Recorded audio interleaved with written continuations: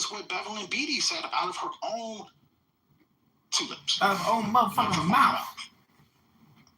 You can take it for what it is. You don't believe her, then fine. Fine. Let it believe what you want to believe. Anybody, all you. We will. Thank you. My pleasure.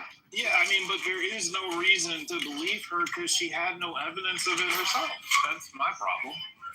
But not if they were antagonized. Part of missing. But what if they? But CEO again, none of us know. Except the police said no. But what if they were antagonizing at that time? Remember, at that time, people were painting over Black Lives Matter murals. They were doing the whole. They were defacing George Floyd statues. Should have been mad. That's my point. Any black people could have been mad. It doesn't mean it's That's what I'm saying. It could be easily. I agree with you. She could.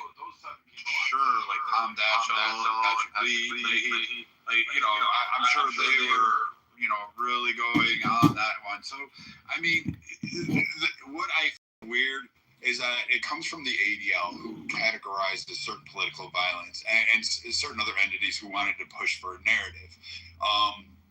Very similar to like Ray going to Congress and saying Catholics are the most dangerous religious group in America. Not that it wasn't fucking radicalized, jihadist ISIS members. Not any of those. No, it was Catholic people. And he said it with a bold face, and then it turns out to be a lie. Minnesota school shooter obviously took care of that because they were anti-Catholic, anti-religion, and wanted to target religious people. That's kind of eye-opening to kind of throw in there. But somehow or another, the ADL calls him a right-wing shooter. And all of these attackers always seem to be labeled as right-wing shooters by the media or by someone like the ADL or the Southern Poverty Law Center or some other twat waffle group that has a political narrative to actually meet an agenda. And then you'll have all the libtards, the purple-haired septum-nose-pierced theorists out there who are overweight and are going to die by being eaten by 12 cats. These individuals scream to holy hell that it's always the conservative ones. But again, we can look at that. The bombing of and destruction, firebombing, Molotov cocktails, Tesla stations. Of course. The destruction. They count BLM as a solitary single event. David Dorn would probably have something better to say if he was still alive today at that protest. And various others. Chaz, it didn't exist. Actually, I've heard people and ADL members and other politicians say Chaz with the autonomous zone, the Summer of Love, was actually a right-wing thing. So this is how weird. How about Occupy Wall Street? Yeah, right-wing.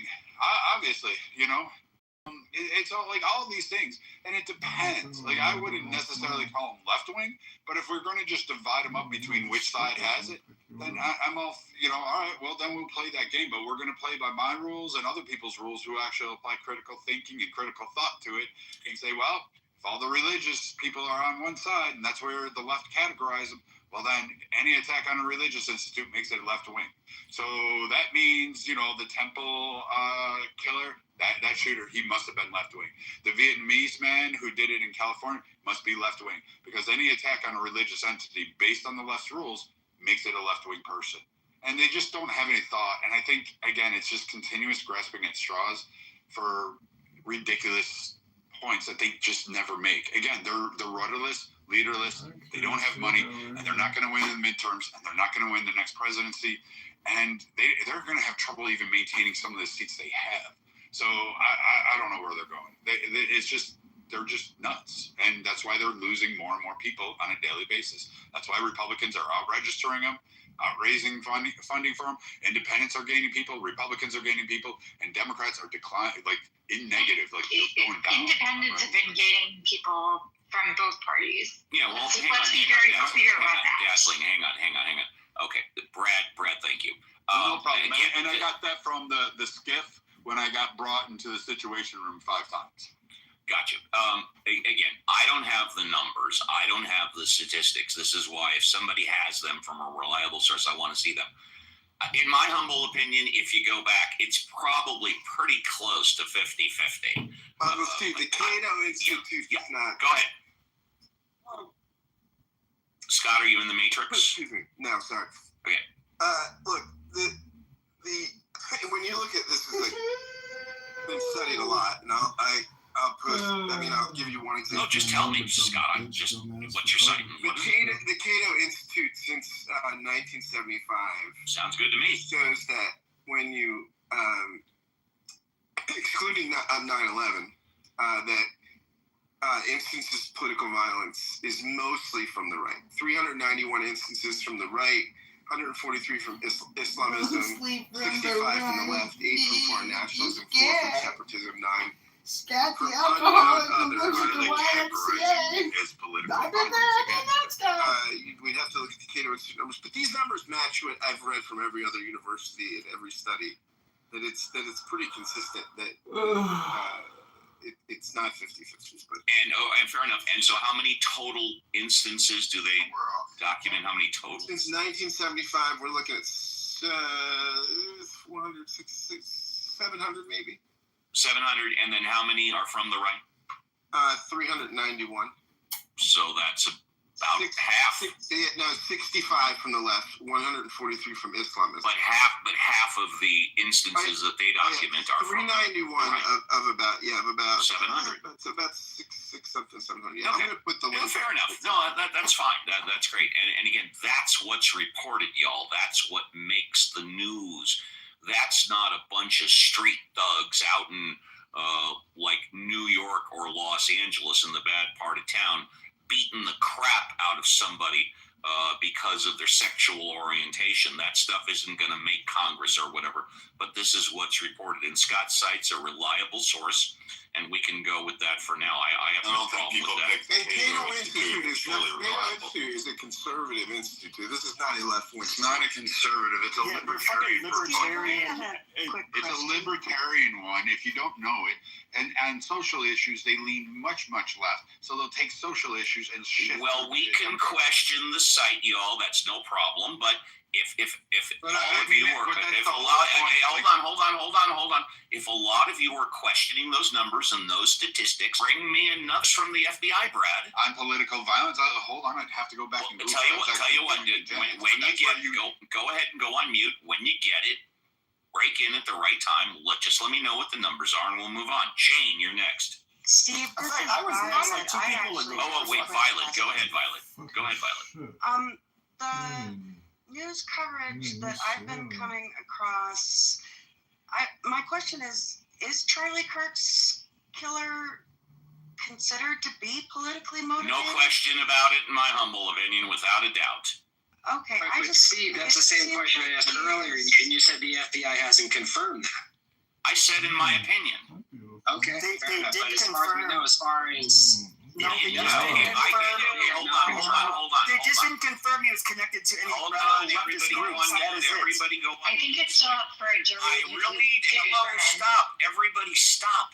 The last thing in the world I want, and again, no disrespect to Gary, because he runs his room the way he runs his room, but I can be like Gary. I can move everybody in the audience and bring you up one at a time. I'm trying not to do that. It's very difficult to moderate a stage, especially like this, when we've got very passionate people on both sides, guys. So unless you want that to happen, just give me a little slack.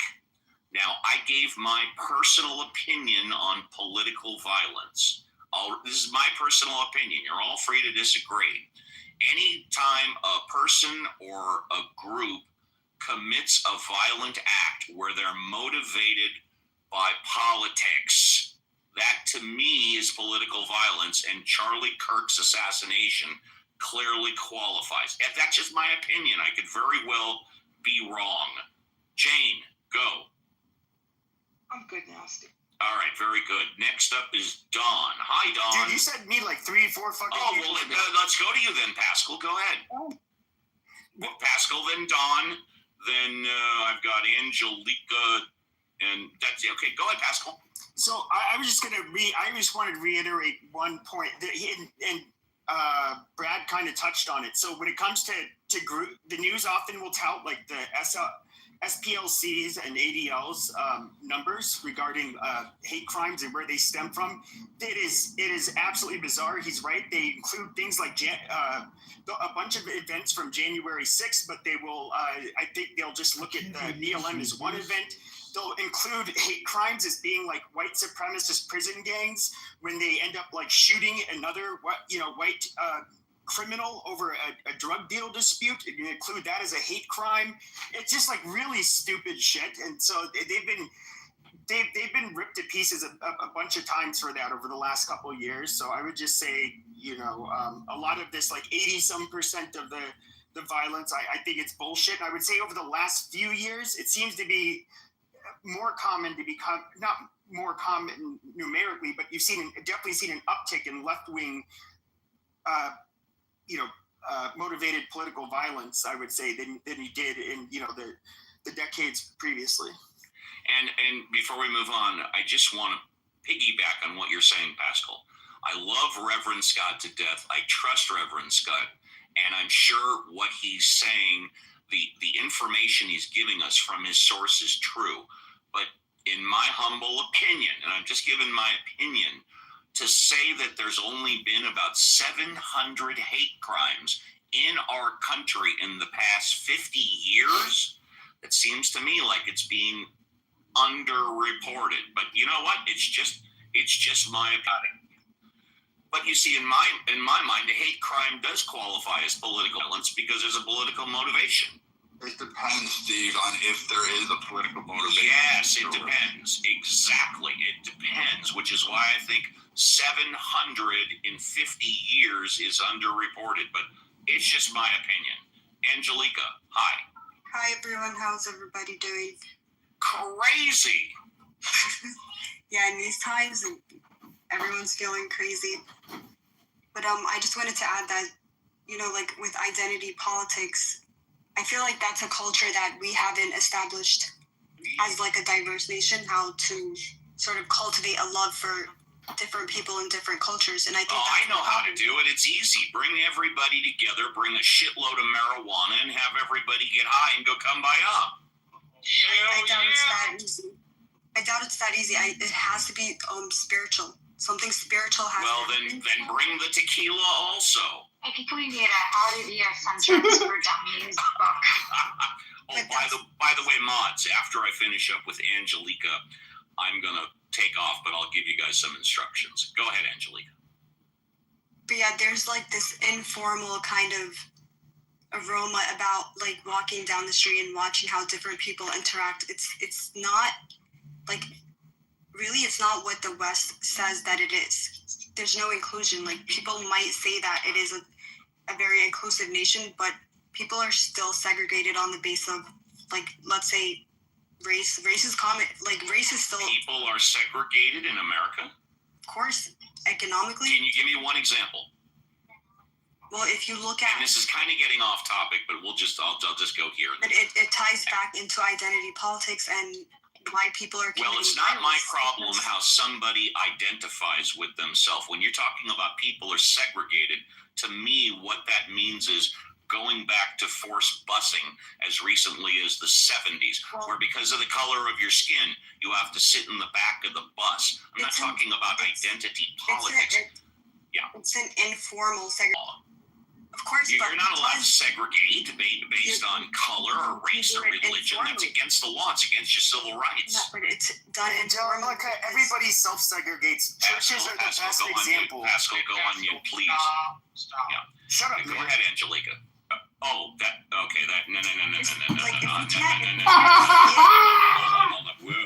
Whoa, buddy! Holy shit, Pascal! Oh my God, Pascal! I do not allow the N-word in my room, no matter what. And I don't care what color your skin is, what your race or religion. That word is outlawed. Go ahead, Angelica. Thank you, Steve, for that. Welcome. So, if we can't see it as a problem, and part of why there's violence that is happening today, like with that the Ukrainian refugee, what happened to her, that was like, a lot of people might deny like it's not based on racism or hate crime. It is. It's clear as day. Even if you that's why it's a crime. Yeah, but it's against the law. But he's not the only one thinking like that. But people break the law. White people are racist against everybody breaks the law, dear. And black no. Let me take that back. people of all religions and skin colors break the law. It's not just confined to one race or one skin color. Go. Yeah, but the crimes are there for us to see. Like there's some who are like people being prejudiced and racist has been going on since the country started, and it will continue to go on forever. There's nothing you can do about segregated, and there's no culture that brings people together. Okay, fine. The culture, like our culture, is based off class. So you'll find, like, if you go to different neighborhoods, there's different like groups of people. So people are still segregated within the so-called unified, diverse nation. Okay, let's get back to. Ironically, that's what education. Go on mute, please. I'm going to give you 60 more seconds on political violence, and go. If you want it. Yeah, so I think that's part of the problem, is that people are not sensing this sense of oneness, this sense of nation. And what is your solution to solve the problem? We got to think through this together, basically how to create. And how do you propose to get everybody to think through this together? One, by getting the adults on board, and then our children, bringing them together and sort of letting them grow up together and loving each other in that way. I agree with you. When was the last time you did that? It's not going to be done if not. The question is, when was the time you did that? I do that all the time. Really? All right, cool. I have a very, very diverse. I think it's great. My family, like part white, part black, part Arab, part like from all over the world. Like I'm so thankful for my family, because that's great. Like. Thank you for your contribution. Go ahead and go on mute. I'm going to say something very short, and then I'm going to give it up to the mods. Go ahead and go on mute, please. Thank you. Some of you may be asking, well, how do I do that? I've been doing that basically every Saturday and every Sunday for the past 4 years on Clubhouse. Here's my shameless plug. Ask Uncle Steve on Saturday. Ask the Atheist on Sunday. The show's been basically running the same for 4.5 years. Everybody and anybody is welcome to come up and talk about anything they want, as long as it's respectful. That's how I do my best to bring people together. And unfortunately, if there's any way I could pass joints through the Clubhouse telephone and give them to everyone on show, I would. If all the mods would unmute, that would be amazing. I'm going to take off. Mods, I'm just going to ask one thing. Just try and keep the show respectful, one person at a time. Other than that, do whatever you guys want and make sure the last mod or the last mods agreed to shut it down. Fair enough, guys? Sounds great, Uncle Steve. The show is yours. Take care, everybody. Bye-bye. Don't forget to turn the lights off, mods. I think Dawn was next in queue, if I have the correct line. Thanks. I don't have anything too profound. I don't know the correct answer. I can only suggest that we bring back mental institutions and we remove the way out extremists from our parties and take their voting rights away. That's the best I can do, guys. Thanks. Exactly, Fatty. Well, I do have a question for you. Who gets to this decision that your view is so radical that you can't vote anymore?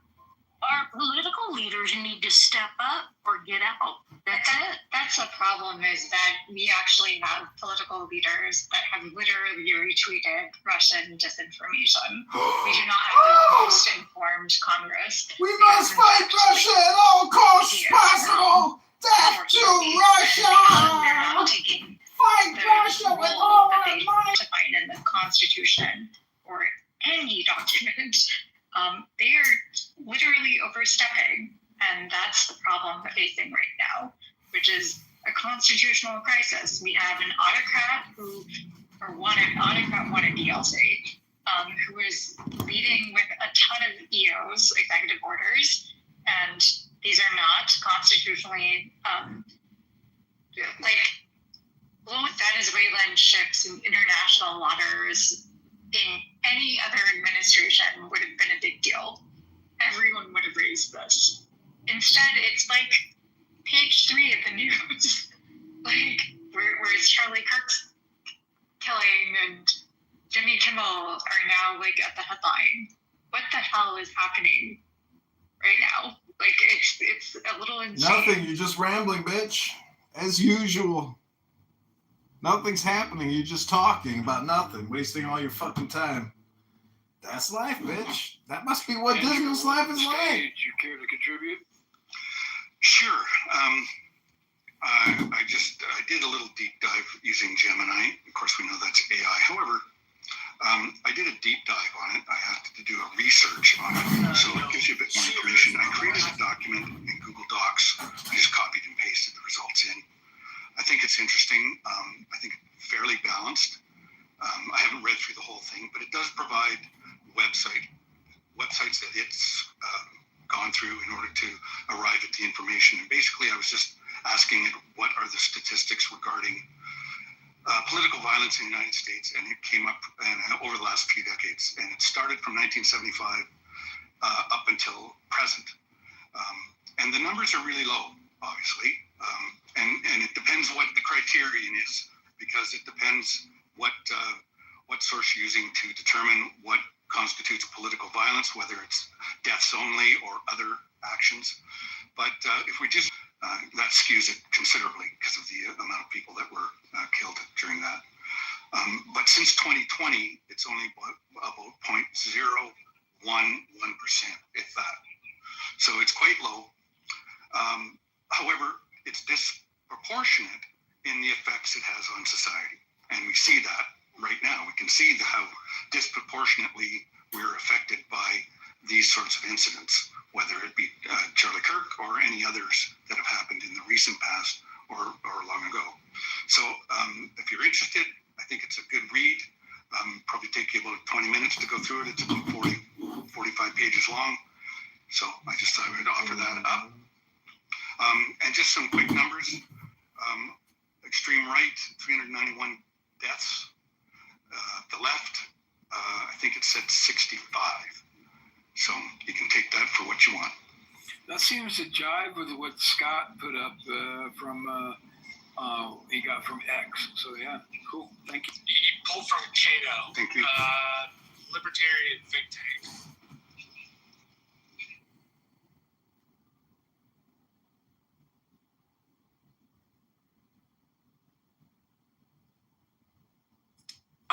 I don't know who to really ask. I guess Scott, Matt, JCC, and Marshall. Violet, do you want me to say anything about what I found out on my AI assistant about churches and money? Or is that Sure. kind of Sure. I mean, not like Uncle Steve asked you for that. I'm definitely down to hear the answer. Well, I appreciate that. Bottom line, just because it's like a 4-pager or something, the bottom line is churches can receive public money, which is tax money in the U.S., federal, state, and local, on the same basis as any other charity.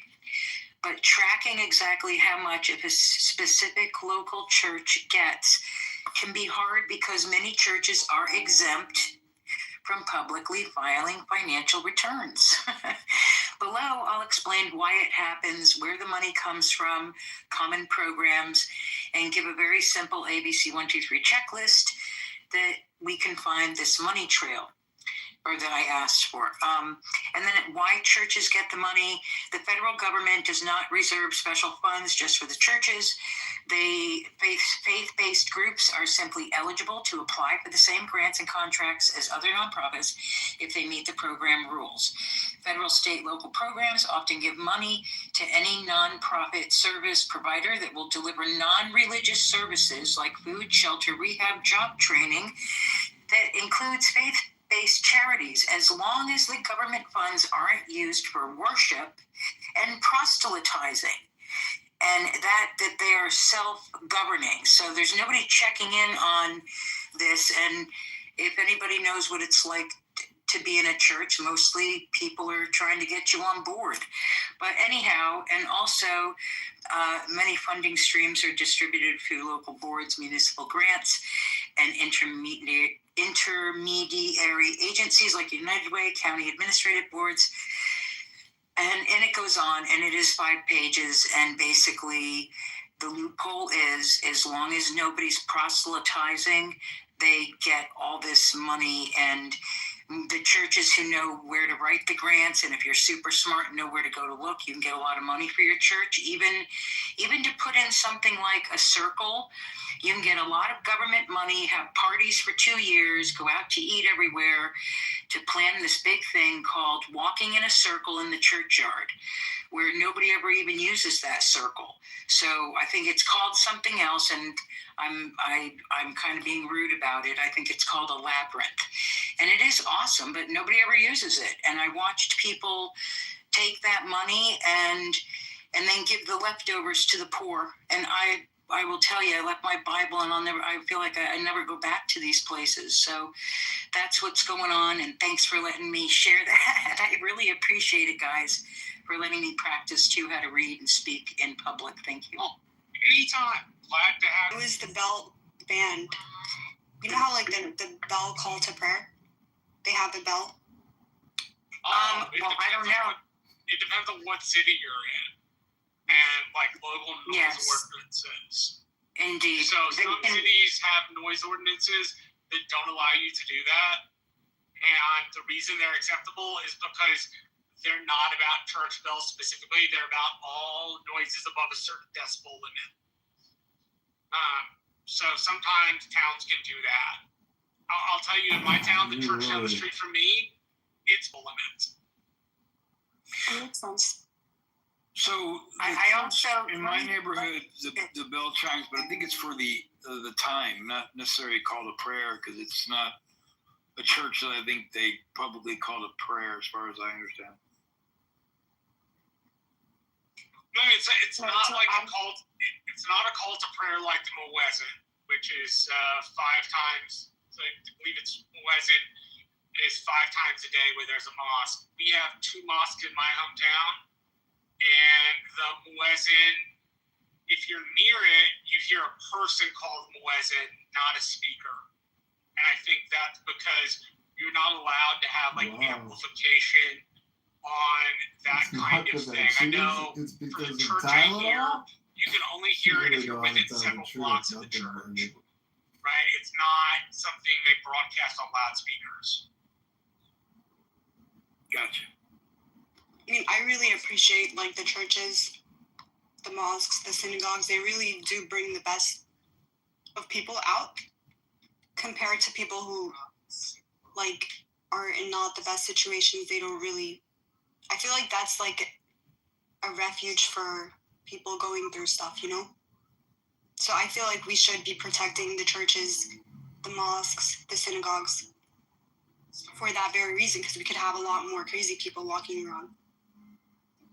I also think that that's true too, but I also believe that the government shouldn't be giving we shouldn't be giving money to the churches as taxpayers.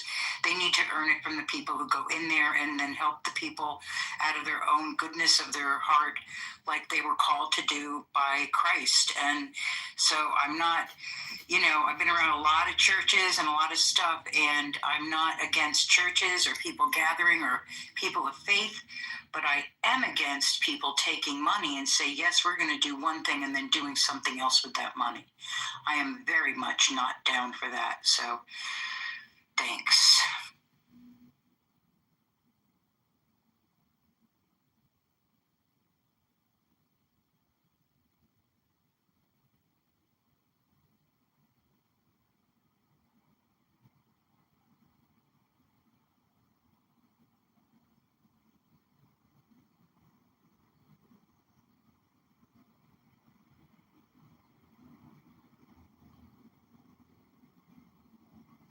Okay, this is Uncle Steve is a liar, a fraud, a low IQ scumbag.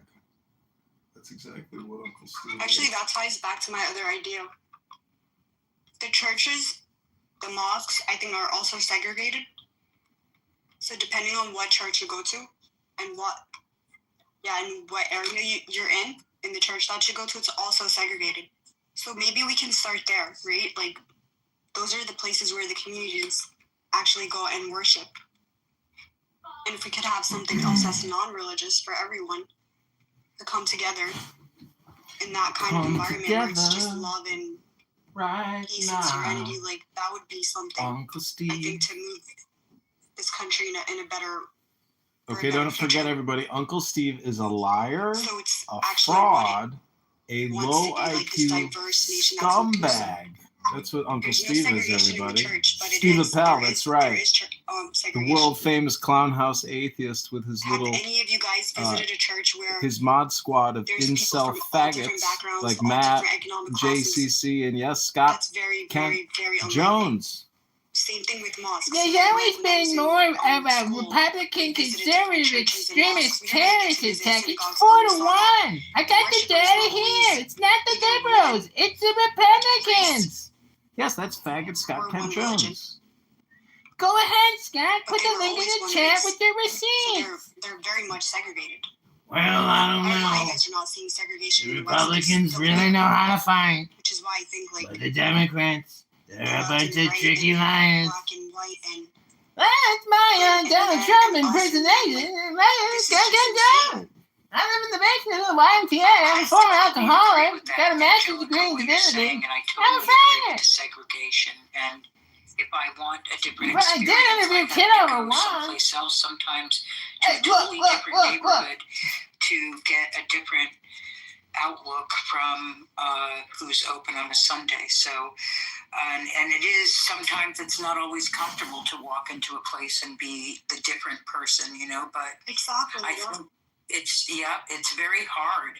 And I think it's something that everybody should experience. And I know some places are different. There are some places that are different and they have interfaith. But I do see your point about segregation all the way across everything. It's still here. And a lot of economical segregation. And then that, you know, is not good either. So, yeah. Even our school system, like with the zoning laws, for example, if you go to a specific neighborhood, you'll see 95% of the students are either white or black. Why? Those are the kids of the future. You know? Our schools should be more diverse. We as adults should be teaching the children how to love and see each other, a nation, right, under God. Well, that was the anthem. They're not allowed to even say that anymore in schools, which I think is not good. Well, that's because we have separation of church and state, right? So you can have your, under God. They still say in some schools, under God, they pledge allegiance. Nowhere in the Constitution does it say separation of church and state. I didn't say it was in the Constitution, so yeah. Yeah, we should have something like that in the schools again. And instead of a very diverse community where people can still associate with their racial group, but at the same time they're interacting with other groups. Well, and that's the other thing is that I'm hoping, and I do believe, or maybe I just want to believe, but maybe I have magical thinking, but I do see more families. It seems to me I see more people strolling like outdoors, and I do think that in the school systems, as stressed out as they are, I've seen that people are making space for kids to learn, and there is a lot of diversity going on to the point where some people think it's too much diversity, like swung the other way. But I just want to hope and believe that kids in public education are being taken care of, and I think that maybe some of that is going on and I just don't know about it because I haven't visited a school lately and I don't have grandkids, so I don't spend lots of time with younger people to understand what's happening in the school right now. If anybody else has spent time in a school with kids, I would love to hear what's happening with how things are going there, and are political things entering the classroom at a young age. I hope not, but I don't know. Anybody have nieces and nephews? That's why I send mine to private school, a Christian private school. It's beautiful. It's wonderful. It has a big red sign. You drive in. It says, Our teachers are armed and will take necessary measures to protect our children.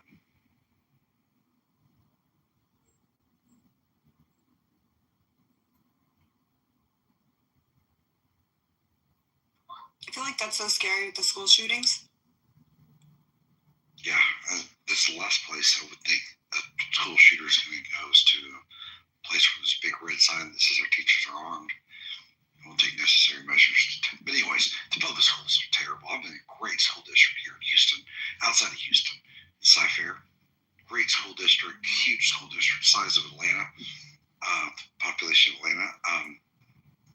But I grew up, I went to the school district. Fantastic back then. Nowadays, I sent my 19-year-old to public school, and that was the reason.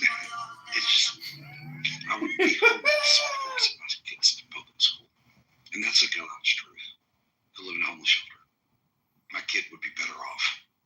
I'm happy my daughter's a junior in a public school. She's been in public school since kindergarten, and prior to that, she was at a Montessori school that was very, very diverse, and it was a great start. Would I have preferred her to stay at the Montessori school? Yeah, however, the public school that she went to was considered a pretty good high-level public school, so she didn't, drop down in her level too far, but I did notice a little bit. But otherwise, it's been a great experience for her, and I have no complaints about the public school she was in. So, yay for public school. Yeah, hey, public school's fantastic for some people. It's just, for my family, it's not fantastic. And different strokes for different folks. Okay, so private schools, you have to have money, right? And then, I don't know if there's diversity there, but I know from public schools, there is no diversity. What do you mean there's no... There's diversity in public school, big time. There's no diversity in my son's Christian school. There's strong Christian men and women, and they teach. So there's not much diversity in that form. Okay. But in public school, there's a lot of diversity, which is good. No, it doesn't. There's no diversity in public schools. Okay, what makes you think? Of course there is. If you look in major metropolitan, hold on. If you look in major metropolitan areas, I'm just going to use Texas as an example. If you go to Dallas, if you go to Austin, if you go to Houston, if you go to San Antonio, the schools are going to be very, very diverse. Yeah, I wanted to ask her what makes you think there's not. I want to ask, yeah. Okay, so public schools, the way it works in, I guess, New York State, is that everything is done, you send your kids on the basis of zoning. So, there's zoning laws. If you live within a specific neighborhood or district, you have to send your child to a specific school. And when you go to that school, depending on the economic, status of, I guess, you and your neighbors, you're all going to be stratified into that one particular school. And because statistically and historically, the wealth and how, anyway, that's something else. But depending on where you go in New York State, some schools are majority black, and then others are majority white, and then others are half and half. But there's no true diversity, and I think that's the problem that we have to address. It starts with our children. That sounds like that's a New York State problem. Yeah, there's zoning laws there. How are you defining true diversity? Yeah, that's actually a really good question. Yeah, are you defining it racially, economically?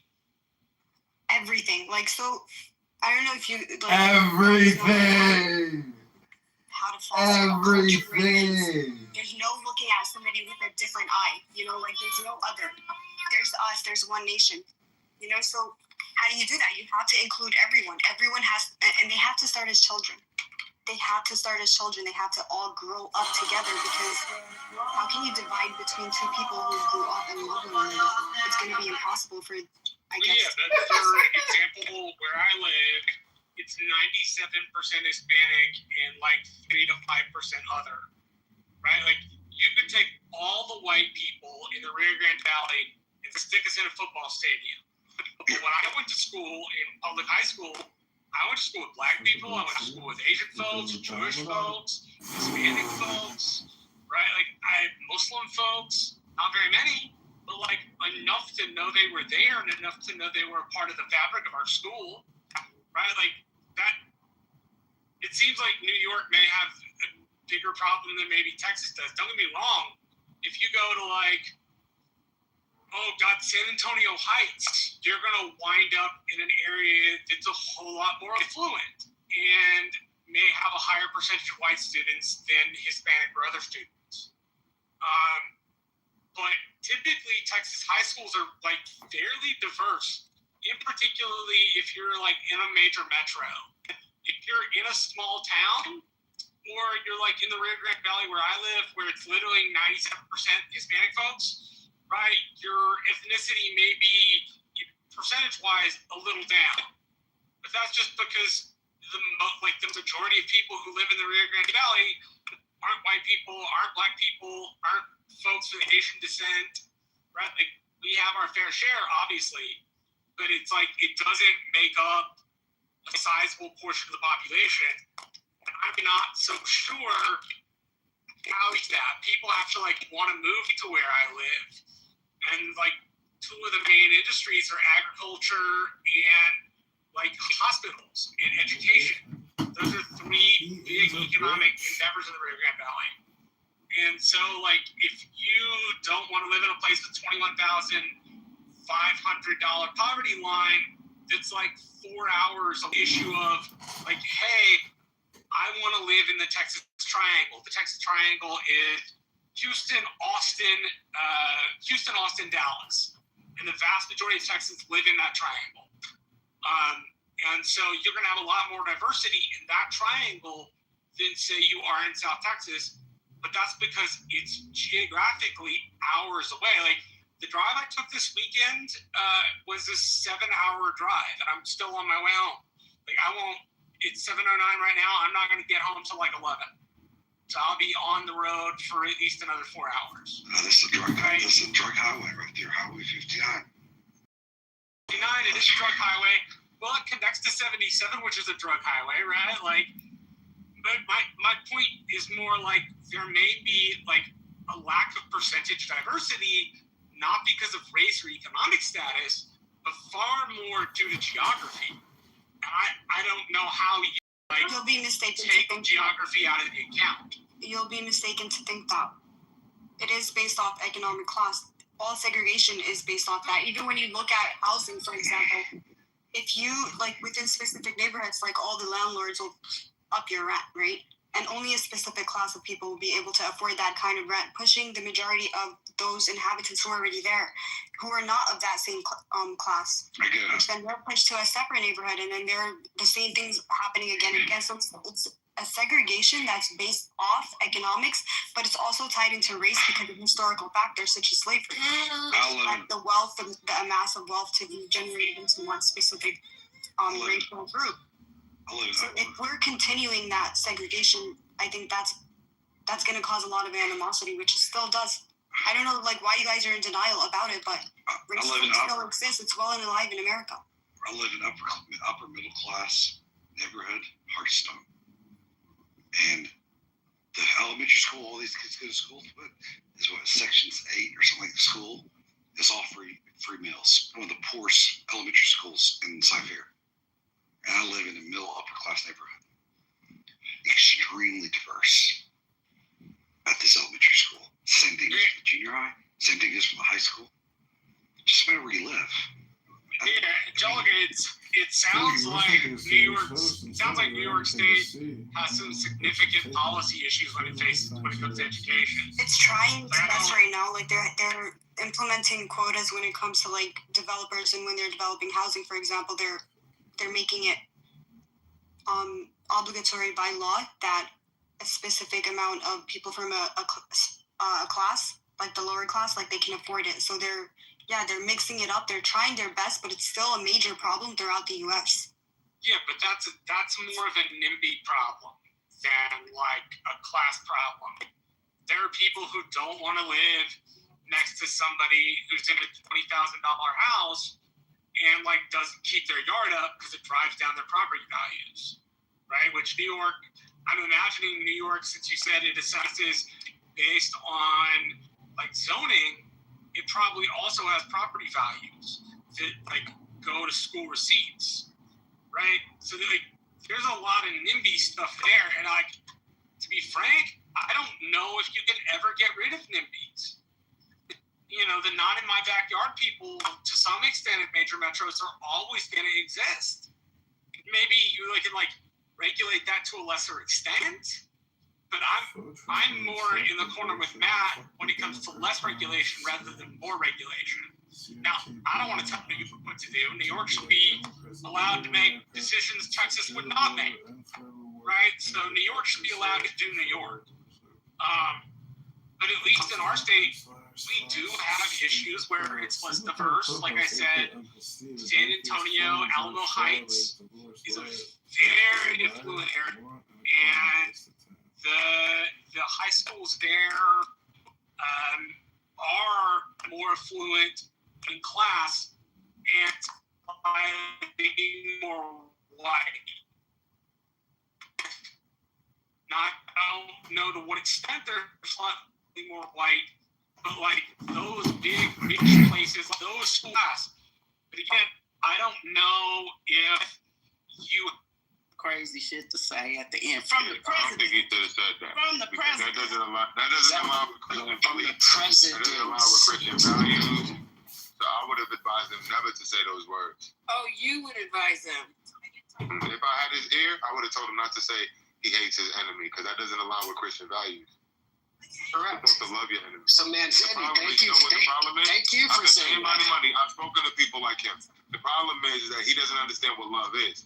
He thinks that love is, you got to be all nice and cuddly. No, love means to have patience, kindness, and understanding for people without judgment. That's what love means. I have love for everybody in this world.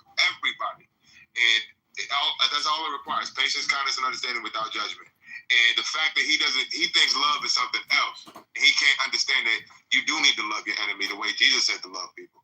Not love people, lovey-dovey, I love you, come here. No, I think that's the problem. He doesn't understand what real love is. I agree. Okay. I agree. And it's refreshing to hear that from you versus, what everyone on the right would just be like, here we go with the echo chamber pointing out Trump's hypocrisy, because that's hypocrisy. Remember the stunt he did with the Bibles and tear gassing everybody in the first term to go to that church, and even though the cardinal of the church called him out as a fraud, he's selling his Bibles, claiming he's a man of faith. I remember that.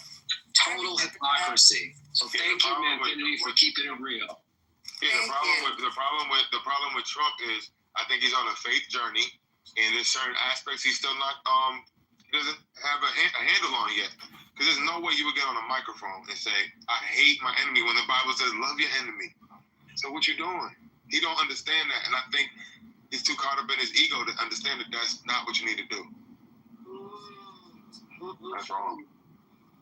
Yeah, that's a problem, Infinity. And he's the president of these United States. You know what I'm saying?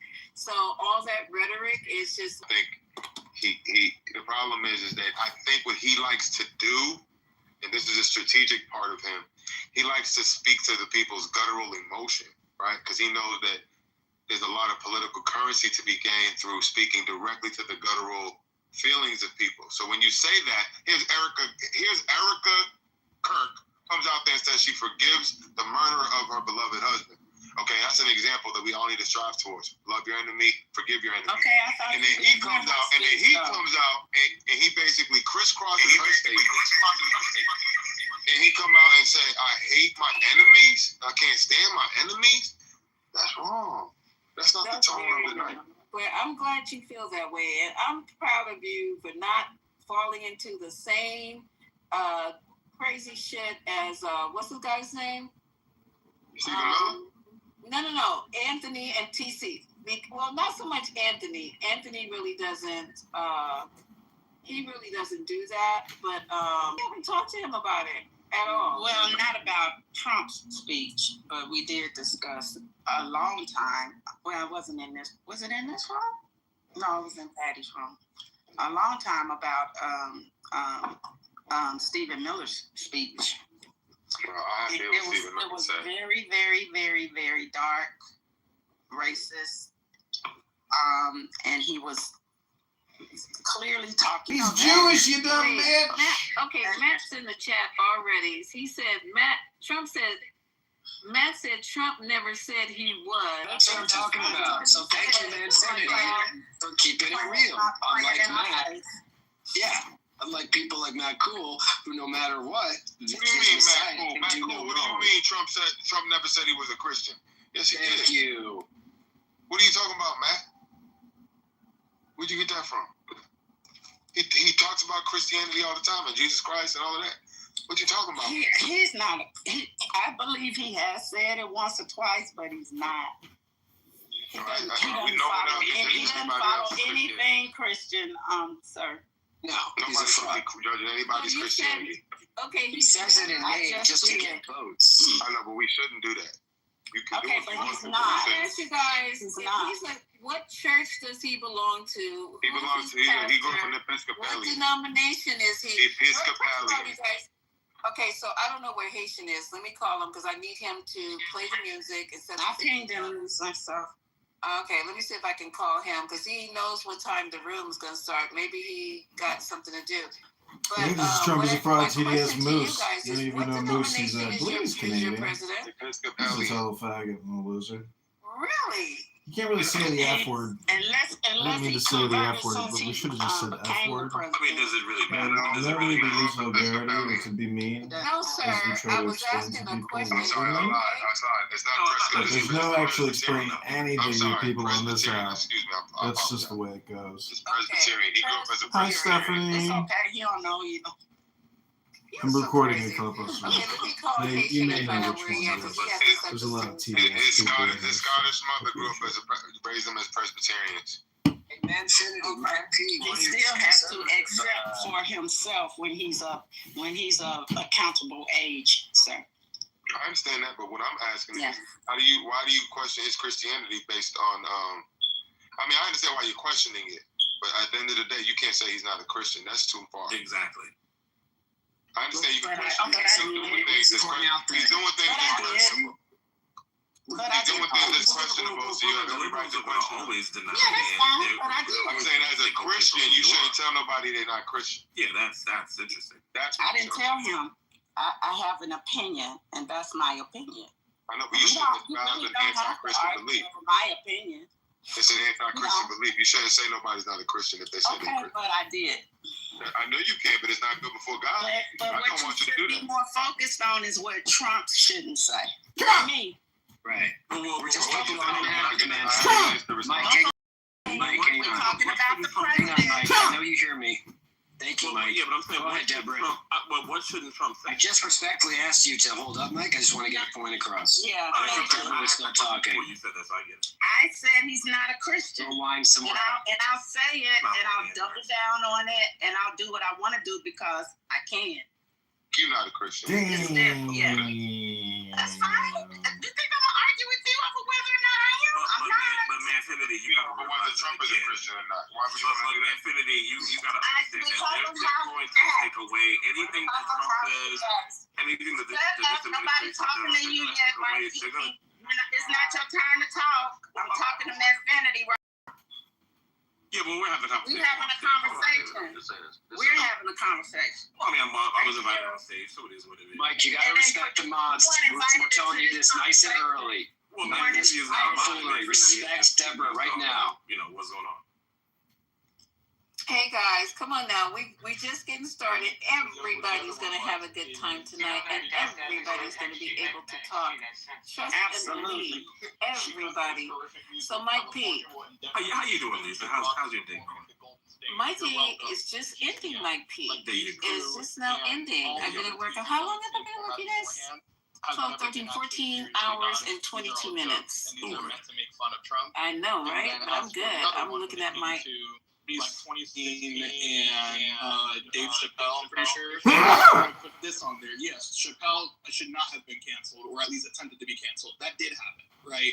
But the big difference that I see between Dave Chappelle getting canceled, quote unquote, or trying to get canceled by the left at that point versus Trump and his censorship of Jimmy Kimmel is that when it comes to what the Chappelle thing was, Chappelle was the market reacting.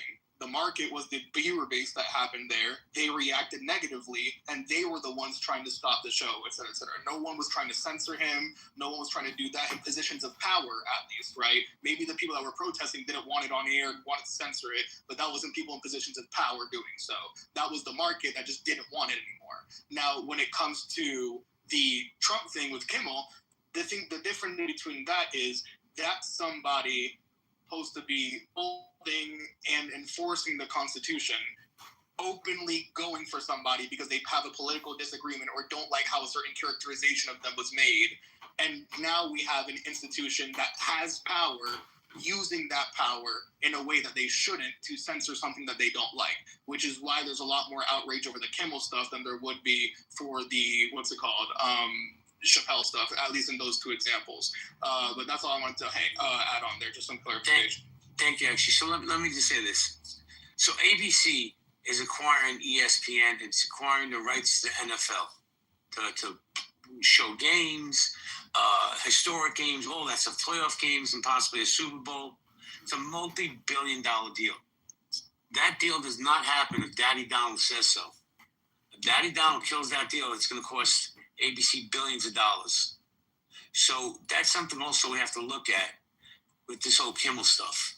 Let me go to Vero, Steve, Kent, and Stark. Vero, good to see you. Hello. Hello. What's up, How you y'all? doing?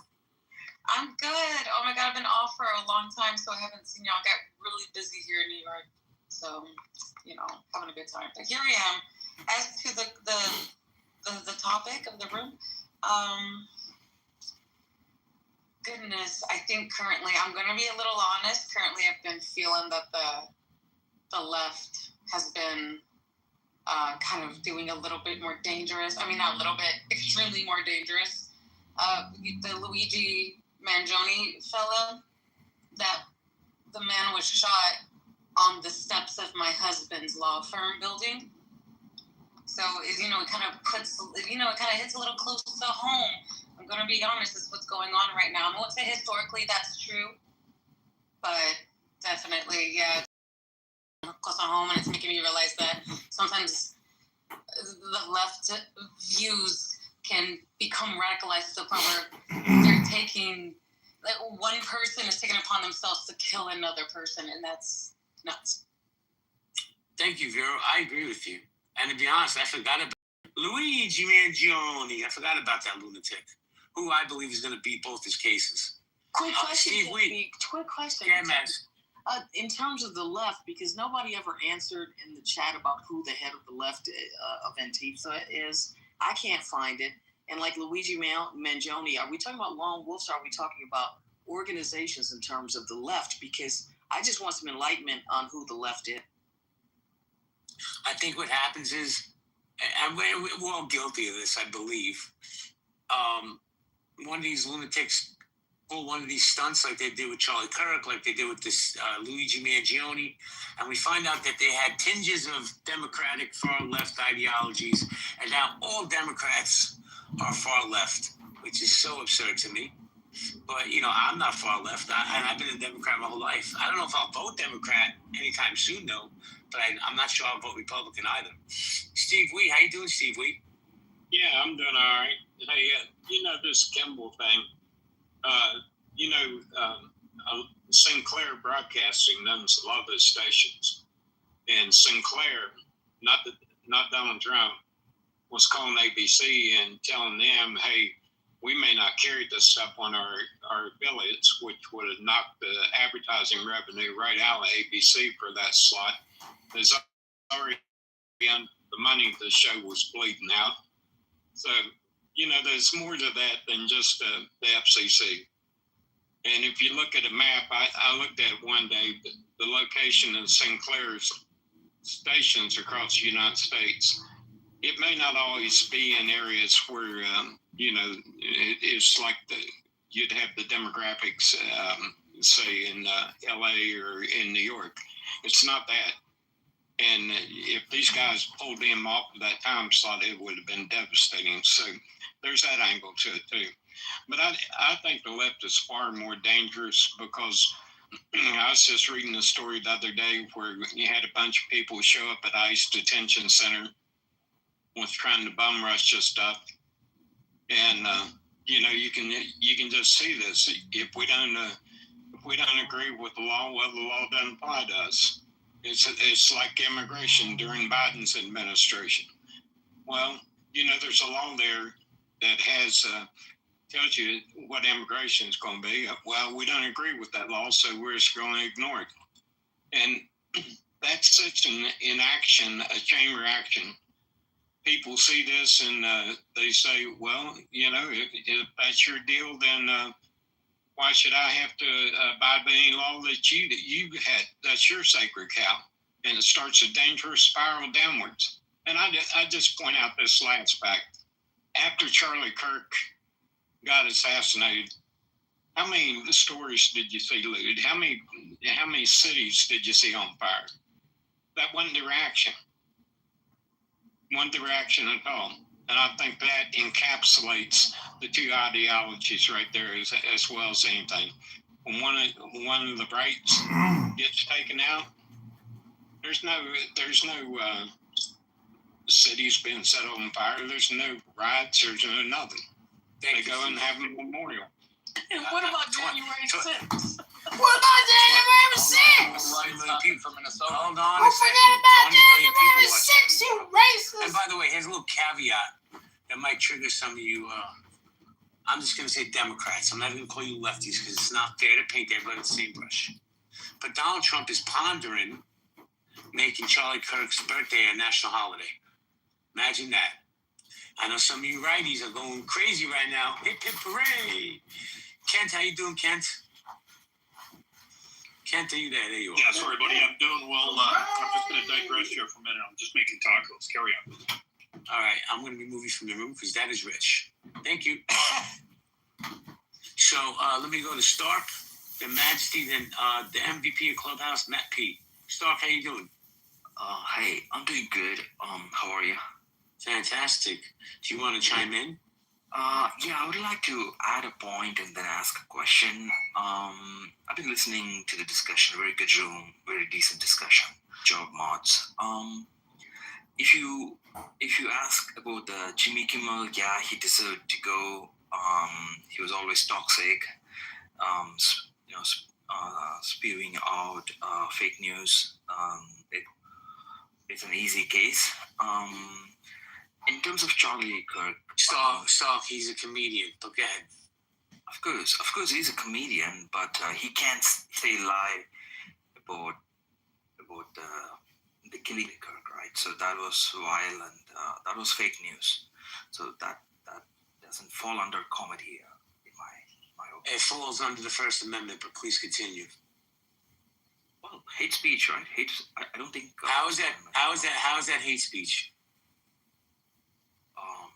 How long you been Stark? How long you been on this app? Because I'll show you rooms on this app where there's plenty of hate speech and nothing to the level. The thing Jimmy Kimmel said is nothing to the level you hear on this app. But please continue. No, Absolutely. I agree with you, but he has a position to influence people. So do you. Watching. Okay. Sark, let me ask you a question. Do you know how many people work at the Jimmy Kimmel Show? Dozens. Dozens. Tried almost 250 people. Yeah. So, I mean, when you call for the cancellation of people along, the lines of not even being offensive, okay, you're affecting other people's lives. Do you understand that? Like, there are people who are on set crew, makeup designers, producers. Like, I mean, you name it. Like, it affects a small economy that is around where the Jimmy Kimmel Show is. Like, that's not cool. And our president definitely, in his efforts to create more jobs, should not be calling for the cancellation of people and having a production background of understanding how many jobs he's taking people out of in doing so. Especially over comments that, quite frankly, he had a right to say. And I personally, as a Republican, didn't find that offensive. All right, hold on. Marshall, hold on, because I got to address something in the chat. This ass hat, Midas Spade said Juneteenth is a fake holiday. Jimmy Kimmel was trash. Midas, you're more than welcome to come up to the stage. Well, he's not trash because he's going back on the air tomorrow. Hold on. So, it's when the rabbit's got the gun, right? So he's going back on the air tomorrow. And he was responding to me and saying that. So real quick, I just find it real fucking funny that the same people that think that Juneteenth is a fake holiday / a waste of time are the same people advocating for a fucking National Charlie Kirk Death Day. That's a fact. All right, hold on. All right, Stop. JB. Stop. Yeah. Well, hold on. Midas. Guys, hold on a second. Midas, you can spew your hate in a second. Let Stark land his plane. Cat, Stark, land your plane, please. All right. Thanks, guys. So yeah, I know. Let's agree to disagree on Jimmy Kimmel. I'm not a big fan of him. So, but I mean, I see your point. I couldn't tell. Staffers, but he said something that's totally fake and hateful, in my opinion, because he made fun of a death, and he connected it with ideology in a wrong way, especially when he knows very well the killer was not. You don't think that people have the same perception of Charlie Kirk in his rhetoric?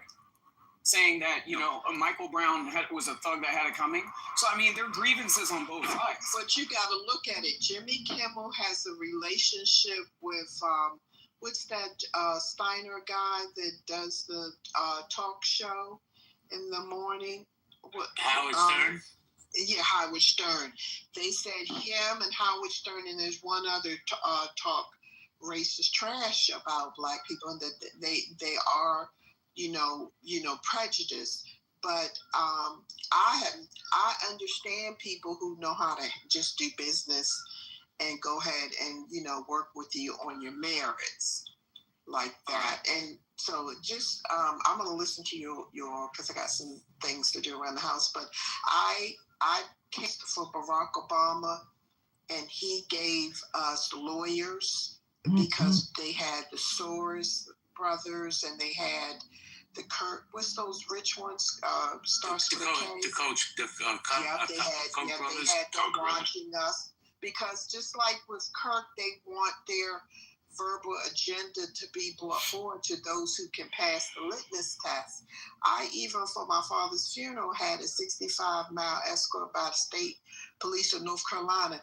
The left is far more dangerous, even though I grew up in their backyard.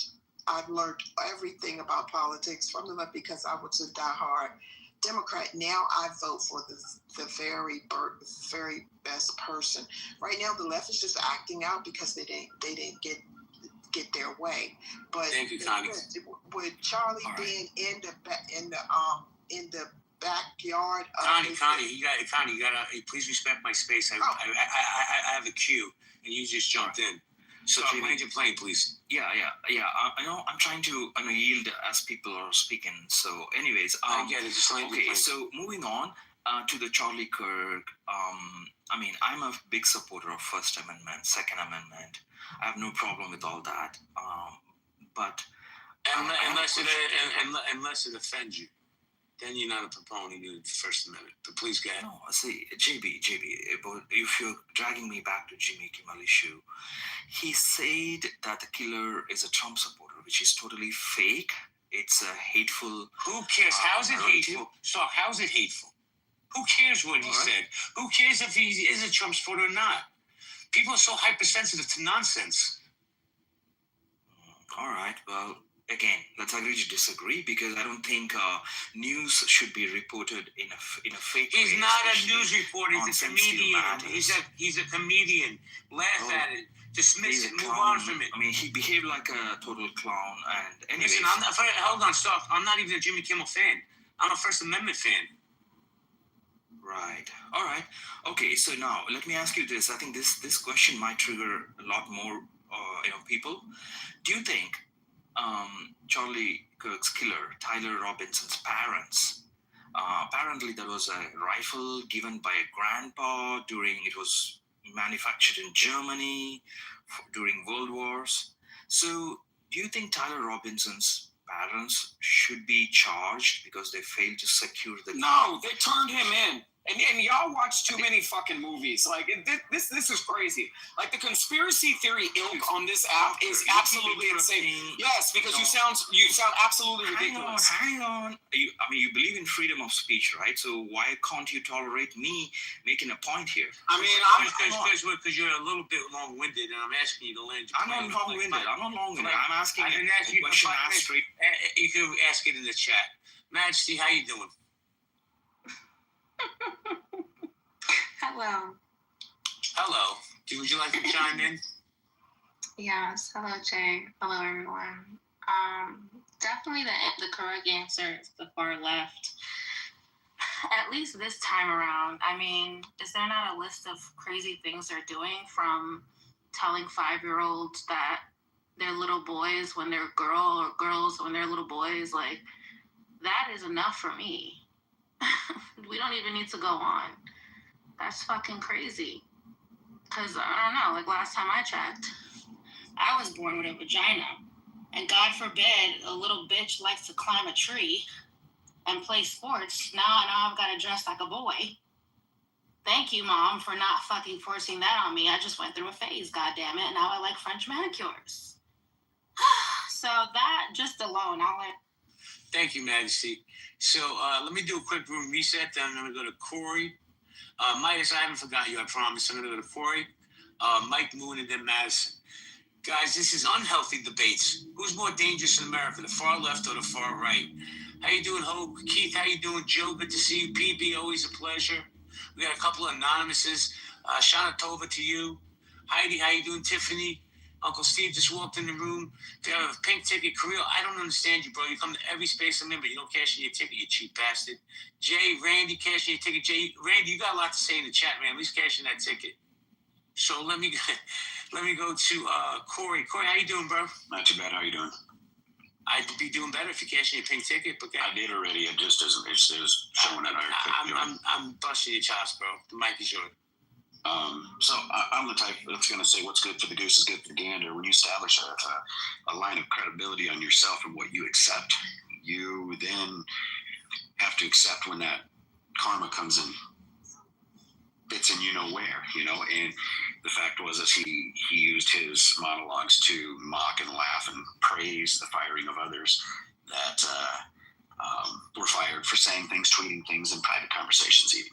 So, I mean, for Jimmy, he got what was coming to him. He did his thing, and it bit him in the ass. And the thing is that he's lost 70 million in ad revenue since January it came out. It's not going to last long. It is what it is. He'll have a spike when it comes back. Let me ask you a question. I'm sorry for cutting you off, but let me ask you this question. I agree with you. What's good for the goose is good for the gander. But what about all the rhetoric that Charlie Kirk spewed about the Second Amendment? What about the Second Amendment? I mean, which rhetoric are we talking? That he was a big gun proponent and people should have guns. And, Yeah. So you don't think that what's good for the goose is good for the gander? And I'm not saying he should have been killed. I'm just saying, trying to get your opinion. Having guns isn't saying shooting people. So that to me is a big difference. I've got a lot of guns, and not one of them has ever shot anybody. Not one of them has ever shot in the direction of anybody. So I mean, when we look at that, having a gun is very different than turning the gun. When we have the people who, there's two things that I find very ironic, Jay, is the people who are free speech absolutists right now were the ones who literally had Mark Zuckerberg testify that no. He had me deplatform people. He had me silence people. YouTube, same thing. You had another side that literally deplatformed the president of the United States, wouldn't let him be on certain broadcasts. They cut him. They wouldn't let him be on YouTube, couldn't be on social media. They literally were the anti-free speech people. Now they're the free speech absolutists. Before, they were the anti-gun, and now they're like, wait a minute, this guy has a Second Amendment right. Yeah, so is Second Amendment right give the right to shoot? No. What it says is you can't even necessarily truly defend yourself anymore in some states in your own home. There's people who've shot in their own home and are now defending themselves, So the Second Amendment is very different than saying that, there's any semblance of common sense in what about birthright citizenship? Where do you stand on that? So it's very different. If you look at the reason that it was first implemented was because we were growing a country. We needed the bodies. We don't anymore. We have an excess, you know. I'll try to find a link, Jay, and I'll just let you watch it later. It's actually from World Bank that did it on global poverty and stuff. It's a very good watch. It's only like a few minutes long. There's no way in hell that America can make an impact. So birthright citizenship is no longer really needed when you look at the deficit. When we weren't in a deficit then. When we were doing it. Now we're at 30. So what is it? 38 trillion in debt. We can't keep it up. We're overspending, and we can't keep bringing that in. We can find better ways to do it. There's a tax code. It's called the fair tax. They gave it to every Fortune 500 company that left the country. It's 33 pages long. They gave it to them and said, "What would you do? This is how you fix the immigration problem." They said, "We'll all come back. You implement that." All operations. Corey, hold on one second. I think Miss Madison wants to engage with you. Madison? No, I'm not trying to engage with Corey because I don't think that I'm going to change anything that he believes or anybody that believes what he believes. I saw something in the chat about when we talk about trans kids, the groomers reveal themselves, something like that Nye said, and that's what I wanted to respond to because. Supporting trans people isn't grooming. It's basic human decency. I said kids, I didn't say people. People would imply adults. Respectfully, I'm talking about children. There's no such thing as a trans child. And furthermore, when we talk about trans people, but I just want to make sure we're clear. I didn't say people. Okay. I said kids. Well, let's be real clear then. It says, I love when the trans kids topics come up, so the groomers reveal themselves. When they defend this lunacy. So that's what I was responding to. And being affirming of somebody's identity is an exploitationist respect.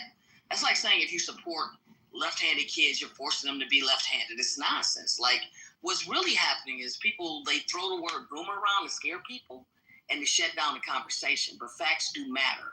So being trans or supporting trans rights has nothing to do with predatory behavior is what I'm getting at. So to use those in the same sentence, if anything, spreading that lie is what actually harms kids because it makes them more vulnerable to bullying and abuse. And if we're going to be concerned about kids, be concerned about these Discord chats, all of this violence that's going on, these motherfucking incels, and all of these shooters that nobody has anything to say about in terms of what's happening with young white men. We should be much more worried about that. When we talk about what's dangerous, a dress is more dangerous than a gun today, which is sick to me. That's why people are dying. And just real quick, Hold on. Nye, I got you. Nye, I wanted to give you a chance to go, Nye. But guys, please respect the one mic policy. Everybody's going to get to speak. Midas, I'm going to come to you next. Okay? Ladies and gentlemen in the house, I need to make clear. I didn't say anything about trans people. I was referring to the children. And because I spend an unhealthy amount of time on social media, I've seen endless testimonies from parents of trans children talking about their transgender process of their child. Many of them put these children on puberty blockers while they're minors, okay? And for those who have, who are doing active, not selective listening, I want you to think about something real quick. They're putting children on puberty blockers to stunt their growth. Who wants to keep children drugged up on a cocktail of drugs that stunts their growth and keeps them young? To me, that sounds like groomer pedo behavior. I'm not talking about grown adults who are trans-identified people. Those individuals have nothing. You're grown, do you? I'm talking about the children who in many cases, according to their parents and the scientific community and the folks who are constantly at war with God and nature and biology, and they're surrounded by enablers who put many of these children, aka Jazz Jennings, for example, on puberty blockers. That is abuse, that is diabolical, that is sinister about kids, and you hear all these folks defend it. I just sit back and let them talk, because it reveals who the groomers and pedos are. Who the hell defends putting children on puberty blockers? Like, come on. I actually actually agree with you. I don't think that children should. So then why are you throwing me out there? If I could finish, because I don't think they should be able to get tattoos. I don't think it should be 16-year-olds getting BBLs. Hell, no piercings whatsoever until you're 18. Nothing that's irreversible. But what I was responding to, there's none of those parents are in this room. So when you say the groomers reveal themselves, nobody's a parent that's doing that in this room. So there's a disconnect between what you said and the conversation that we're having. So I'm glad you clarified that. Thank you. All right, hold on, everybody. I really need for us to not police people's language and not police people's opinions and not try to frame it because there's no trans people in the room. Then Nye shouldn't be in the chat saying this, that, and the other. Like, are we okay? Like, is everybody all right? Maybe we'll get it in the morning. Like, for real. I'm tired of folks policing because people do selective, not active listening. They get triggered by what Nye says or what people say who lean more towards this side or this side. Now it's, well, no trans people are in the room or on the stage. How do we know? How do we know? Trans people don't fuck with y'all. Stop defending them. Like, come on. All right, everybody, take your breath. Jordan, hold on. No, not yet. Because I'm going to come back to you. MG, you try to jump in, MG? Yeah, I was just going to add on to what Nye said. What about, my comfort level as the parent who has to deal with the aftermath of this and this conversation that I was not prepared to deal with at 5 years old? Like, do my rights matter? Like my husband, my rights, my comfort, my religion? Like, where is that in this conversation? Well, not if you're Muslim. I'm not Muslim, I'm Christian. Well, yes, right? religion matters in America, yes. PT. I mentioned that earlier. Hold on. That's all I wanted to say, JB. Like, what about my comfort, my, how my husband and I feel, how we were uncomfortable, how we were annoyed, how we were not prepared to talk about gender identity, gender expression at 5 years old in kindergarten? What about that? Madison, I'm sorry, I thought you landed. Madison, did you want to rebuttal that? Yeah. Then I have to go to Midas. No, I just want to say, I mentioned that earlier, MG. Yeah, of course, you should be comfortable as well. And the same people, and not that it's the same thing, but I put it in the chat, during segregation, when Ruby Bridges came to school, there were a lot of parents that were uncomfortable too. My whole point is that trans people exist, gay people exist, guns exist. So this is the world that we live in. And so we have to prepare our children for what's out in the world. And so if you feel like you don't want them exposed to it, we have to do what we do. Sometimes people they homeschool, they do whatever's necessary. I don't like the fact that there's social media out there. So I have to monitor what's going on in my own home. But to squelch somebody else's right to their own expression, then, that's a slippery slope. That's all. Madison, I love you, but comparing this to segregation to me as well. And I say that respectfully. Let me get the cue going, guys, because Midas has the patience of Moses. I can tell you that. Madison, here's just my opinion. When it starts infringing on other people's rights, and what those rights are, I don't know. Is it a feeling? Is it, where these kids have to have education about it and the parents don't want it? I don't know. But, I think we've become, and it's not anything against any of the other speakers. I think America has become hypersensitive to every issue, race, trans, politics. We're so hypersensitive because we pick a side. Midas, how you doing, Midas? Thank you for your patience, man. No problem. Midas, see you. Yeah, thanks, bro. Thanks for allowing me to speak. Thank you for coming up. Cash in your pink ticket, please. Go ahead. I already cashed in the ticket. But on what I said earlier, Juneteenth was basically a fabricated holiday. They brought it up recently. I think it was a byproduct of the 1619 project, just a fraud in the first place. Now, the interesting thing just now is that when we talked about the trans thing, it is groomers. You can't talk to children about sexuality without calling yourself at least some kind of PDF. I remember back in the days, there used to be billboards and things that people would talk about. If anybody talks to you about sex, then they're sick. They're sick in the mind. And this is the problem. The Democrat Party has become extremely sick. And we're seeing, not only are they the face of violence, BLM, Antifa, all these other radical organizations that have been coming up and attacking the people. I mean, just now, Charlie Kirk was murdered. And where do we get from the left? Oh, he deserved that. The bullet should have been for Trump. This is what we're getting from the left. They're sick, genocidal, transsexual affirming weirdos who are trying to force and imprint sexuality upon the children. I think it's sick. I think I'm very glad to see the collapse of the Democratic Party. Thank you for allowing me to go on. Thank you, Mike. Thank you for your patience, man. I know some of these topics, man, we get derailed. But one thing I will say, the Democratic Party is definitely in shambles, right? I think they're on life support. And these midterms that are going to come up next year, it's going to be very interesting whether they're still going to be around in 2028 to even make a dent. I don't care. I don't really care who the candidate's going to be. If they don't get their shit together and start focusing on their party and their principles that they built that party on, the Democratic Party is going to be gone. I believe that. Mike Moon, how you doing, Mikey? Oh, I'm good. Thanks, man. Hey, my instincts tell me that hyperpolarization on both ends of the political spectrum is what's tearing our country apart.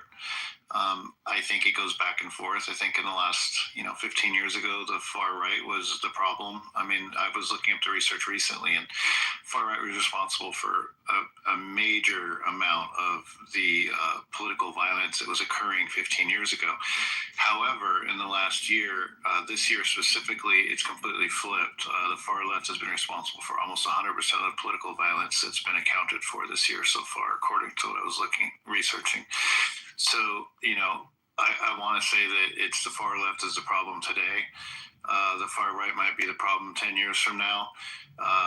Ultimately, it's hyperpartisanship and extreme opinions that on both sides of the spectrum that refuse to accept or see the other side as human beings. So the less that we are willing to find common ground and the more we want to stand on our laurels and demonize the opposite side, the more danger our country is in existing in the future as a whole. I've said it many times, the United States of America, we don't have a common culture like other countries do to hold us together. If we lose patriotism, we're already losing some kind of shared belief in a God. If we don't have patriotism, we don't have belief in a higher power as a people. We don't have anything else in common. And it's unique to our country being as diverse as we are, the experiment that we are. We're kind of the first and biggest of that type of experiment. And if we stop believing in our government completely and we lose all of our patriotism, and then we also increasingly become less religious in general. And I don't mean Christian, I just mean whatever you want to believe in still, but having some kind of greater authority to answer to, then as a country, we're going to collapse because we're no longer united, we're individuals. So right now the left is the problem. And like I said, the right will be the problem again someday. But overall, it's hyperpartisanship, in my opinion. Thank you, Can I pop in real quick? 30 seconds, then I have to go to XG and Jordan. Go ahead. Perfect. A couple things. The right and left leaning stuff was really checked into. ADL does a lot of this, and there were some real discrepancies on how they come up with the labeling things left and right. There were some deaths that happened at some of the riots and protests of the Summer of Love. They put those as right leaning when they weren't. They were part of the protests and riots. Another thing is not much of the conservative value. None of the conservatives are going to line with the far right extremist racists. They just don't, but they still lump those into the right. However, the far left, which this is coming from an Islamic leader, extremist leader, he says, find me somebody that ever voted conservative that's an extremist, a Muslim that's an extremist, you won't do it. They don't vote right. But they don't label that as a left wing. That's a completely different category. So just, you're right on that. I'm agreeing with a lot of what you said, but it was really digging into it and finding out how they label it was really misleading. And I think that's where the problem is anyway, is trying to do this is more polarization. We need to look at it as extremism in general, and we need to start kind of rooting that out because like you said, the polarization is just going to keep going back and forth. When one feels wrong, it just irritates the other and lights them up. Go ahead. Oh, thank you, Corey. And I'll say this. I think one of the major problems we have in America is where we're getting our news from, right? The right goes to Fox, the left goes to everybody else. And to be honest, I don't know if we've lost trust in our government wholly, but I've lost trust in our news outlets 100%. No disrespect, Madison. I just don't. I think that each one of these networks has an agenda, and they go with their agenda. And where I felt that when I was growing up, right, the news outlets were very, I thought, impartial. Now they're not. You turn on CNN, you know what you're getting. You turn on MSNBC, you know what you're getting. You turn on Fox, you know what you're getting. There's no impartiality with all these groups. I'm going to go Jordan, Jason, and then BT. Jordan, what's up, Jordan? I got you, Majesty, and I got you, XG. Jordan? Good afternoon. Good afternoon, sir. Shanatova. Shanatova. When I was growing up, you know who the most anti-Semitic folks were? The white Anglo-Saxon Protestants. Those are the people I had to worry about at my high school, and many of them were my friends, but the country clubs, you don't hear about Islamic country clubs, but you did hear about white Anglo-Saxon Protestant country clubs that didn't let the Jews in, which is why we still have Jewish country clubs today. So, and going to these fancy private schools, I had to be more concerned about the WASPs. And my ex-girlfriends, many of them were white Anglo-Saxon Protestants. Some of their parents didn't like me because I didn't want her dating a Jewish person. Anyways, where I wanted to go with this is that what's kind of fascinating to me, God, I'm already losing my train of thought here.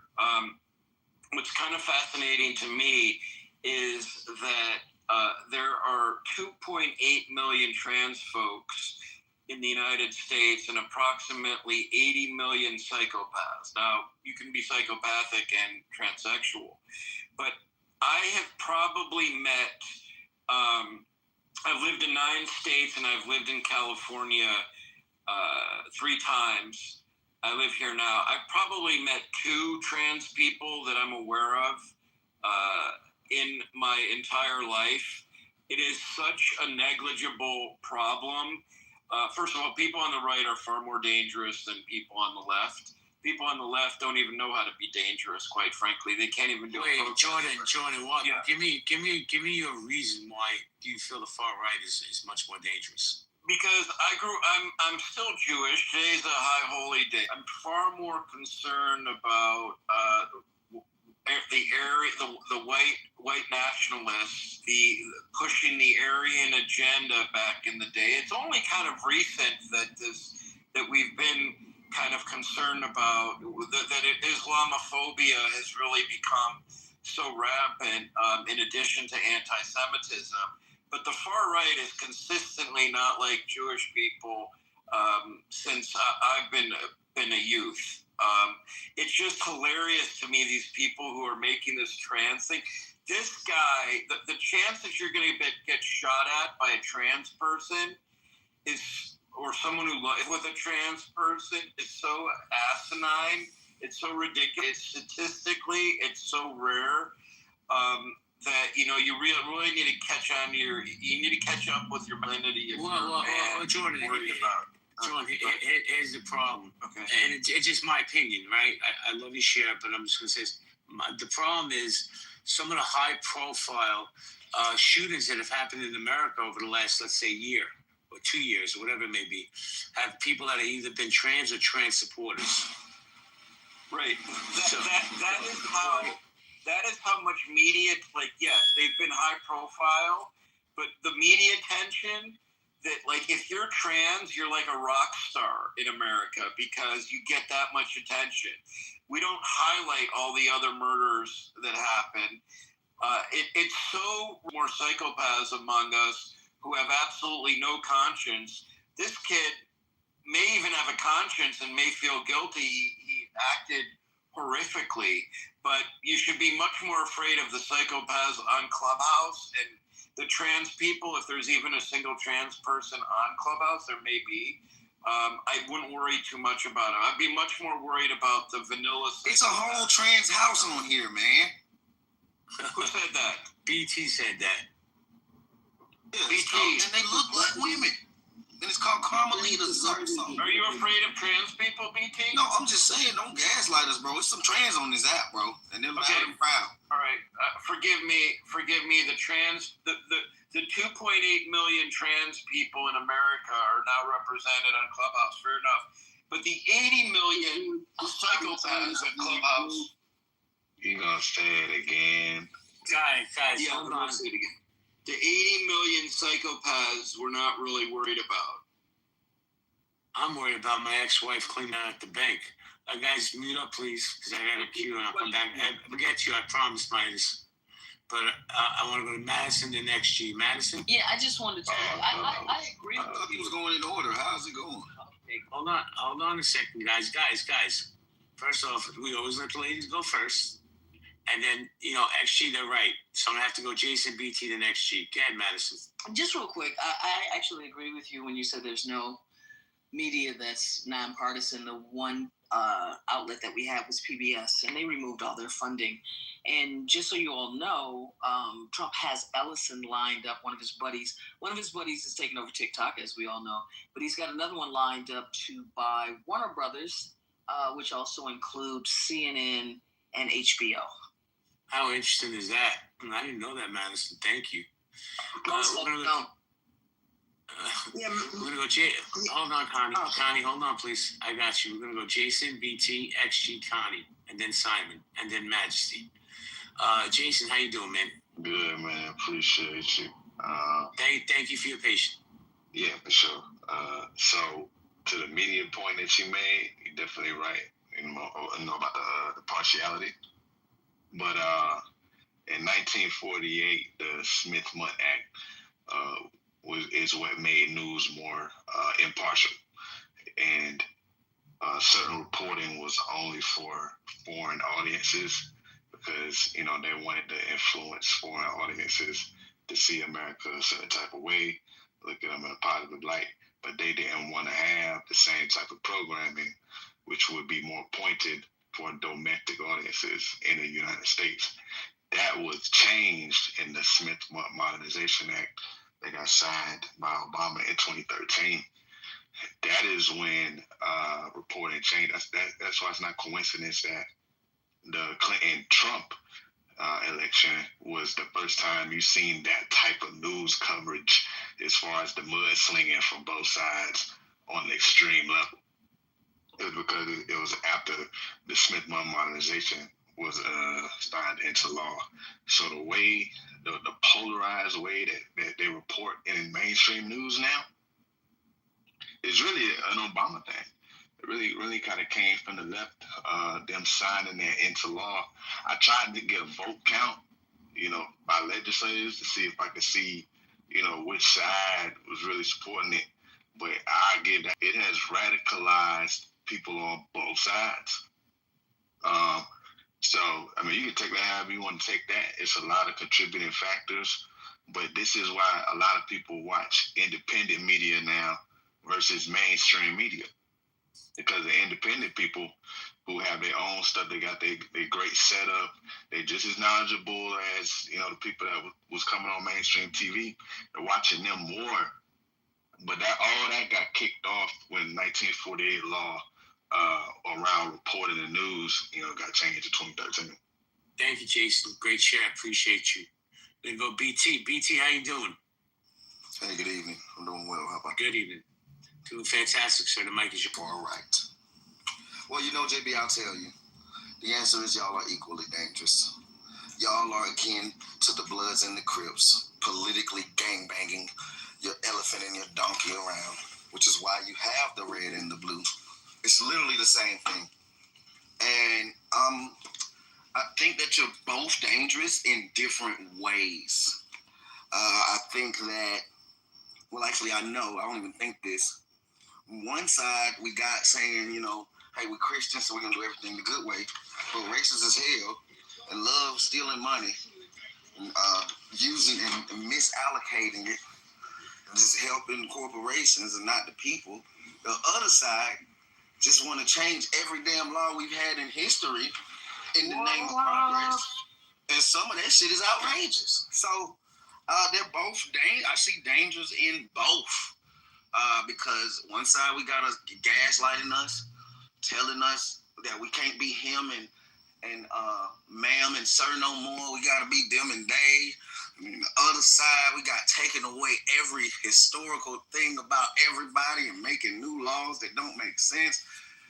We are in a clusterfuck. This is a conundrum. And I knew no matter which way we voted on this last election, we was going to end up with some bullshit. It was just a matter of which bullshit you wanted. So yeah, absolutely, both sides are dangerous. There is no more dangerous.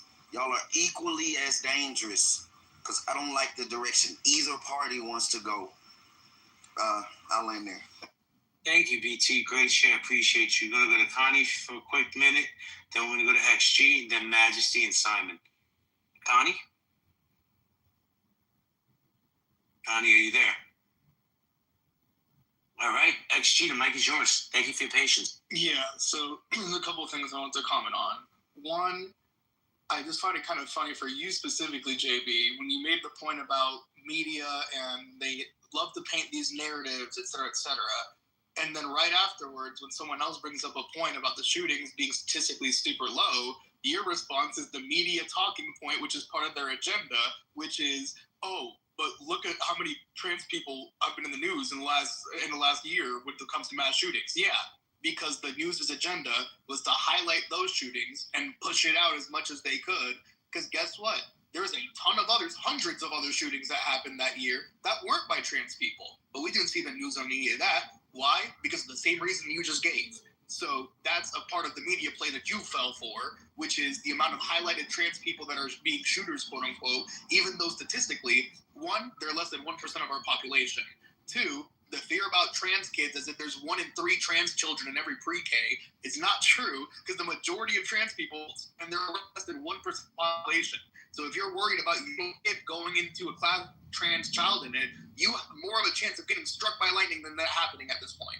So unfortunately, this big fear mongering and this giant little, pearl clutching that's going on is extremely performative. And I'd rather people just say, fuck the LGBT with their chest than try to play it as if they're... Hold on a second. Let me give you just a smidge of pushback. Just a smidge. What I said was the high-profile cases that have been spread all over the news, right? And every high-profile case, not every, but a good majority of them. Look what the fuck's going on. Look what the fuck is that. Someone says, majority of trans... Can I finish? Grooming? Do you see what the fuck is going on? Actually, hold on. Let me finish. I'll deal with the chat. Grooming in chat. What are we talking about? Hold on. Okay. Well, actually, I see you're emotional tonight. I like you, but I'm not going to have you gaslight my room. Somebody says something to you, you gotta just man up. Serious. Bang with them in the chat. But the point I was making was the high-profile cases are either trans people, right, or trans supporters. So my thing was, it's the media's fault. This is why they're putting these people on Front Street. But before I continue, I have to say Shana Tova to all my Jewish friends, my Jewish brothers and sisters in the room. Chag Sameach! I hope you have a happy, sweet new year. Especially Jesse Eisenberg. Especially, of course, Jesse Eisenberg. The supreme Jew that he is.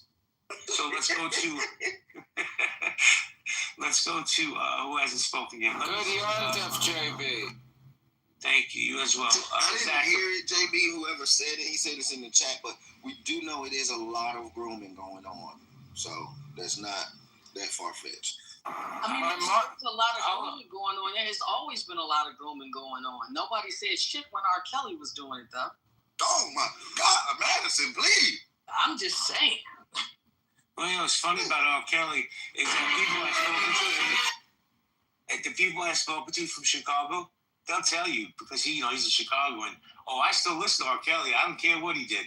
Not all Chicago people, but a lot of Chicago people. Go ahead, Madison. I was just going to say most of them do. I hear it when I go out. It's crazy. Well, let's not forget R. Kelly's big sister raped him and all his brothers. And she was raped. So there is something there. I'm just saying. That's usually the case with most pedophiles, straight or gay, but the majority of pedophiles are straight men. That's no excuse. I would like to jump in. One thing I failed to add, I just want to add this real quick, is that one of the reasons Jews and African Americans were so aligned during the Civil Rights era is because it was the white Protestants and people of Lutheran heritage, if you will, who were most inclined, not all of them, some loved us, but that was where the bulk of the hate came from. And today, the fact that, African Americans who, thank God, many of my African American friends on this app are not anti-Semitic, but there are some people, and there are still plenty of white Anglo-Saxon Protestants who are anti-Semitic. That's how we joined forces. Thank you, Jordan. I really don't want to turn this into a race relations room, even though I know it's going to go there eventually. Zach, Shanatova. Shanatova, here, let me roll my window. So I just wanted to chime in briefly. I'm driving my truck. It's kind of loud, but I'll try to speak normally. I think the left is more dangerous in America than the far right. The far left is more dangerous than the far right. And I can tell you from my personal experience, for 20 years, I was a radical leftist. And I hung out with radical leftists, and all my friends were radical leftists, and I went to a radical leftist college, and I had radical leftist professors, and I was a radical leftist. And when I was a radical leftist, JB, my friends and I would all sit around and talk about how civilization is garbage and society is bullshit. And that's, in fact, what led me towards rewilding, the work that I do professionally now. And I still believe that nature connection is very healing. And I think that learning how to practice small-scale living skills is very empowering. But I no longer believe that civilization should be brought to its knees. And I think that the far left, if you ask your far leftist friends, the conclusion of their message is destroy society. And if you ask your far right friends, usually the conclusion of the far right friends is leave me the fuck alone. And I think leave me the fuck alone is not very nice, but it's not quite as dangerous as destroy society. Thank you, Zach. I think I'm at that BT. Can I rebut? Hold on 1 second, BT. Because I'm at that age and stage in life where I'm just like, and I'm not even a fucking far right guy, but just leave me the fuck alone. Please, people, leave me alone. But hold on, BT, before you respond, I have to say hello to First Lady Chi. She's my future ex-wife, and I just got to say hello to her. Hello, First Lady. Why you gotta be the ex-feature wife? What's going on? How you doing? Monday evening, how are you? Well, you're here, so I'm doing something right. That's right. You better believe it. So who's more dangerous in America, the far left or the far right? This chick. Child. Why you always do this to me, JB? You know, I'm very secretive about how I feel. Yeah, I can tell I'm politically correct. I'm anonymous. I plead the fifth. Good enough. BT, you wanted to push back, then I want to say hello to my friend Howard. BT? Can I get in the queue? I got you. You're already in it, mother. Yeah, my friend. I'm gonna have to push back on you because if people just wanted to be left alone, they wouldn't have done environmental racism to folks and wanted to come in and change everything. They wouldn't have stole land with eminent domain. It's like, bro, you want to be left alone, but you're messing with everybody else. And so that's my issue with that part. And again, I'm not the left because you were spot on with that part, but you can't, I just see a lot of bias in a lot of y'all views. And me being independent. Well, I don't know if colonialism is a right wing or... I have not done, sir. And I don't know if maybe because I'm an actual independent, not a fake one, I literally don't like neither one of y'all sides. I can literally say that a lot of you will talk shit about the other and completely ignore your own. And it's like, bro, it's a gaslight. It's biased as heck. Y'all got to stop that shit. That's all I'm saying. BT, let me ask you a question real quick before I go to Majesty and Howard. I'm a lifelong Democrat. I'm very disenfranchised with my party right now. And I won't vote for him anymore. I won't vote for a Republican. Would that make me an independent?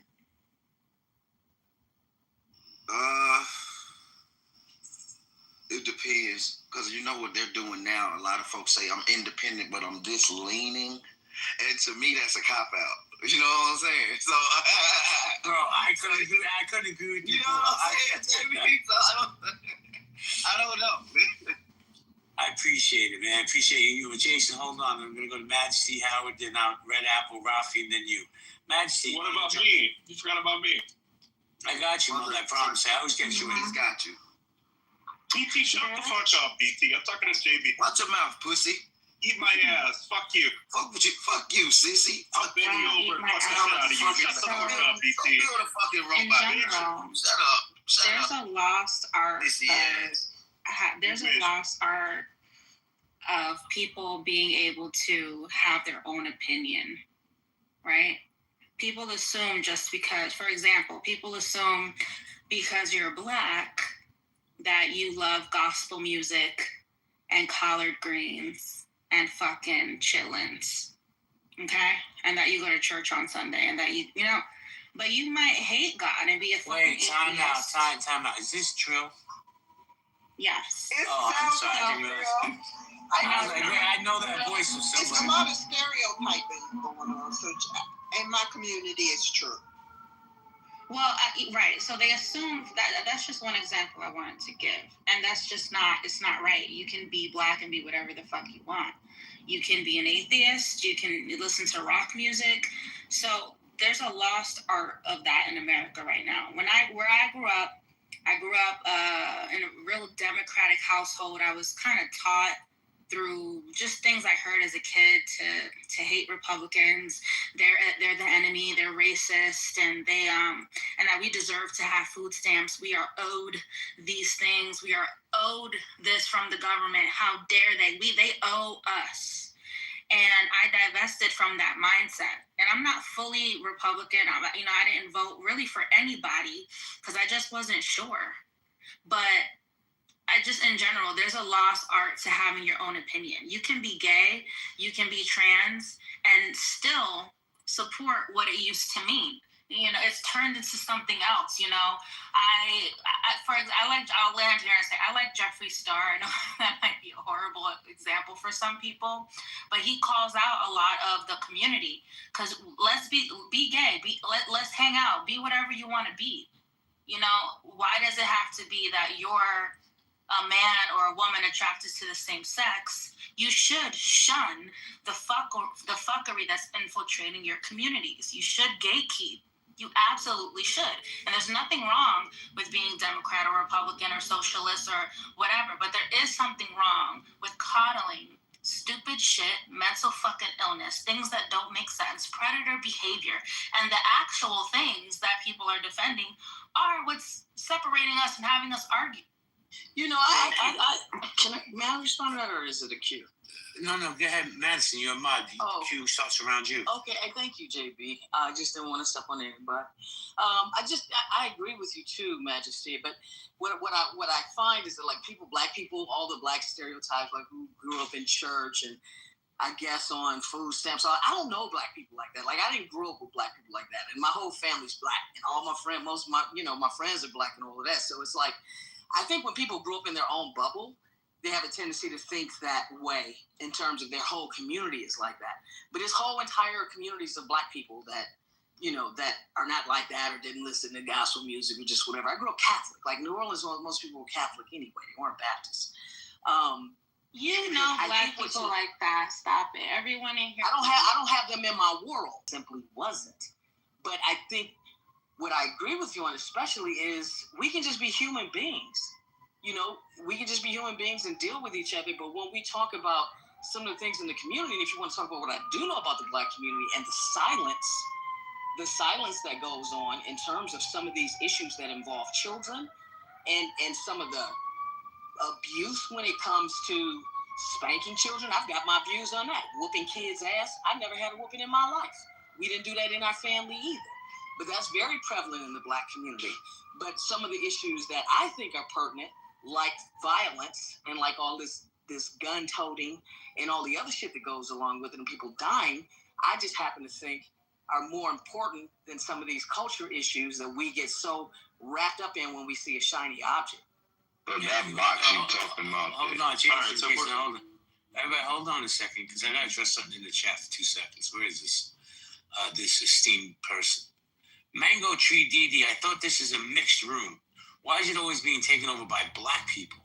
I absolutely don't have anything against them, but every single room becomes a black people topic. How do you say I'm a racist without saying I'm a racist? Did it trigger you, Mango? That some people with strong voices and opinions are on stage and they get to express that? Does that bother you in any way? Because if it does, there's the leave quietly button. Hold on, Jordan. I have to guys, you gotta let me get to the queue. Then we're gonna go popcorn style. Because if I don't get to this queue, I can promise you, Mother's gonna start screaming at me. Facts. So, see that? I think we all know that's a fact. So let me go to Mother, then Rafi, then Connie. Mother, go ahead. All right. Well, I'll use my lady voice since it's my turn. Let's back up real quick because we got distracted with the New Orleans thing. So I think when we talk about like violent acts in the like I had brought this up in the past, like statistically the trans community isn't in aligned with their percentage of population for mass shootings. Every time you have a trans shooter, America loves to blast it all over the news, but if you actually dig into the data is just, they're like 0.1% of all shootings in the country. They just get a significantly higher amount of attention when it does happen.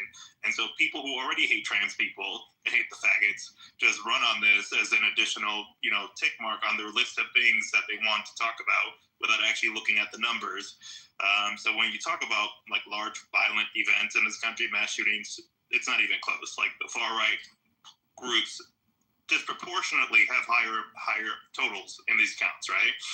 But I don't think it's a little bit silly. Like when it's not, I think it's like 82%. I gotta pull up the article, is from far right extremist groups in this country compared to the far left. So I don't even know why this is an argument. And yeah, that's all I have to say. Thank you, Mother. Hold on, Jordan. He's itching. Guys, hold on a second, man. Please let me get through the queue, and then we'll go popcorn style, and you can beat each other up. I won't sign. So there's been some things, and I'm not going to really get into specifics, but this labeling of somebody that's trans as a groomer, I'm not comfortable with that. I don't agree with that. I do think there needs to be a dialogue, and there needs to be some parent interaction and how they feel as well. I don't think it's a complicated situation. I think it's a communication situation. Jay, can I say something on that? No, hold on, Adams. Adams, you gotta hold on, man, because everybody keeps interfering and it's fucking up the queue. So I'm gonna go to Rafa, and then we're gonna go. Then we'll go popcorn, and then we'll go Shucks, and then popcorn style. Rafa, how you doing? Rafa, are you there? All right, Rafa, you can just hang out with the cool kids. Shucks, how you doing, Shucks? Hi, I just came to support the beautiful MG. Sorry, I don't have anything to add right now. Let me listen for a bit. Anybody that supports MG, I support. Ooh, all right, guys, we're going to go popcorn style. I'm going to ask for a one mic policy. If anybody comes off mic when somebody's speaking, I'm just moving you down. So we're going to go Jordan, then BT. Go ahead, Jordan. Yeah, so I shared 2 articles. One talks about, I think they're both peer review. The second reference is a peer review from a popular psych publication. And the first one, again, mentions that for the past 3 decades, the far right have been certainly the most violent by far. Now, to the defense of people that are ardently opposed to what I said, I also shared an article because I'm open to new information that shows that the far left, in terms of personality profiling and psychopathologies, they're linking, I don't want to get into the whole narcissism thing, but I just did. But the notion that the far left, essentially, let me just say that extremists of any type are particularly dangerous, lacking.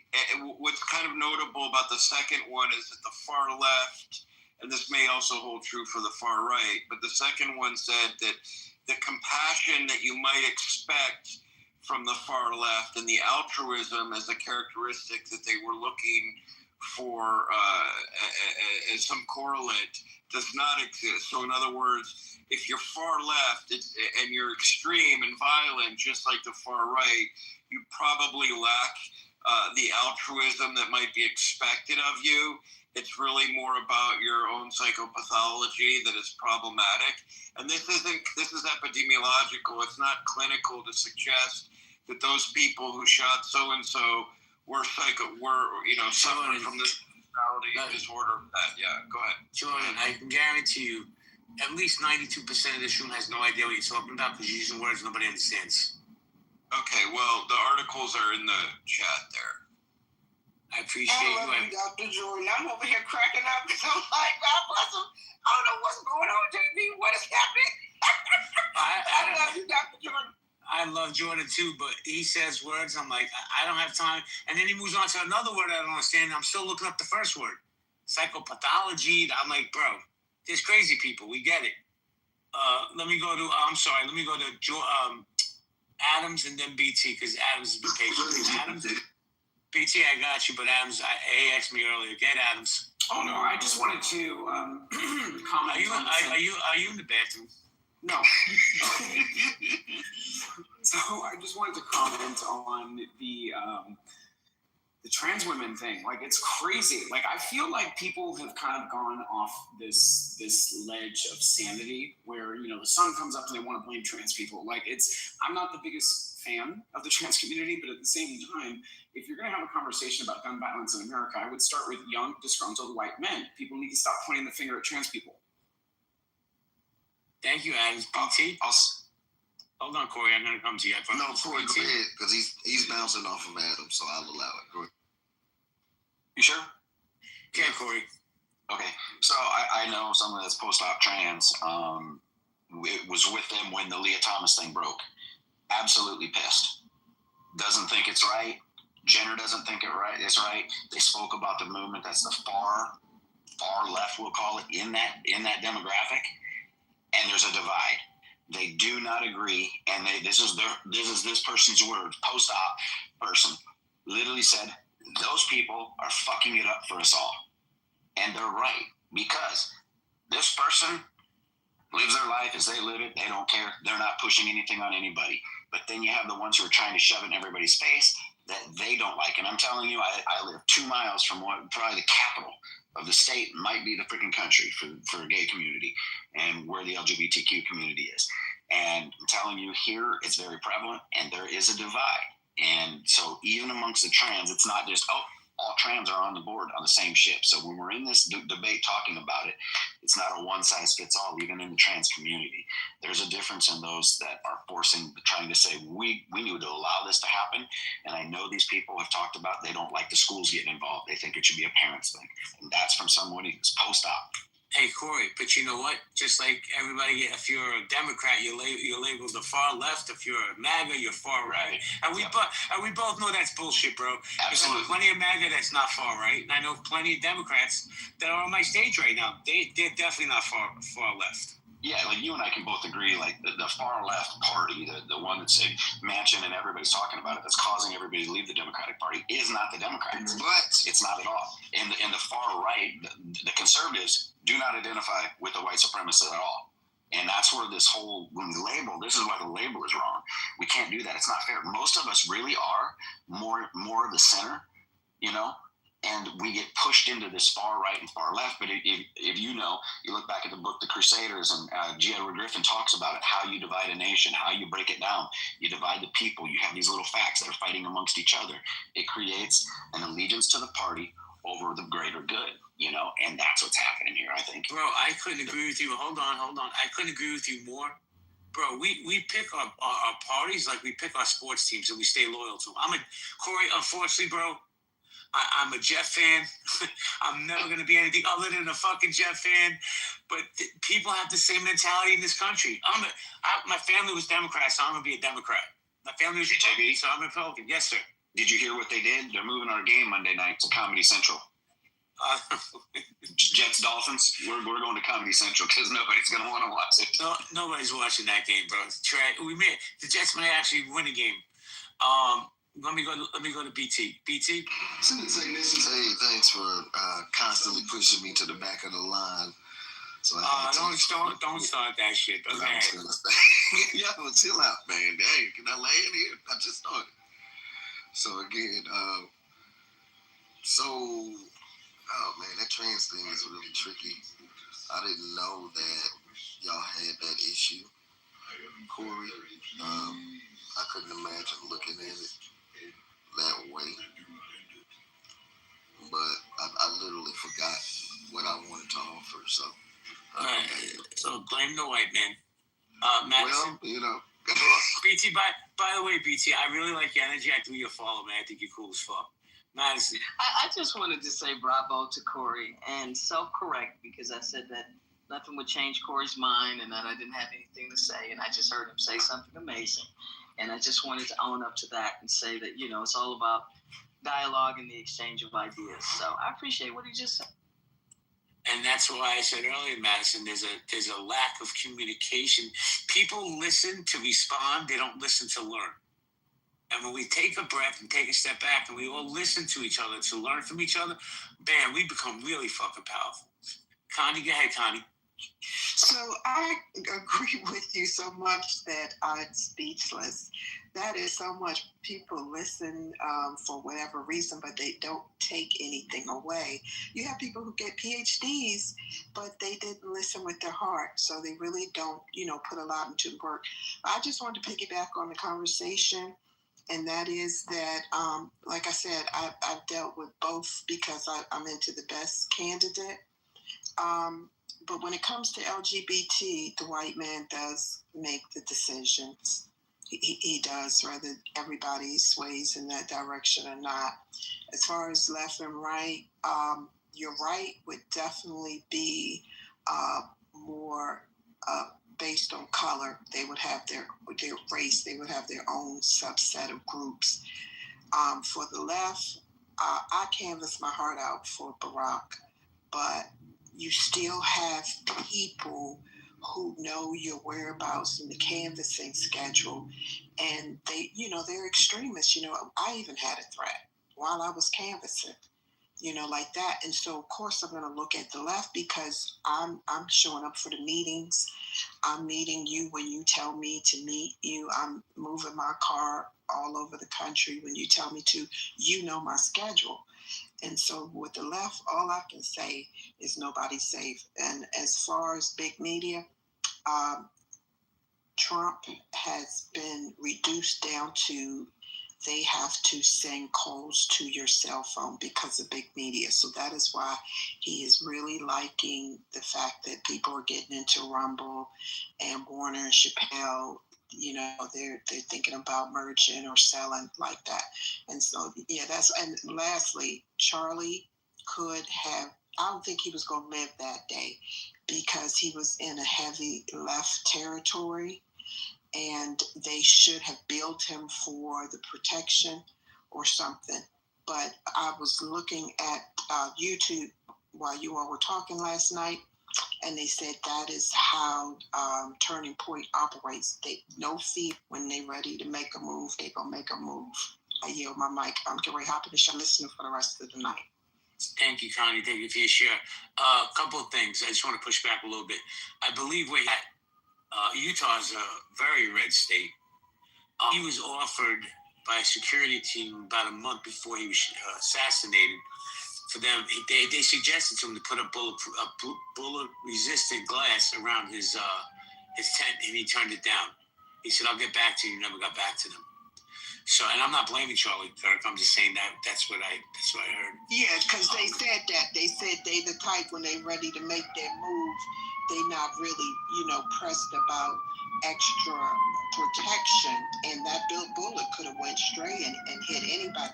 And see, I didn't know that. I didn't know that at all. No, because I've gotten more protection than that on a good. So, but they said that's the priority of what you just said of the movement because it's she's a real living person. Turning Point by Charlie Kirk now. Thank you so much. And he also wants to work. What do you guys think about? He wants to work with Black people. He contacted Smiley Davis just before he died, and he wants to talk about the state of America with the broken homes, because you can build a strong nation on family and good friends. Well, one thing I was just thinking about, it gets brought up a lot. We never really talk about it. Is the epidemic of white shooters in America? The person that tried to assassinate Donald Trump in Pennsylvania, young white man. I don't know if he was in college or had finished college, but he was a college age kid. The young man that just killed Charlie Kirk, young white man, college age kid, who identified as a man. Okay. And let me just say this. Adam, you just threw me off my square, man. I was saying that there's the college age kids. Were you trying to say? I was going to say this problem that we have in this country with young white shooters, and why is that? And please don't come off the mic and tell me mental health and they had mental illness. And obviously, they were fucking lost in their mind if they took the actions they took. But how do we get here, Madison? How do we fix it?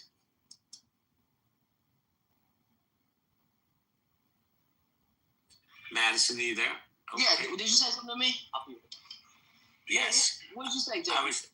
I was saying that the young man that tried to kill President Trump in Pennsylvania, the young man that just killed Charlie Kirk, there is a problem. And you know what? I've never had this, Madison, I never had the conversation. Why is there a problem in the white community with gun violence, especially amongst young white men? Can I push back on that? Can I finish? Thank you. So, you know why I've never had that conversation, Madison? Because I don't know, I wouldn't even know where to begin or how to unfold that. So, Madison, why do you think there's a problem? Then Barry's very hyper to jump in. Yeah, I just wanted to say that that's a little above my pay grade, but I have been aware of it for at least a couple of years now.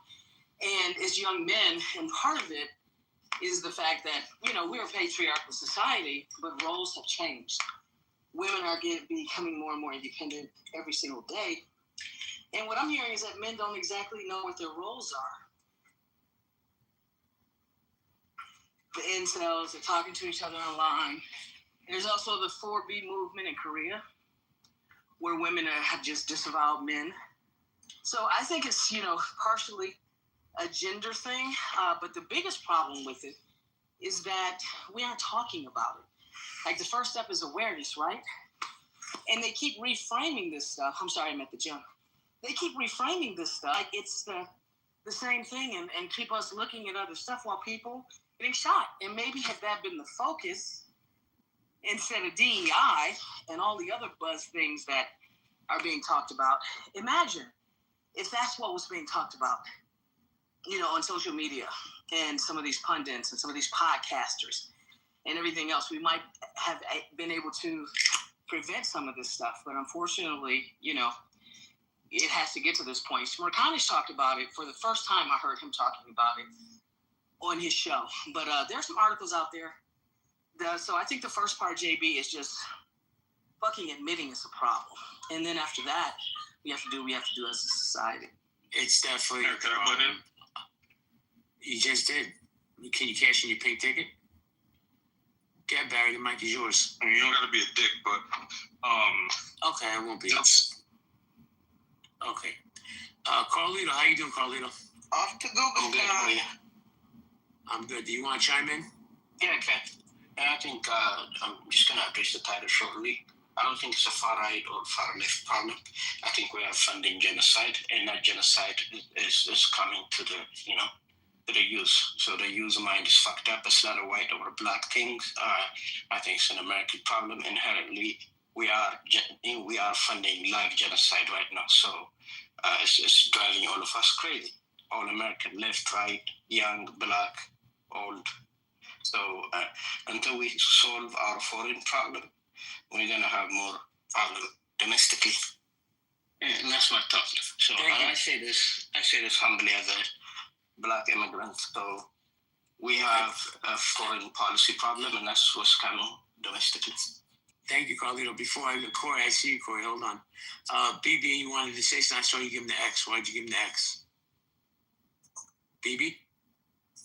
You must have stepped away. Go ahead, Corey, and then we'll go to rumor.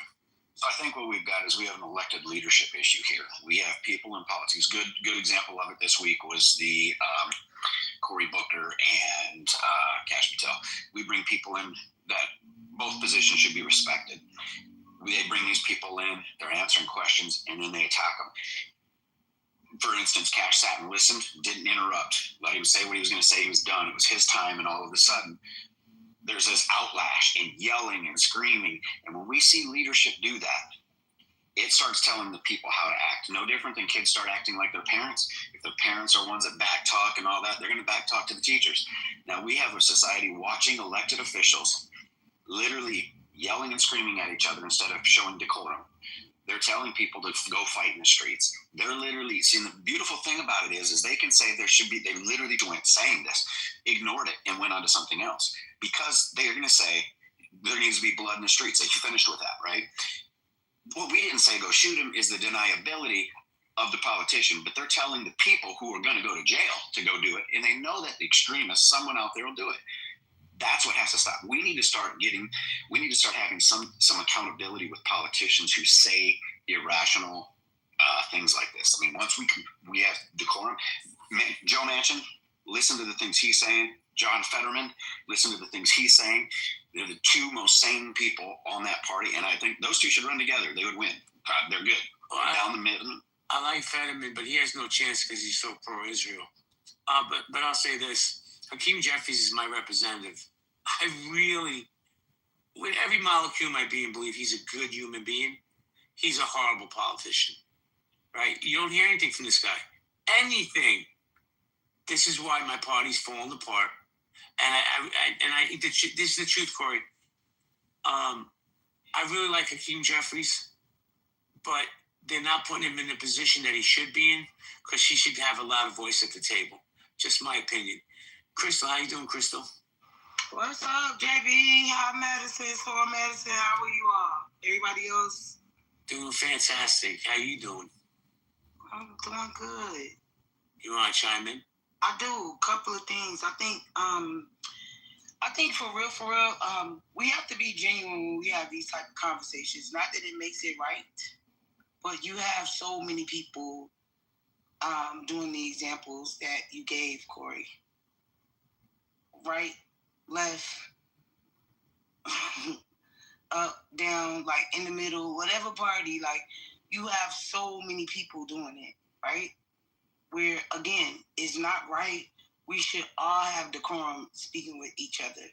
Despite if we may disagree, we have to reach across the aisles in so many different ways. So that's, I think, to be like genuine and saying this for real, that's not just a one political party type. They both are doing it, and it's disgusting. But to your question, JP, I know you asked a question about you and Madison were engaging, and you did ask the question, why do you think there's an epidemic of young white shooters in America? Yeah, you know why I think that? And this is from the most respectful place, y'all, I swear. So many, I see where so many young white men who become shooters, this isn't their first rodeo. Like, they've done things before. They've gotten slaps on the wrist, never been really held accountable for the things that they did, and then it spirals into something big or egregious, and it's like, oh, okay, well, they did it now. I think it's a problem for sure with white privilege, where we can look into different things and see where, okay, well, he's been in trouble, but we're not going to send him to jail. We're just gonna talk to him and put him in the program. Meanwhile, back at the ranch, he's already haywired, and so much is being ignored. I mean, I yield with that. Thank you.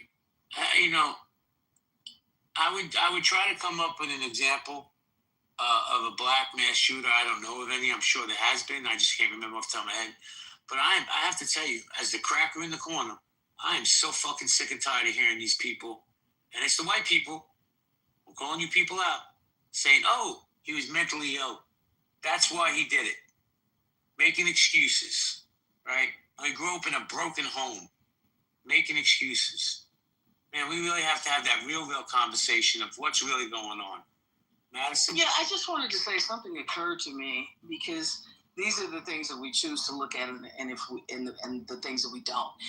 Maybe if we didn't get wrapped up into identity politics and band it together, because we all want the same thing. We want a safe place to live. We want it safe for our kids and our families.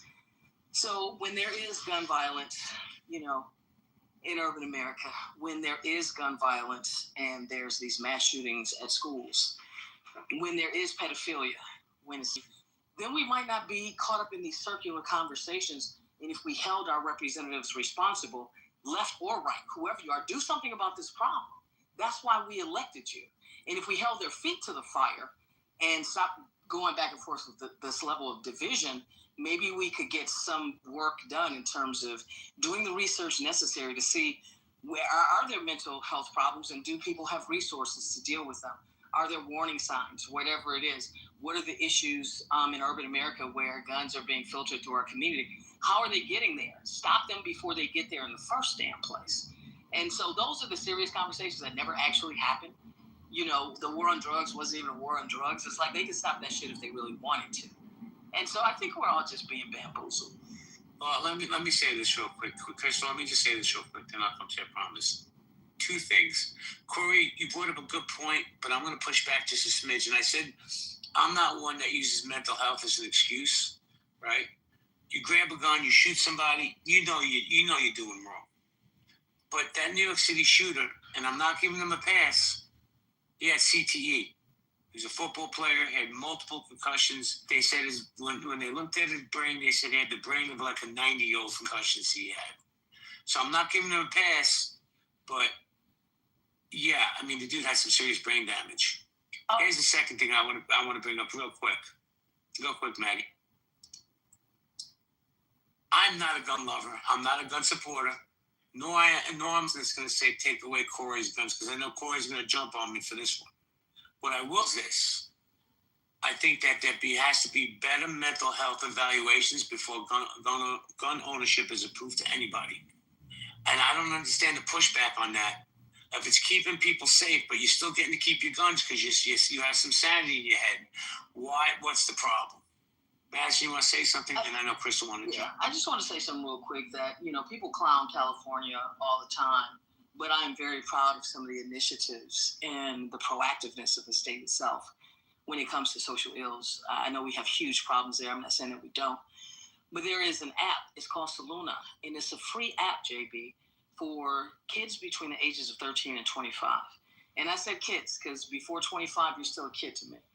And it's a free app for mental health. Like, they can sign on, and you can treat it like a game if you want to. But it's those types of measures that are, prevention based that I think that we could adopt as a society on a larger scale. I agree. Crystal, you wanted to say something? Oh yeah, what you said the first time too, like, kudos for sure, JB, because like these are conversations that Maddie said, you said the same thing, so that these are conversations that we must have. But it's so crazy because we all have a good collaboration, even if we are from different sides, different walks of life, right? But we can't be silent. Gun laws definitely would suffice in this day and age, sorry. But it definitely would suffice. We definitely need more help or more stances. No one is saying take away your amendment rights to bear arms, but we have to agree, y'all. We definitely have to push our representatives to do something. I would hate for any of us to get on this stage in this room another time, maybe tomorrow, when something egregious happens at our children's school. Like, that would be, even if we disagree, like, I would hurt so bad for any of you. Like, it's real. Like, if not for nothing, we have to. Crystal, I agree with you, but here's the problem. I feel it's a problem. Maybe people will disagree. We've become so desensitized to school shootings that either it was the day before or the day of Charlie Kirk being killed. There was a school shooting in Colorado. There wasn't a single room on Clubhouse about it, right? And I'm going to say something that might trigger some of you people, besides the fact that Boston sucks. Three cops got I see you too. 3 cops got assassinated in Pennsylvania. Assassinated. Nobody speaks on these heroes. These gentlemen were doing their jobs. They went to work. They kissed their wives goodbye, and they were blown away. Not a single move on Clubhouse about it. 5,000 was about Charlie Kirk. 5,000. Nobody about these kids being shot in Colorado. Nobody talking about the cops in Pennsylvania. Look, we take our police officers, we take our teachers, we take our fire department, our nurses, we take them for granted. But I think as a country, man, we need to really start doing some serious thinking and some serious communication. Speaking of communication, let me go to Pro Lyrical, Professor Lyrical. How you doing, Professor? And I say that sincerely because he's really a professor. Man, you said that after you said Boston sucks, but I mean, I'll take what I can get. I appreciate it. Hey, if it don't apply, let it fly. I like to say Boston's mediocre when we're talking about the Red Sox. Mediocre with a winning record. That's how I like to say it. I was listening to you guys talking. I heard you talking about the far left and stuff, and I would actually, I actually would throw myself in what today is the far left. I don't mean the far left that people think is the far left, but what the far left has kind of been, relegated to with the reassignment of the over push to the right. It's like, if you take religion out of it and you take really the really, really hot button topics that get everybody hot and bothered, I don't think it's like radical to say that, like, let me call myself a far leftist, like, that I want to, like, fix potholes. You know what I'm saying? Like, I don't like poverty. You know what I mean? Like, people shouldn't be in poverty, right? Like, healthcare shouldn't be bankrupting you. I don't think these are like wildly controversial ideas, even though a lot of that stuff will get pinned as, far left. Like, as an educator, I think, schools that teach facts are probably a good thing, like, and if you could, like go outside and breathe the air, and you don't need to like pay a subscription fee for it. That's pretty good, right? And I think a lot of times that people want to say, the left doesn't like people making money and they're not capitalists and all this stuff, and it's like, it doesn't have to be that nuts. It's like, billionaires can still be rich, just not rig the system. Like, like in sports, we're talking about, like, you can't own the referee. You know what I'm saying? Like you should be able to, like, basic things, bro. Like, you should be able to vote, right? And like easily, and have the votes get counted up, like, fairly, like these big ideas, right? Like let's what happens in your freaking your bedroom. How about that's your own business? You know what I'm saying? Like, if this is like the wild lefty kind of stuff, then it's like, okay, I'm down for that. Pro, let me ask you a question respectfully, because I'm talking as a friend now, not that Boston Brooklyn thing. You have a young son, and I'm not going to dox him, say how old he is. He's a young man, right? Good looking kid. We've heard on the stage about young kids. Thank God my kids are grown, being indoctrinated with this trans agenda. As a father and as a teacher, what do you think about that? Meaning for people who that's their issue, but it's just not something on the tip of every kid's mind. My son's not coming home talking about, on a day-to-day basis, trans issues, but I will say that younger people are much more forgivable to the ideas that when we were raised seemed like, it was the boogeyman if you were anything other than, what was right in the middle. If you were anything on the margin, it was just like, ostracized. And I feel like we've kind of slipped back to those kind of things. So I'm not surprised when young people aren't shouting out, like, trans issues as like, craziness. Like, they just see people as people way more than maybe that we were able to when we were younger. So and that was a long time ago for you. But but there was a scenario brought up earlier. I don't know if she's available. Are you there, MG? MG? I am. Can you tell Mr. Pro Lyrical that scenario with your son and give him some context and then I'll tell him why I'm asking the question. I can't come off mute.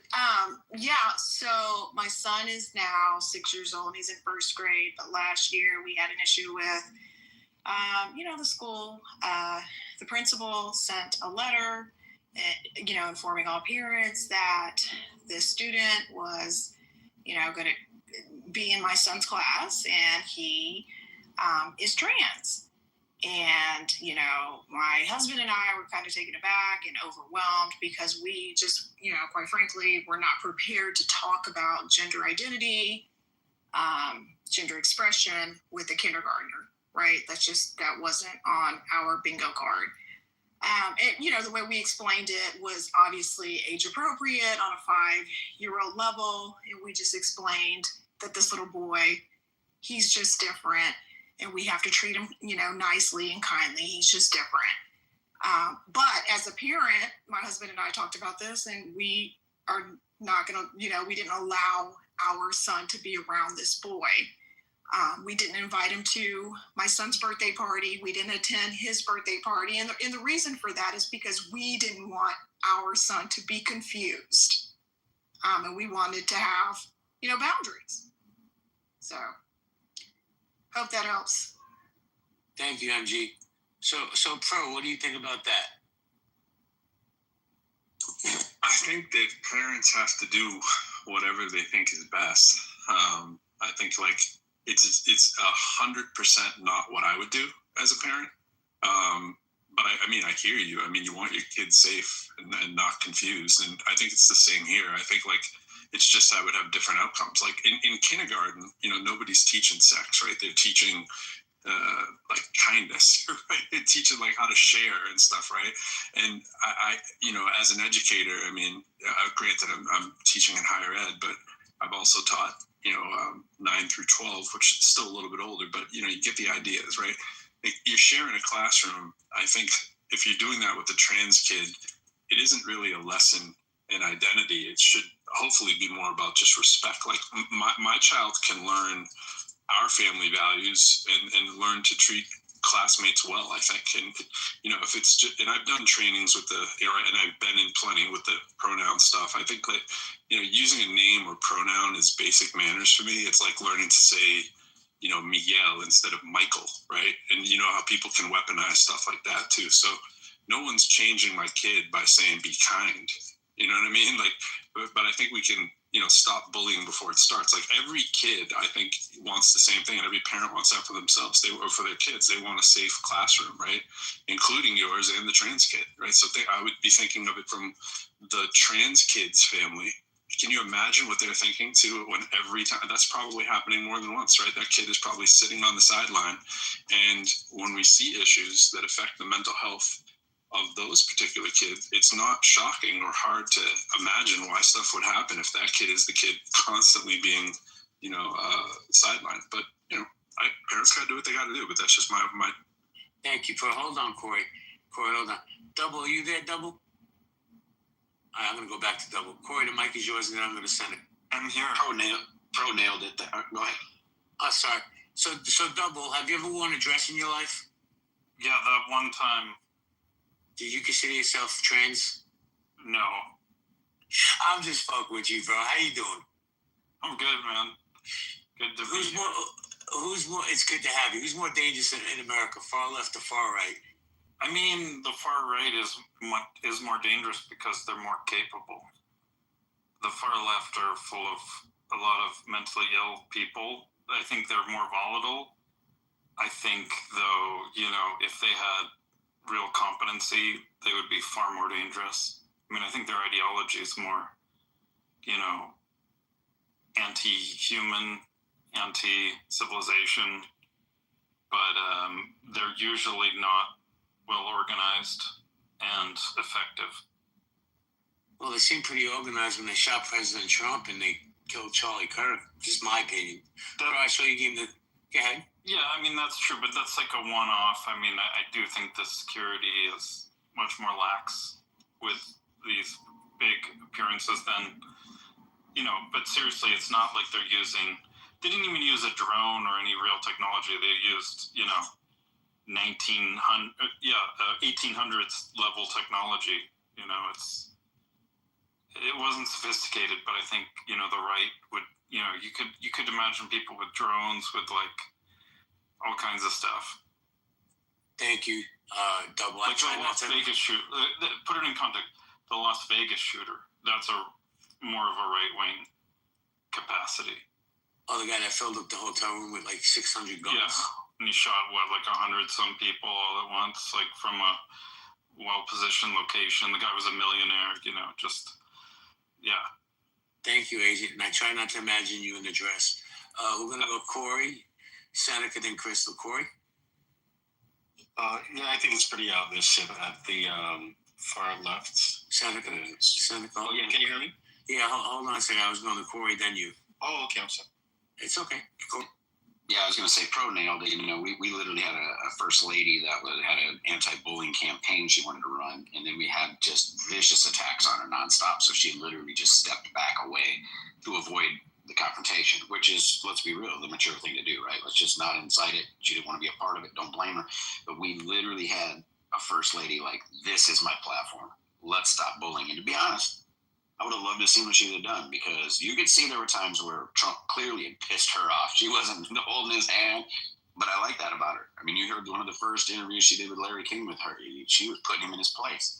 And she's the type of person who we could have had some movement there. And I do think that the anti-bullying stuff needs to be held a lot as a more serious violation in schools. Hold kids accountable. If their kids get expelled, make the parents foot the bill on where they're going to get to school and how they're going to get to school, because we had you in a school and your kid wouldn't listen. He was a bully and you didn't do anything, I don't know if you remember, JB, the case where the kid was being a bully on the bus and the dad made him run to school. The next day, after that went viral, ABC had psychologists on blaming the dad for being a violent dad and all these other things. And all of the teachers came out and defended him later, saying, wait a minute, that kid went from being a failing school, a problem child, beating people up on the bus, to now stopping bullies, helping kids. He became an A student, changed his life around. And you and I both know what his dad did. His dad whooped his ass, right? And then made him run to school even though it was raining. But his dad made him be held accountable. But psychologists were then attacking the dad without knowing anything. That was on Good Morning America. Oh, Corey, let me ask you a question. That's a great share, man. Do you feel that the government is too involved in raising our children? Yes, and it bothered me when Biden said that there are children as the government. Yes, parents need to be accountable for their children. And I'm going to be honest, I think teachers get too much flack. Parents don't make their kids do their homework. I know a lot of teachers, and they get yelled at because the kid isn't getting their homework done. And the teachers can't say anything or they get reprimanded, So yeah, I think it's about time that parents start taking back some responsibility on raising their kids and holding their kids accountable. Because all of us on this stage above the age of, let's just say 40, know back in our day, if the school called because you effed up, you're getting an ass whooping. Go pick a switch and bring it in. Yo, Corey, man, you're giving me flashbacks to what my uncle did to me. Sorry, brother. When he used to tell me go pick a switch, bro. Oh my God, he's telling you to pick your weapon of destruction. That's what he's telling you. It's so fucking crazy. Seneca, how you doing, man? Seneca, you there? Yes, I'm here. I'm watching the best show of one of the best shows ever, Black Rabbit, guys, on Netflix. Oh my God. Makers of Ozark. Never saw Ozark, but I'll take a peek at Black Rabbit. So let me ask you, who's more dangerous in America, the far left or the far right?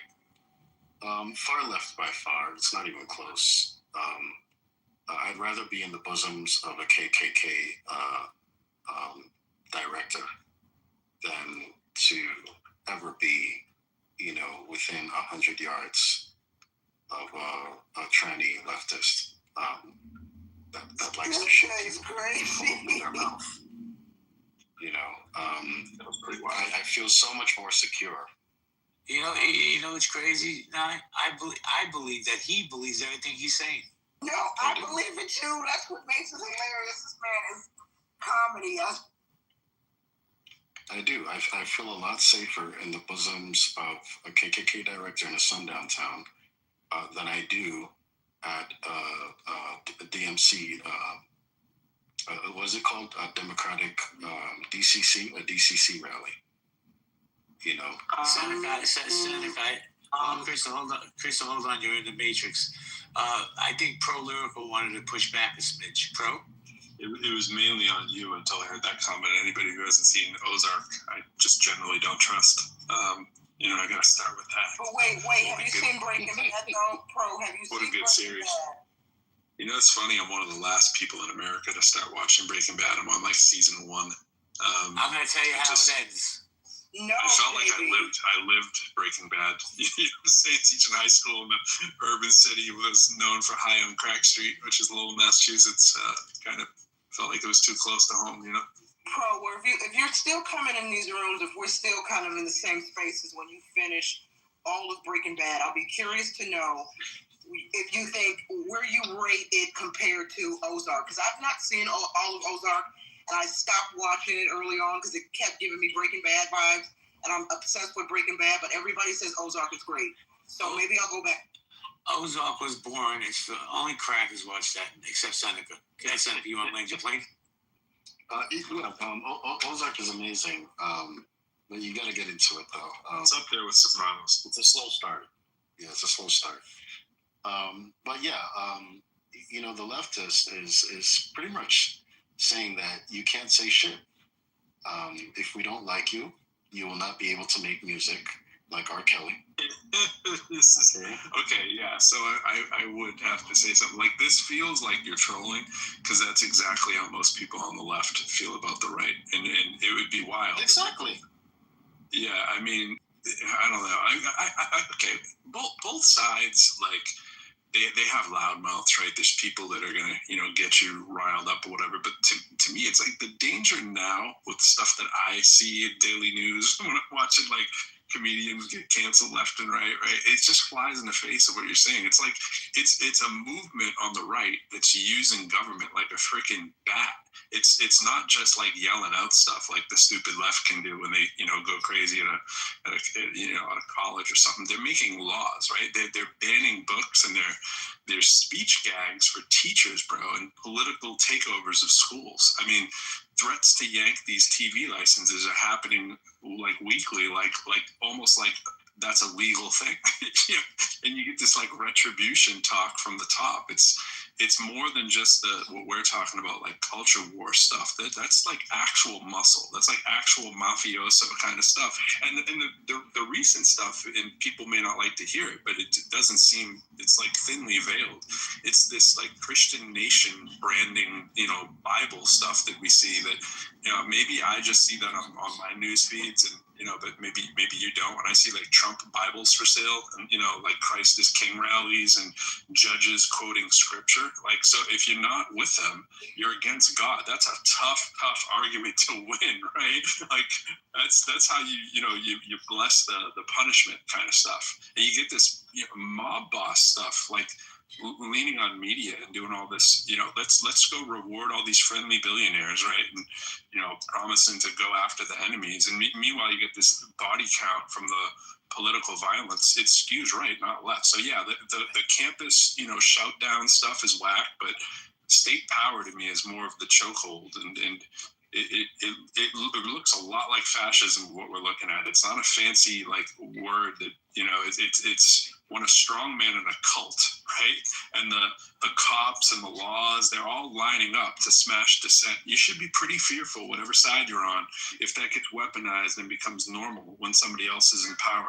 That's overreach, and it's a threat, bro. And that's why I see the right side as worse, because they seem to be enjoying and smiling while doing. Sorry, you like this. Sorry, no. It's okay. You were unmuted. That's all I was saying. Oh, okay. Thank you. So Pro, I'll make a bet with you. If I win, you get me any Mets jersey I want. You win, I'll get you any Celtics jersey you want. That this deal that ABC is doing with ESPN is going down the drain now. I guarantee you. I'm not taking that bet. I agree. If Jimmy Kimmel gets on air tomorrow night, ABC's that deal's done. 100%. He's going back on air.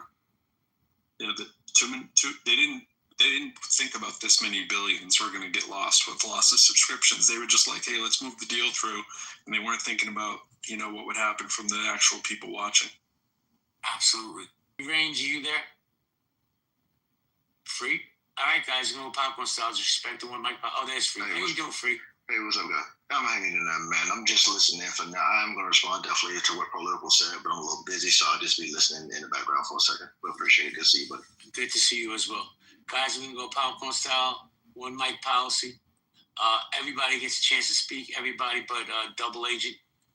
We don't talk to Canadians, and there's no offense, BB.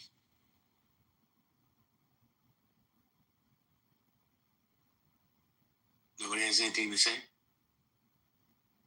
Adams, I know you got something to say. Well, I mean, I said everything that I needed to say in the chat.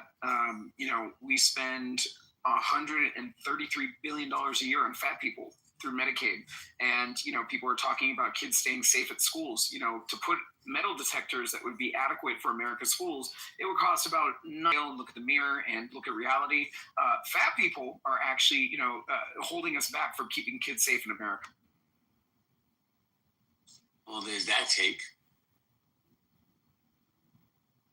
All right, nobody got nothing. Maybe I broke this down in a small community I used to live in, how cheap it would be to actually put security in the schools. And there were multiple schools in that small community.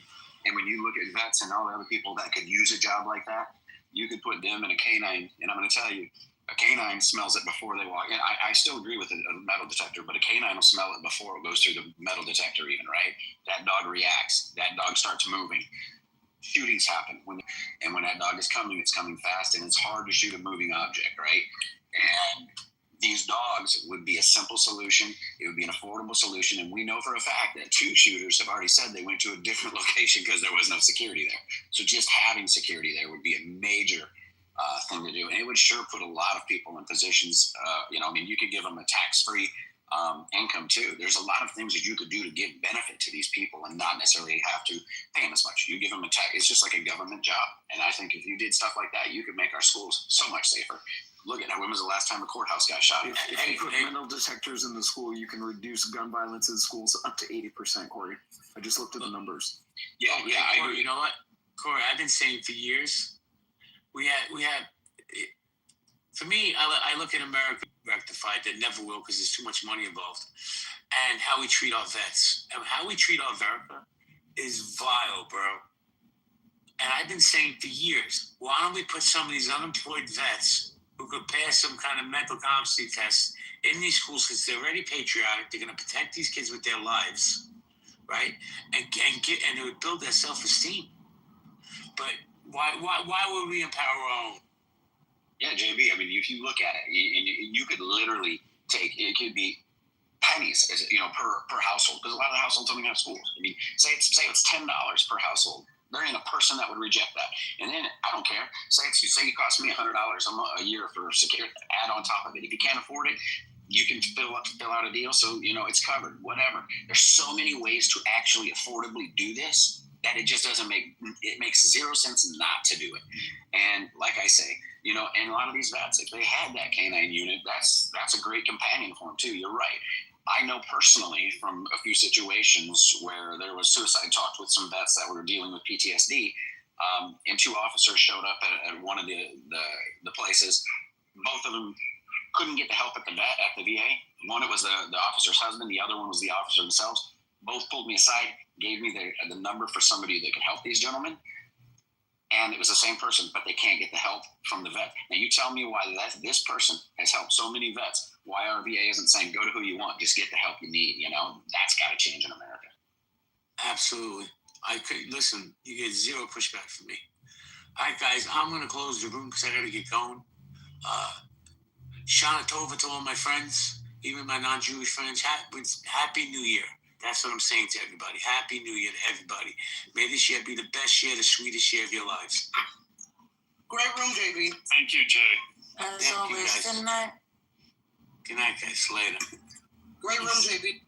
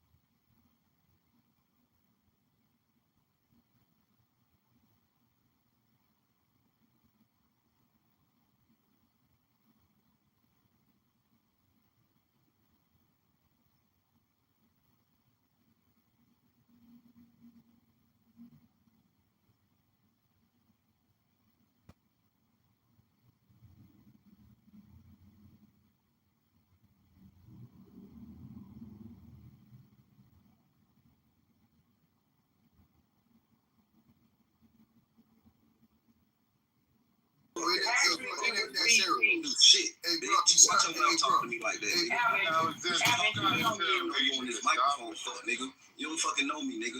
Watch your fucking mouth. BT, answer the. Go ahead and say what you were gonna say, and then it's time. Then we're gonna go to Sean remarks. Give me the back chat, buddy. Why you can't tell Haitian to stop? It's spicy. Hey, you Okay, you guys. Everybody, Calm down. Stop. This is a conversation. Don't wave me, pussy. You can tell me where you at. Hello.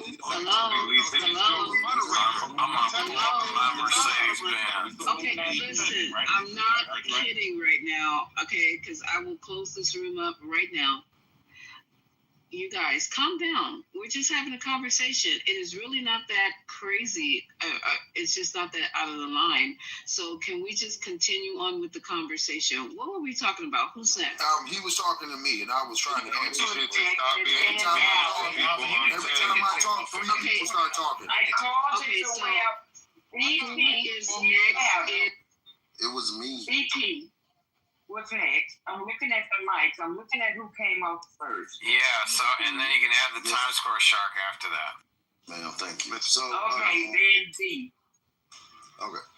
So, the championing of more immigrants to people who have seen our neighborhoods change drastically because white Americans would not accept immigrants, so they pushed them into our black communities. Now our communities are literally erasing, not only because of white gentrification, but because of all those immigrants being pushed into them, so much so we don't recognize our neighborhoods that we were raised in anymore. You can't just keep trying to make us say this is okay and try to have a voice of reason, especially for illegals, to just come in and act as if they built something that couldn't have been done at a better wage. And I think y'all have to stop trying to manipulate our heartstrings and our voice of reason, because you're basically telling us to go against what our brain has been seeing because we're from here and been here so long. And that's just not going to happen. I don't care how harsh it sounds, how mean it is. I'm not finna keep championing more immigrants coming in this country. It just doesn't make sense for actual Americans. Go ahead, Lamb. Okay, now check this out. Now, he was asking me the last 15 years they was being productive. The last 15 years. Omari, go on mute. The last 15 years, they undercut our wages. They work lower. Okay, the last 15 years, the company's been breaking the law, breaking the work law. And then I got this one place in Georgia. They had a big chicken farm, right? After ICE did a raid and got like 200 illegals, the black dude came through the news report and asked him, say, hey, why you never work here? He said, the blacks in the neighborhood always put applications, but they never hire. So, Pop, what you were saying earlier, that, tell me this, their production, but black people will get out there and pick oranges, pay us the right pay. Black people will get in the fields and work. I mean, we hard workers. Yo, we work. What is you talking about? 400 something years we've been doing this. You've been doing it for 15? Come on, brother. You know what I'm saying? We read the work. If you pay us, hold on. If you pay us what we weigh, we will work, brother. But you ain't gonna pay us like them illegal aliens, brother. You know what I say? That's why we ain't out in the fields. That's why we ain't doing that, brother. You better preach, young brother. Everybody say on me. Well, who's you? All that passion you bring it to me, you need to bring it to the white farm, the white owners' farms. That's what I'm talking about. You coming at me, I'm referring to, and I'm going off for what you're saying out your mouth. First off, in Georgia, if you have a lot of black people that's going for those jobs, they are going to choose people that is illegal because they could pay them low wages and get a profit on return. So Yeah, I think I was next. You were next. BT, go on mute. Go ahead, B. Okay, yeah, so the Times Square Shark here. Hold on. No, he was next. Yeah, that's what I'm not done. That's what I'm saying to you. You need to bring that fire that you're bringing to me, go bring it to the white people that own those farms that you need to go get the jobs from, and then join a union, get your worth, and get the illegals out of there. That's what you need to do. That's my point. Go ahead, B. No. Go ahead, B. Yeah, amazing. Appreciate it. So I hope to give an educated perspective here, or something that's basis of reality. The basis of reality is that the major cities like New York, Threw them down. Somebody did a nice marksmanship. The base of reality is, the base of reality is, them people be missing nobody down. Okay, so you know what? Hold up for a minute. Hold up. You know what, you guys? Okay, I'm back. This is getting out of hand here. Talking. I'm moving around my This house. is getting out of hand. So I'm back. Sir. I'm so sorry. Okay, that's okay. I just wanted to make I really okay, sweetheart. Okay, I just wanted to make sure. All right, sir, go ahead so you can so go ahead and say what you were saying. So I mean, the thing is that the major cities have lived off of an immigrant, I will say mostly illegal immigrant labor class for AIDS, right? And so if you're just going to all of a sudden upend the entire labor class that all the rich people live off of, it's annoying and it's ridiculous. And so, I mean, this is done in some kind of like A-team. It's Trump, it's Elon, like, listen, I'm a 6'1" alpha male in a suit as well, but I can be humanitarian. I can have it in a gradual way. I can have things that, listen, start with, sure, like the gang members, you gotta go, man. The gang people gotta go.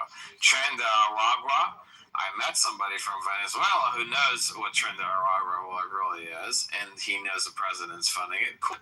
So get rid of some stuff that is been lingering for a while that needs it, but people doing yard work, people doing food service and that type of thing, make some kind of humanitarian way that they can pay a fine over a period of years or something, not just deport them out of their country or throw their kids out, or it's just so disgusting and so unhumanitarian and not how I would have done governance, but I'm out of politics now. So the issue with what you said is, and you said you're going to be educated more than everyone, but interestingly enough, you completely misunderstood that actual Americans own landscaping companies like myself. Let him finish, please. And again, that was not my primary income. I opened to hire my cousins and my friends who weren't doing anything around the hood. And I had to literally let them go because I couldn't afford to pay $10 an hour. I couldn't. Because it was just, but see, that's a failure of policy. You guys, that's a failure of policy. Sir. No, it wasn't. Okay, because go ahead, of the price, specifically because of the prices that I had to charge Teddy to, regardless of quality of work. So okay, so I really don't know how we got on immigration, and I'm thinking we should be done with immigration right now. I need to have Haitian play Donald Trump's speech or whatever it was, press conference. I don't know what it was. But he went off the rails and says crazy stuff. Oh, the lights are back on. And said some really crazy stuff. So I would appreciate if you would play that Haitian and get us back on track with the rules. Welcome to the 420. And the title of the room is, what the fuck Donald Trump, RFK, and Stephen Miller do? We need to get also on RFK, because RFK is also Junior, has also lost his mind. I should have put Junior in there, and said some really dumb stuff today. It's been dummies on crack today in the United States, and especially in the government. So if you have it, Haitian, can you drop it before I'm going to house? Yeah, I'm going to play something before Playback right now. President Trump playback at the White House. Sometimes even fighting others. Good. What's worthless to us. Yeah, so just real quick. So illegals don't make demands on income. They take what they can get on illegals. End of discussion. Because they breaking the law. Go ahead, Haitian. Hold on, just connecting the speaker. That I think it depends on what they're doing because when I breaking the law. Removal, they might be, but if I need them, shit, I'm gonna pay what they asking for. So give black man grace like that too when he break the law. Ooh. Listen, that was interesting. He don't know what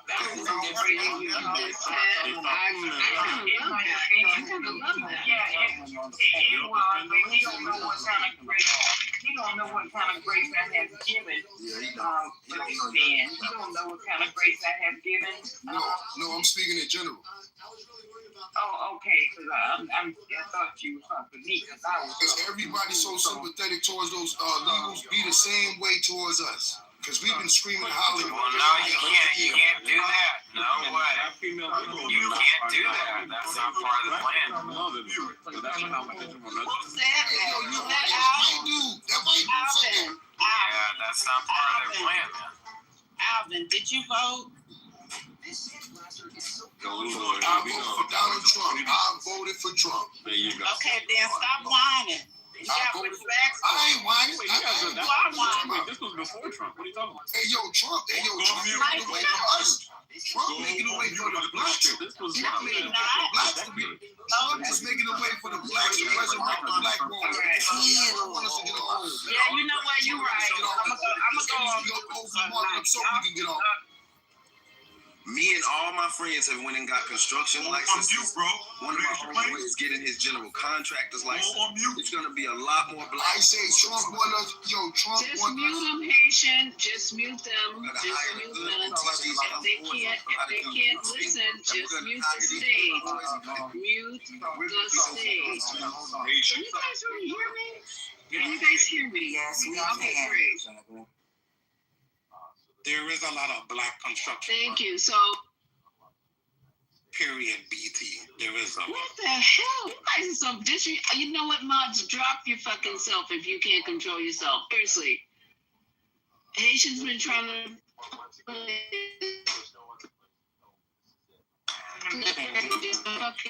We can't hear you.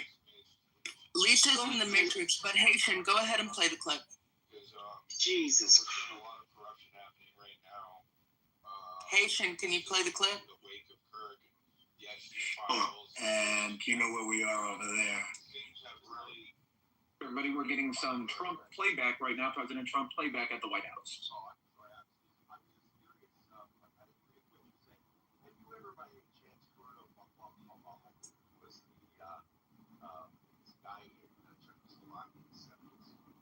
Haitian, we can't hear. We're not talking.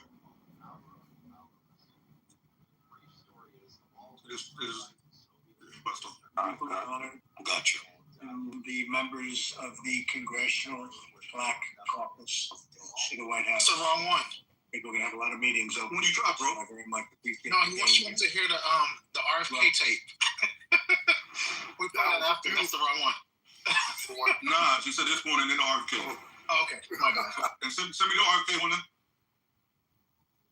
Okay, I'll find the beautiful thing, baby. Focus on improving. All right, boys and girls, are we ready? Let's go. Nations for African American citizens. This means more to me than anybody would understand or know. Every American child has a right to grow up in a safe community, to attend great schools, to graduate with access to high-paying jobs. America has spent trillions and trillions of dollars overseas. I guess I heard just recently in the Middle East we've spent, as of about 2 months ago, $6 trillion. $6 trillion. And you know where we are over there. While neglecting the fate of American children in cities like Baltimore, Chicago, and Detroit, African American citizens have given so much to this country. They fought in every war since the Revolution, and they fought hard.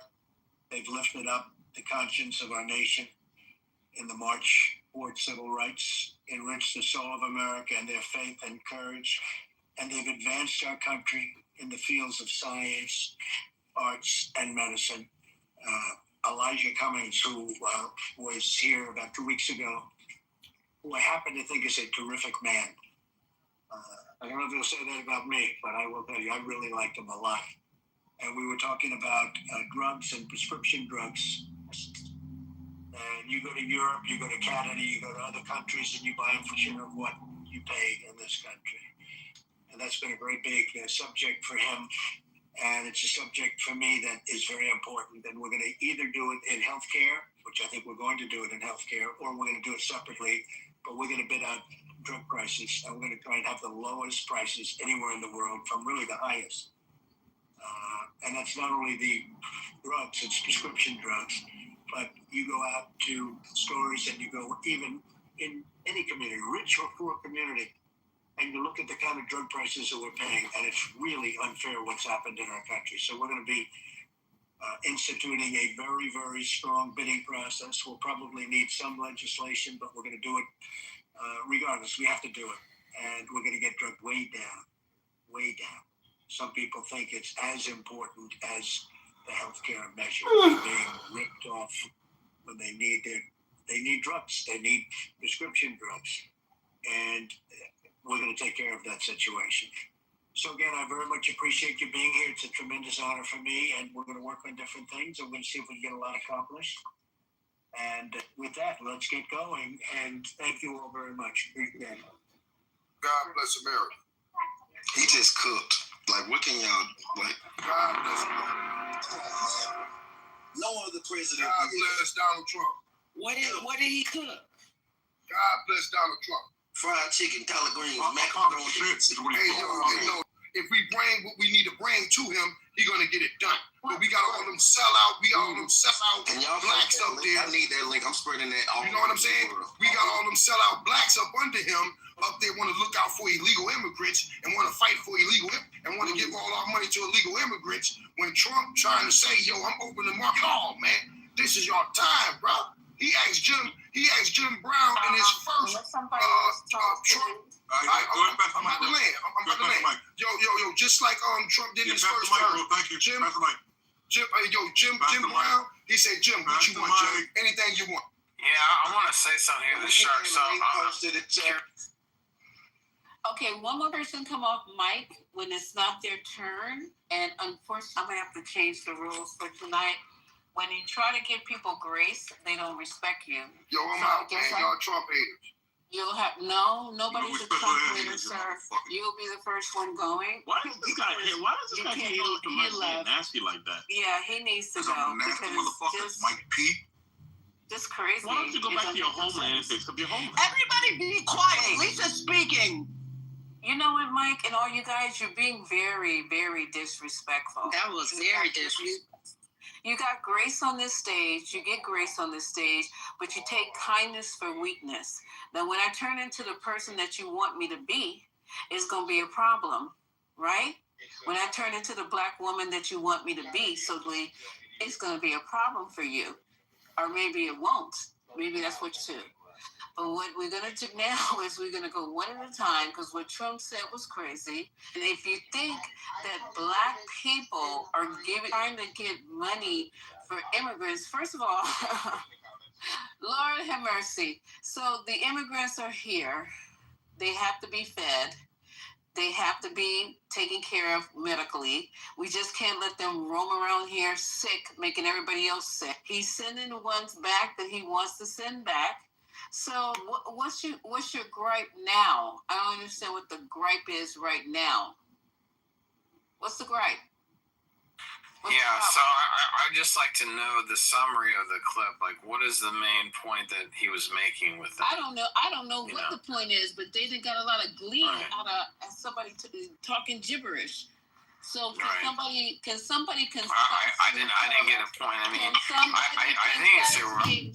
Can somebody else concisely tell us what was the point and what he actually said he's going to do? That's it. Can somebody do that? I mean, did any of us say he said he was going to do anything? You brought up a clip of this man admitting that we built the country. I ain't brought up shit. I asked him to play that. And you're mad that we like the clip? Oh, the motherfucker. Nobody says mad at shit. What the fuck is wrong with you guys? When I'm mad, I'll tell you I'm mad. Don't put no jackets on me that I haven't tried on and ask you to try on. Don't do that. I don't give a fuck about Donald Trump. You the one excited. I don't give a fuck about that nigga because the thing is that the whole point is there's not a point. I don't give a fuck about Donald Trump. You guys are the one where your pockets are thin. My pockets are not thin. I don't need to be worried about Donald Trump. Whatever he do, he do. What I am worried about is the community, and I'm worried about my community. So if it affects my community, I'm concerned. Other than that, I don't have to repeat myself every time we open a room. I'll be fine. So, Haitian, what was the gist of the clip? We got the mega celebrating. Amari wants to explain to him. Okay, go ahead, Amari. And then Rosalind after. Okay, Rosalind, you're next. The clip was when he first got. His first group that he met with was the Congressional Black Caucus, right? He met with them, and that Clay talks about Black people and what he wants to get done. And I know he tried. I mean, I definitely know he met with several people. Okay, this is a response from Jarl Ballinger who in the chat in the previous room said, FYI, everybody who used to like you on this app now also hates you and thinks you're a loser. And that's coming from Jarl. First off, I just gotta let you know, I don't care what one single person's opinion of me is on this piece of shit app. It's a great technology. It's a great software. You said something crazy. The humans here, the people here, the Democrat, liberal, pussy, faggot scum that exists on this app, the atheist, loser Democrats, the Canadian Democrat losers, all of them, they can all go fuck themselves. All of them. I will report them, humiliate them, I will dox them, I will fight them. There is no reason to be here to even have conversations with these people. They're a complete and total waste of time. The only value is in exposing them, doxing, using their names, publishing them on the internet so everyone around them can learn just how stupid they are and how they waste their time all day long.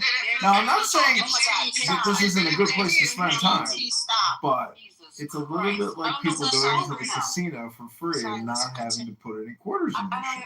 Okay, so I need these people producing, creating, and that's what I'm doing. I'm using them. You might call me a parasite, and them the host, but what I am is a parasite on a parasite. What does that make me? If you don't know what that is, ask me. That's the clip I was talking about. I don't know which one Haitian played because there was no. Yeah, he said that. You're listening to Lisa's 420 Lounge right now. I hope you're enjoying it. Okay, we're going to go to the rundown.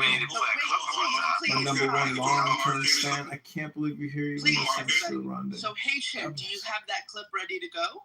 I just got back. Nice boat. Reminds me of my boat. I'm about to abandon ship. Could care less about it anymore. Bye, boat. Never liked sailing you to begin with. You're a pain in the ass. You flood all the time. Sick of pumping you.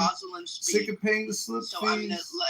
Never should have bought you to begin with. You suck. Should have just gone to the beach, done some yoga, had some dinner, and got laid. Fuck that stupid floating bed in a boat. Very old. What a waste of money. Because Elijah Cummings was mentioned, and he's been dead since 2017. Elijah Cummings! Donald Trump was speaking favorably about Black people, and he hasn't spoken favorably about Black people in a very, very long time.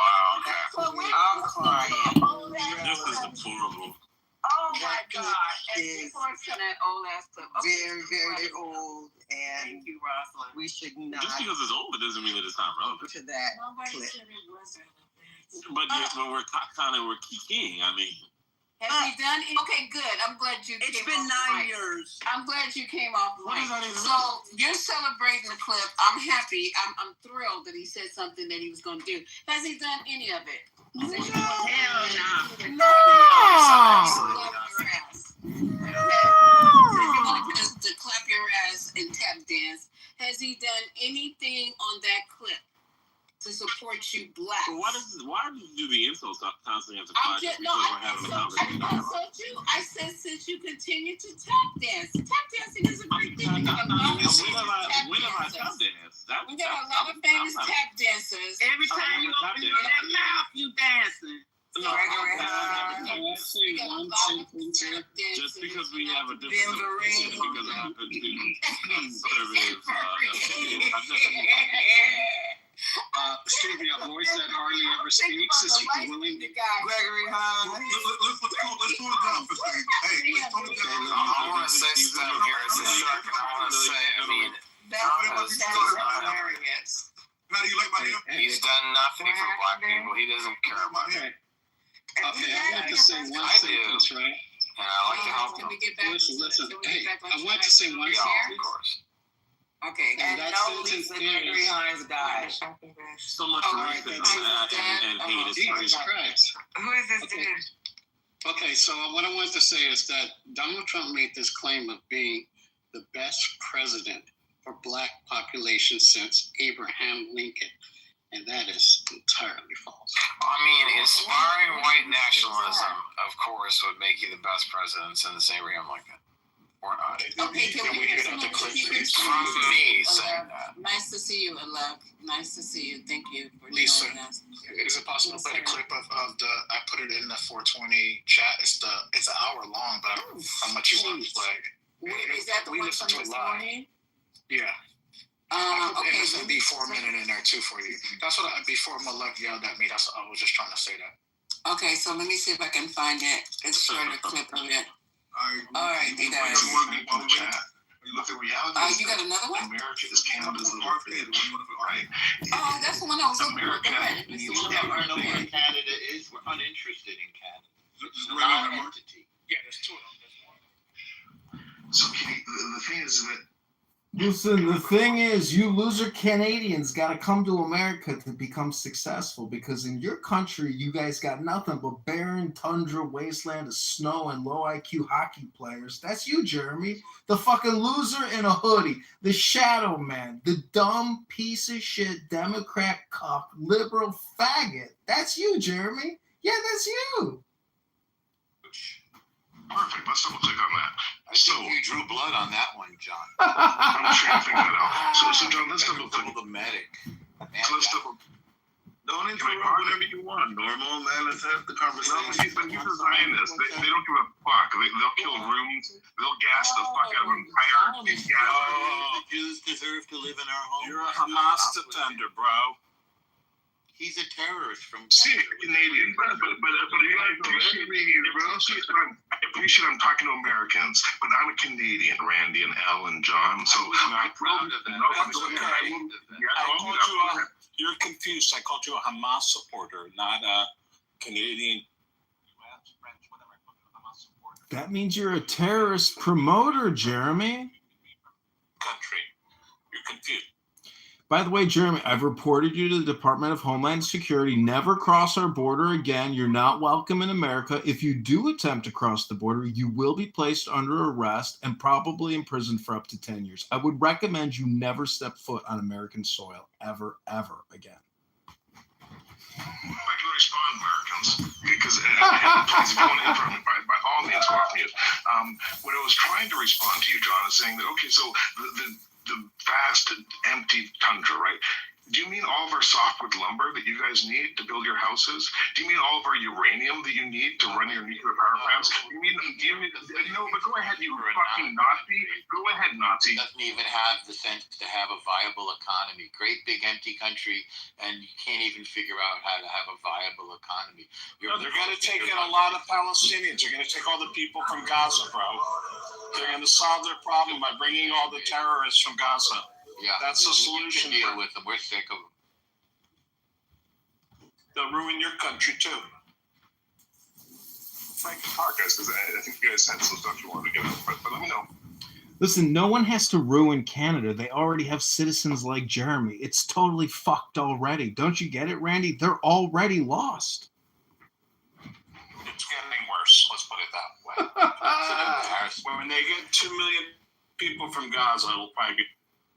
I gotta say, I'm starting to think that Trump's idea of taking Canada wasn't such a terrible idea. It sounded crazy, and the more you hear from these Canadians, the more you realize it wasn't. Well, a lot of Canadians want that. Who could blame them? You know why? Because they're nothing but a parasite on our back, drinking our blood, sucking up our resources. We have Congress people that actually make appropriations for Canada. Obviously, a Zionist doesn't matter joking about killing millions of Canadians. If you're like a member of the KKK talking about Jews, you don't know what a Zionist is. You have no fucking idea. Nobody talked about. It's a straw man. Nobody talked about killing Zionists. That's your imagination. They downsize killing all. Is it just because of your education system? All right. To $100, you don't know what a Nazi is. Even your Canadian fake money. You guys know how to talk. Wait. Do you know how not to be a green bean fascist, Jeremy? Just talking over. No, but you asked if we know how to talk, and we're talking. What is this called? What's the Zionist? What's the Zionist, Jeremy? You half-wit, you uneducated. Well, Normo, you're not subscribed to all the Free Palestine channels on Instagram. You're not being very polite to the Palestinian terrorists who are trying to kill you and all your cousins and uncles and family members.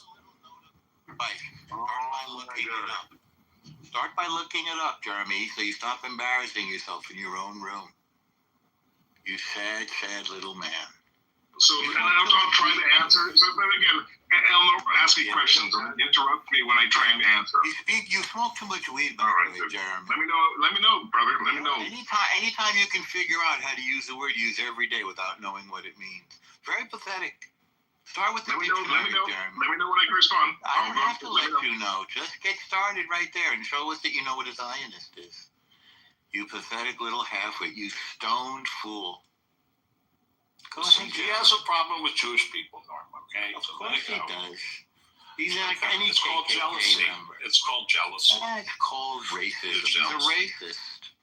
Listen, it's Jeremy's superior intelligence. It's his IQ. You gentlemen can't contend with his superior intelligence. He obviously knows the truth, and he obviously knows everything. And it's not opinion, it's fact for Jeremy. Isn't that right, Jeremy? Who doesn't have a problem with you fucking baby cocksucking Jews? The strongest superpower in American history is called the United States of America. That's who, you moron. You failure. You illiterate dropout failure. Oh, I forgot we're in Talking Apes, where the people with Down syndrome gather to make themselves feel good about themselves, that they're not totally stupid and pathetic. The crowd is like, if you don't follow, you're the... Can I finish? It says if you don't follow... Nobody said to follow Allah. I got you. You gotcha. Hey, relax already. Chilling, bro. Fucking swollen. Hey, Allah says if you don't believe in Allah, you're the real loser. Right. We have to be the greatest superpower. There's too many trials that are already proved. You know what? Omari put in the chat earlier today, thinking he discovered gold, and didn't even fucking read the results. We talking about the NIH? The NIH study? Yeah, it was funny as fuck that you put that up there. I was like, this dude is beyond. What did I do? You have no defense. You're like our little tiny sister. You know it too. Huh? What? You have no defense now. You have no economy. You have no defense. You're failing, and you know it. So go ahead, engage with anything I say. Why don't you start by looking up the word Zionism? You use so freely, like a racist, like somebody insulting black people. You're so pathetic. Don't you realize that same racist logic gets directed at you all the time? You're literally buying into white supremacy by hating Jews, and you don't even know it. This is why you're such a failure, because you can't think. How come you can't think? Maybe you should stop smoking the weed, Jeremy, and open your dictionary. Rondell, what's up, Tom? Got you, Tom. El Norma, when I speak, you interrupt me, and you've done it 10 times, like right now. And so I'm not going to speak to you because all you do is interrupt. So I'm not a fucking idiot. I don't run into walls and then be like, oh, that hurt, and then run into walls again. So I'm not going to speak to you. You're a fucking idiot. What's up, John? What's up, Rondell? What's up, Kaiser? The victim bullshit. It falls on deaf ears. Come up here, Kitty, because the stuff you're saying, Kitty, is insanity. It's insanity. So if you're a proud American, Kitty, then come up here and speak.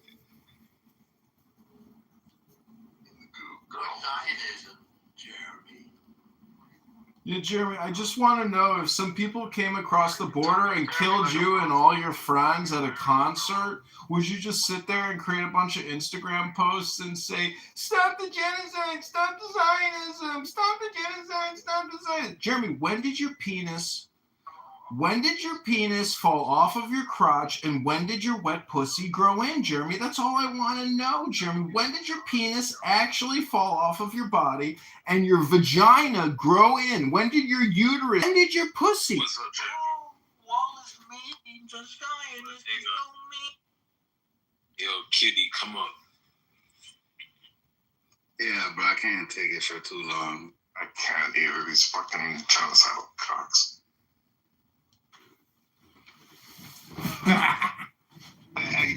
Kitty, listen, and I'm not jumping on you, Kitty. I hear where you're coming from, and a lot of Americans feel the same way.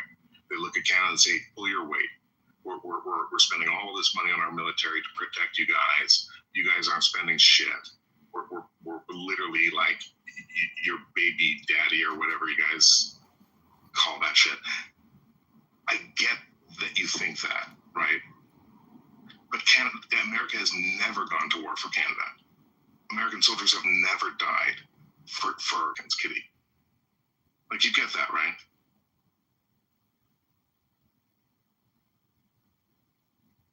Bro, you're Canadian. Why the fuck would anybody want to kill a Canadian for? You guys are like Bunny Rabbit.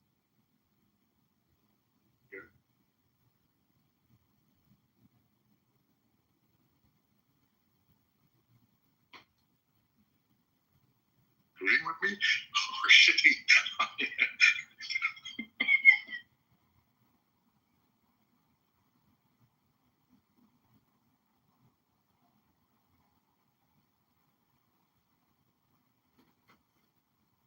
Like, nobody looks at a Canadian and gets filled with hate in their heart, right? Like, Trump. Fucking most Republicans, those fucking guys who we just left. What are you fucking talking about, guys? I get the sentiment. Other than Americans, you're right.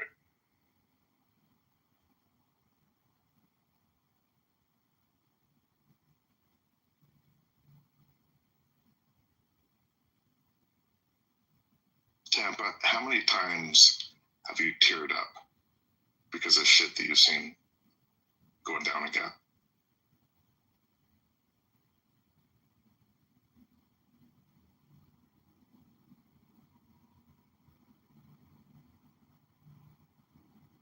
As many times as you did. I genuinely hope that's true.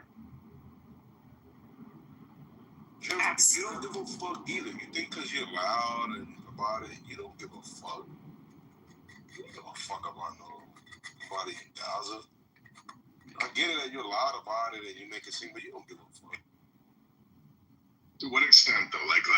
Tell me to what extent you think I don't give a shit. Again, listen, I agree. Listen, I'm not fucking sending 20% of my net wealth over to fucking Gaza. No, but tell me the extent to which you think I'm full of shit. Like, when I say that I fucking teared up many, many times watching videos of those fucking kids covered in blood carrying their fucking 3-year-old, sister or brother. Like, do you think that's just like... To that extent, right? To the extent of the fear porn, right? Like, I'm pretty sure you see videos and then, yeah, you probably, like, getting your feelings. But outside of the videos, you're like just like every American. You don't give a fuck, outside of the news cycle. Until you see the fucking feed the children ad, and that's when you want to care and shit. But you don't really, you care because it's a talking point, right? It's something that you could beat up on them more. But at the end of the day, you don't really give a fuck. Because they all suck the same dick, too, right? Like, that they're all the same. But you'd rather choose a side and ride with it. Okay, so let me try and unpack that, right? And again, like I'll build bridges, guys. Like, yeah, I'm not leaving my family to go over there and work in a hospital. Not that I could, because I'm not medical. Like, but I've given money, to causes over there. I haven't. Because damn well the money don't go over there. So if you give him money, that's something to satisfy yourself, right? To tell yourself, okay, I did something. Because damn well whatever you send over there means anything, right? So whatever you got to tell yourself to justify that you care, but we all is bullshit, right? Because I can tell you right now, I don't give a fuck. I don't give a fuck about either side. I don't care. So when I see people be like overly animated about this, I'm like, come on, bro. How much do you care? Well, yeah, you're Canadian, so. Yeah, but I'm an agnostic and you're a Christian. Like, imagine hearing this conversation and the agnostic guys up here saying, no, dude, like, it doesn't matter that they're not Christian or American or like, right? And guys, again, I'll build bridges, man. Yeah, listen, DRC doesn't fucking come up very often. Not many people know that there are fucking African women who are being forced to eat human flesh to fucking live in the DRC today. Right, or the nations that surround the DRC and the instability of that, the politics in Africa. Nobody gives a fuck about that. 27 million people, right? And Kaiser, I'll agree with you, man. I should know more about what's going on in the DRC. I should know more about the impact of the U.S. government pulling funding and not keeping the peace there, so that the neighbors of the DRC, those African countries that are going in and killing fucking so many of fucking Congolese, right, guys? I should probably speak to that more. You need America to be daddy? You need America to say that they everyone. No, dude. That's not, you're not hearing me. I don't think America has should have to be the fucking daddy and fucking volunteer of the world. You're not hearing me, guys. I'm saying there's 27 million fucking black Africans who fucking died, man. And I'm up here talking about the fucking 70,000 Gazan men, women, children, innocent fuckers who have died. And you got black up here talking about Captain Kirk for 13 fucking days, guys. And I got you, a Christian, saying, I don't give a fuck about those 70,000 little fucking kids. And it takes fucking agnostic, white fucking stinky leg cracker Canadian to come up on the stage tell you guys about the fucking 27 million dead Congolese, about the fucking cannibalism. The fuck? My bad. What's up, Kat? How are you guys doing? What's up, man? I'm getting used to having so many conversations at a time now. Usually I'm like extremely introverted and just reading through tons of papers, and so I'm breaking it all in, but I want to come in from a different angle. Like, I think there's always going to be like suffering in the world that just is like beyond like what we can like traumatically endure, I guess is the word. But at the same time, I think we should still be focusing on being community oriented and doing what we can, not trying to boast about, stuff's happening here, and instead of talking about how much we care about what's happening, we should do what we can and have our grievances, basically. Doing what we can, and acknowledging that there's just suffering that is extremely traumatic beyond like what we would imagine enduring. But yeah, that's what I wanted to add to the conversation. What should be prioritized? Like when we say our community, right? Like, is that part of the problem, right? Like when people say, I don't care about those people, but when you hear Andrew, just like cry his little heart out over Charlie Kirk, because Andrew identifies with Charlie Kirk but doesn't care about the other people? Like, what's your community? Is it everyone on earth, or like, would Jesus say that your community is all humans, or would Jesus be like, no, America first? One analogy that I've been wanting to roll around a bit more is we need to start eating more like wild baboons, but not acting like them. We need to really get our shit together, like as a race, as a species, like a whole species, and harness dominion over the earth. I think that's the meaning of our existence. And that's what we should do.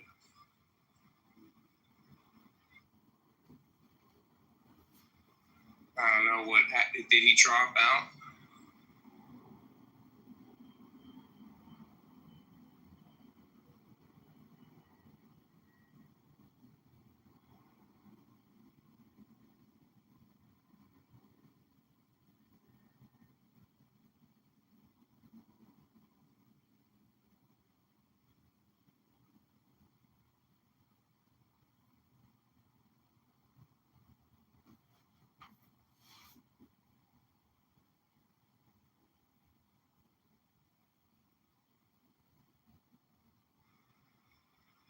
What do you think, Black? How do you make sense of all this? Oh, there you are. Did you disconnect or something?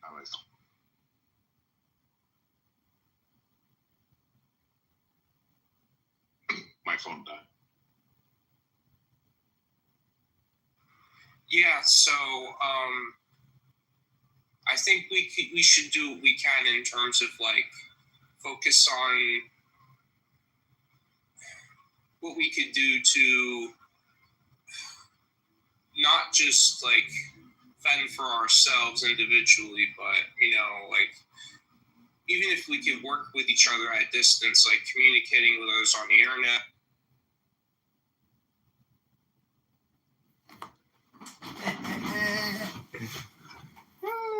It like being recorded, huh, Joe? The places that I've now well, I'm just trying to clarify, Trent, so that it doesn't trail off, because that's not what I'm asking you. I'm asking you for places that are not Harvard, all these other scientific institutions. What is your confidence level for their not being able to reproduce this? Well, look at the Harvard study, because what it did is took 46 other studies, and it said of those 46, 27 show a link that there is an increase. It's not one-to-one, but it says that there is an increase. I think they break it down to about a 20 to 30% increased likelihood of there being neurological development problems depending on when Tylenol is introduced. And that's why Patty would play that the doctor, because he taught. I cannot talk. Spread misinformation, so you might. Hey, Fred, go on mute. I'm about to play like other clip. Go on mute. Thank you. Can I get in the queue too, please? Because I have a comment. Go ahead, I'll play after you. Go ahead. No, I just, so I'm neurodivergent. My son is neurodivergent. I think that people want something, a silver bullet offering to give them this false sense of security, to make them think that somehow having a neurodivergent child is that's something that they can protect against, right? A lot of this stuff is genetic, but beyond that, our ecosystem is totally poisoned and polluted. And I think that it's just sweet that they would point the finger at Tylenol and not Monsanto and all of the chemicals that they spray on our food and our particular food supply chain, or the lead in the fucking water, or all of these other environmental not intoxicants, the word is escaping me, but pollutants. Yeah, environmental pollutants that are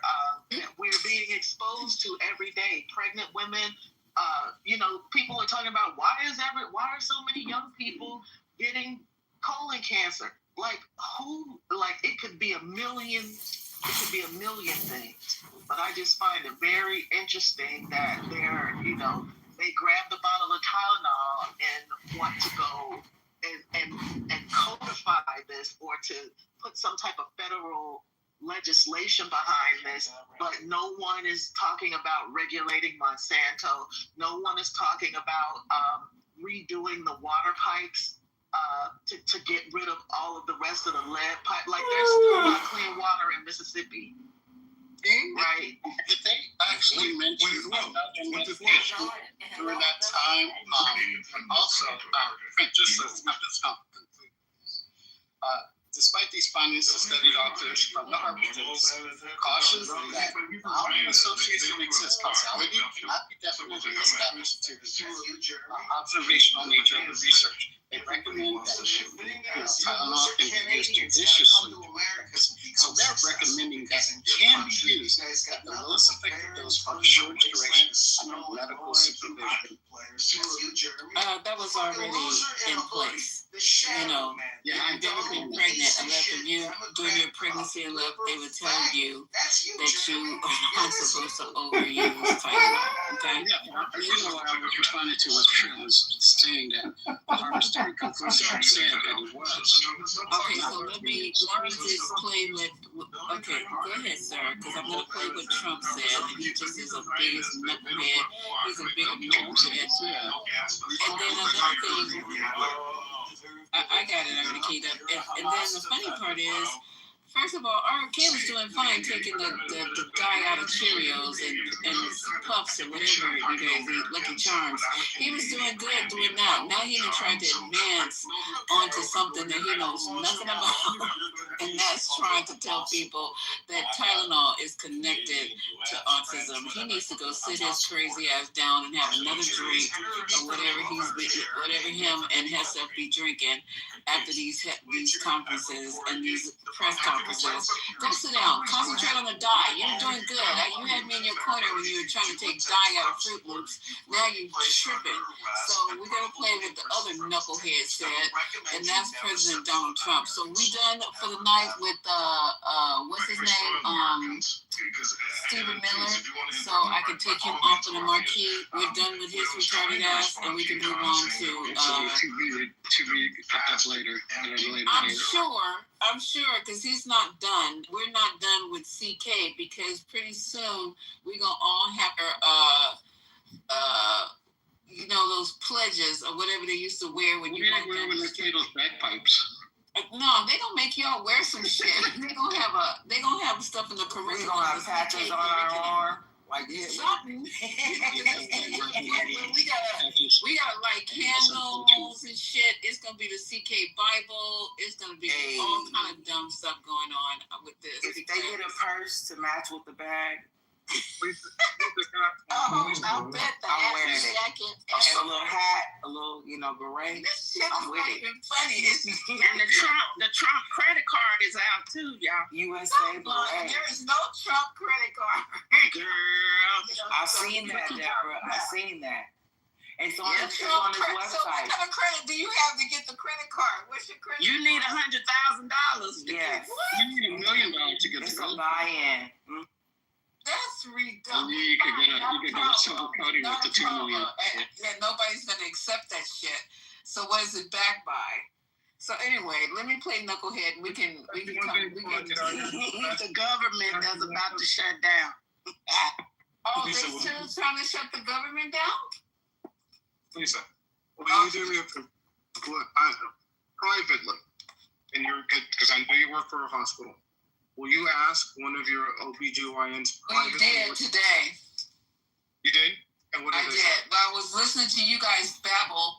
I had one of the GYNs who came in, and I wish I could have recorded what he said, but I didn't want to go to that length. But go ahead. What are you going to say, Trent? Where do you want me to go? Don't have me looking stupid, because I'm not going to ask those stupid questions tomorrow to no providers who've been doing this for 20 years. So what would you like me to ask them? Just ask them about Tylenol. I've already been told. We did. We had the conversation. They said, so what's next? They said we already have guidelines by which pregnant women are taking Tylenol and why. And he goes, well, what are they replacing it with? Did they tell you guys what they want to replace it with? Folic acid. And folic acid. Time, and folic acid. But not just, Lisa, get this, Lisa, not just any folic acid. They're recommending a very specific prescription drug, so you can't get it over the counter. So they're telling pregnant women, go to your doctor and ask for this specific prescription drug, which is basically folic acid. Oh, somebody's trying to get paid. I'm sorry. May I ask a question? There's something else behind this that we don't know, and no doctor is going to listen to RFK. If your doctor is listening to RFK, I suggest strongly that you find another provider. Also, let me say this, and I know Your Honor wants to speak, so I'll give it to Your Honor after. But the other thing is, this whole correlation doesn't equal causation thing that we've all been saying. That's really important because you have to think about the context in which the Tylenol is being taken. So nobody's taking Tylenol just for fun, right, as a pregnant person. Okay. It's particularly taken in the context of a fever. So a lot of these studies have also said they don't necessarily know because let me read, because I actually read this fucking study, hypothesized where during vulnerable brain maturation windows, there are stressors like maternal fever, infection, oxidative stress, right? All these things associated with why people take the Tylenol. So it might be that's also causing, developmental delays or having neurological effects. It's not just the treatment, but the thing that you're actually trying to treat. So with that, I'll throw it to Your Honor. And I'm sorry I called folic acid vitamin C. It's vitamin B. And nobody corrected me. It's vitamin B, actually. I've been traveling all day. Why are you all talking about our least powerful headache medicine? What the hell is going on? President, that's why. Asking us? You need to call Donald Trump. You need to text him and find out. I don't know what happened. I'm asking. We're talking about it because they don't want to talk about the Epstein files, so they have talking about. He wants to know what happened. Literally, literally doesn't know what we're talking about. I feel like I came into a room and you guys were all talking about like. What were those Slinkies or something? I'm like, why the hell are we talking about this? What is happening? So Trump and RFK Jr. A clip in a second. Okay, sure. Okay, so I'm sorry, Lisa. Go ahead, go ahead and tell him, and then I'll play the Donald Trump portion of it. So RFK and Trump and some handpicked doctors and a couple of sad moms had a big press conference today, touting the so-called link between taking Tylenol and autism. Oh my God. Yeah. Oh yeah. And so the doctors were a little more, they were like, they were praising Donald Trump and saying, thank you so much for your bravery. And we know that you want real answers and you can't wait for the answers. So we're just going ahead with this. But they were still a little bit like they didn't fully go. But then Trump, which is what you'll hear, Trump fully was like, don't take Tylenol, don't do it. Which is crazy because, let me just say this, which is crazy because if you think about, there are so many negative side effects that can come because this is like the level of the ableism. So if you don't treat the fever, if you don't get the vaccine, blah, blah, blah. We know all the horrible things that can happen. It can lead to miscarriages. It can do this. It can do that. But what they're saying is all of those horrible health impacts up to and including death, that would be better than your kid having autism. That's the depth of the ableism. I got plenty of people with autism in my life. I just want to say this. There was a reason why episodes of Punk'd only lasted 30 minutes. This is brutal. Someone's gonna tell me this was all a joke, right? Like, ha ha ha. I know. We punked you, Tylenol, ha ha. Was not a funny one. Like, what the fuck is going on? Well, anyway, what's funny is thank you for telling me what's happening. I appreciate it. I'll play it for you, Your Honor. And then, you guys, we gotta talk tonight about Jimmy Kimmel coming back and how he's refusing to apologize. Kudos for him. And we gotta find out what really happened behind him coming back.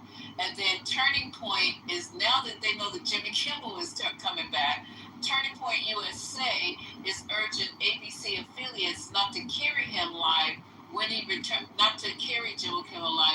returns to air.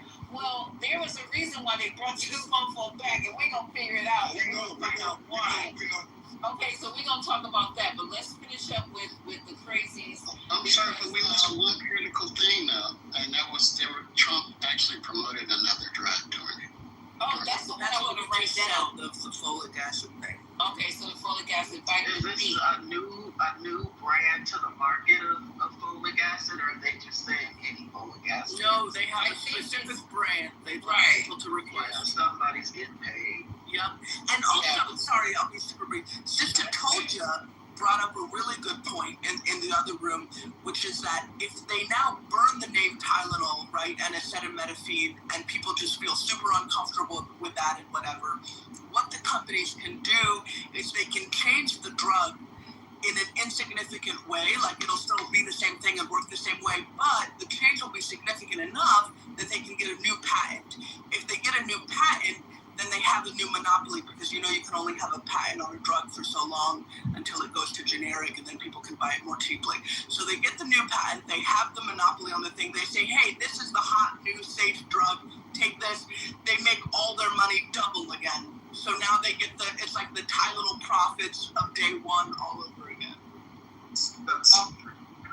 Yeah, this sounds like somebody got some stock in something, and you could get folic acid over the counter, but I don't know what dosage they're trying to lift this up to, or if it's like a dosage that is abnormal.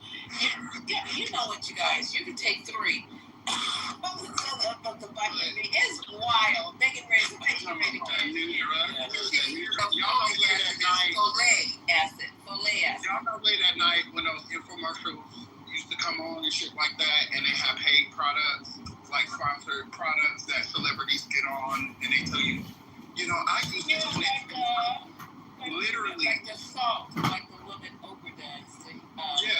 Salt. Yeah. Dr. Oz has been like one of the paid spokespersons for a number of companies that he is trying to get approvals for and get RFK and all of these other motherfuckers to say is okay.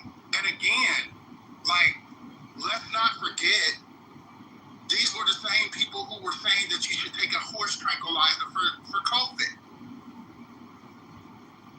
Mehmet Oz was one of these motherfuckers, if I'm not mistaken, talking about ivermectin. Yeah, he was the ivermectin dude, for sure. So, not only is the profiteering crazy as fuck, but we had the first death of a child from measles in March of 2025. That's the first death since 2015. And before that, there hadn't been a death from measles since the 90s. And Florida is getting rid of or drastically changing its requirement for vaccinations for kids to come to school, which they alluded to today that they're going to be talking about vaccines because it's vaccines and Tylenol. This shit is nuts. But get ready, you guys. We're going into the cold and flu season, and I'm gonna just say this before I get your vaccine boosters, everybody. They had the last place that I was working. I was wondering why they requested so many people that day, but they had 7 nurses who tested positive for COVID. So I'm gonna let you know, on the East Coast in New York. So let's just get this party started. So 7 people already in this one facility. I guess one person came in and infected the whole goddamn facility. They're already starting to see COVID pop up again. And just go COVID is back, everybody. On the East Coast. COVID is back. Alert, alert, red alert. COVID is back. Get your boosters. Get your vaccines. And then there was another story I was going to do before we checked out of here. But let's do this one. Y'all listen to this. We'll chop it up, and then we'll move to Jimmy Kimmel, because I want to know how he got back on the air. And I know you guys already know. So let me press play for Trump, though.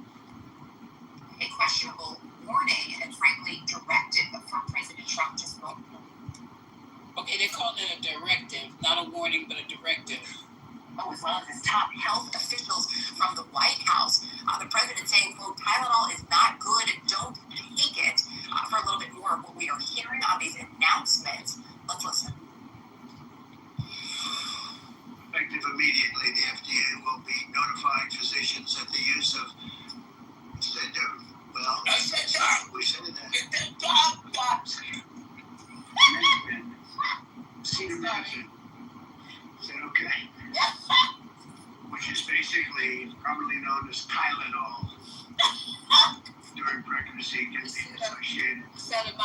He's so proud he can say Tylenol. Increase He never got of autism. So taking Tylenol is not good. The president there just moments He's not subtle. Second, I think it's Secretary Robert F. Kennedy Jr., as well as CMS Administrator Dr. Levitt Oz and others, all claiming as well there is a link that they say they have found between autism in children and the pain reliever acetaminophen, of course known as Tylenol by its brand name, when used during pregnancy. Now, let's reset here with the facts of what we do know and the science. Acetaminophen is currently considered the safest pain relief option for pregnant women. Administration officials now are advising women, however, not to use it early in pregnancy unless they have a high fever. The health secretary is saying that at this point there are no other options, so that doctors should still use their best judgment. But then went on to warn that they believed as well that this was associated with potential liver toxicity, even claiming it could prolong viral illnesses in children. The administration, as part of this announcement today, is also saying that folinic acid, that's a supplement, also they know it is. Okay, hold on. Okay, I want to go back to that. Linic, I got to look that up. Linic, L-I-N-I-C-K, linic acid. All right, that's a supplement. Also, you may know it as Olumivorin. It is a way to decrease the symptoms of autism. Secretary Kennedy has, of course, previously put on debunked theories which link vaccines to autism. And he was just bringing that up again moments ago as we were coming on the air here at the top of the hour.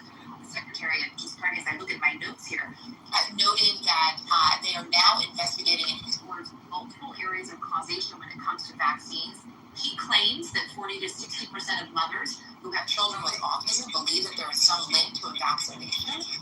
The Secretary also claimed that these women have been gaslit, he says, by the science, which has found. Okay, so which is it? Is it the how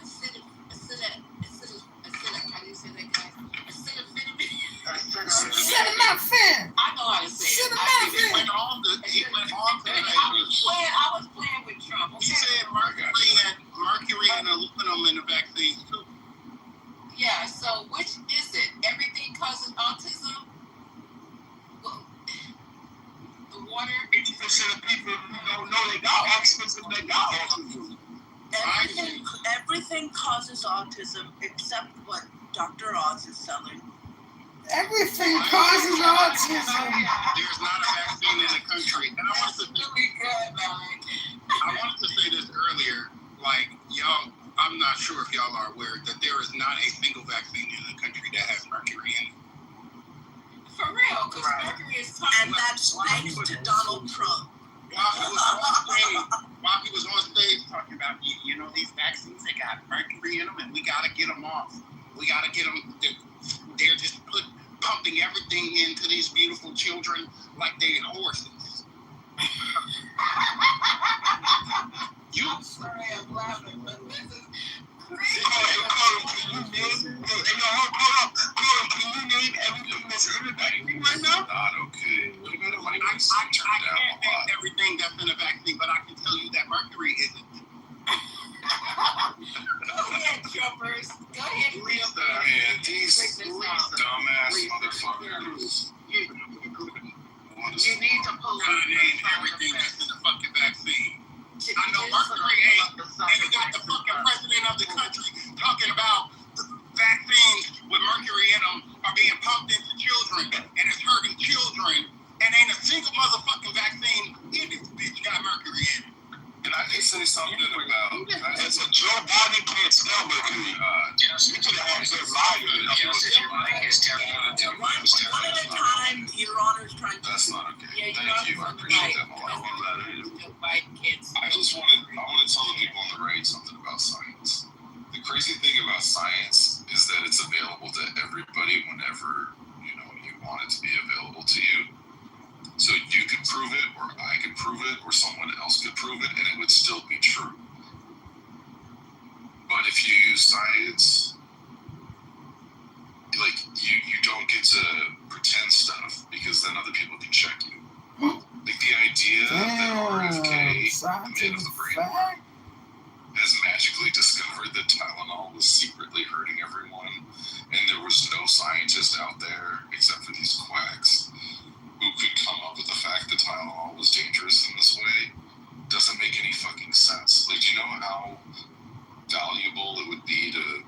researcher to discover that Tylenol was really bad for you and to be able to replicate that in in a study.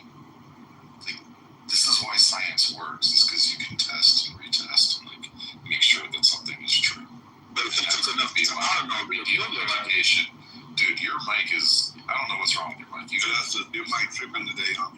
And you're also talking over people, which is kind of shit. So anyway, I'm gonna land with this. I'm gonna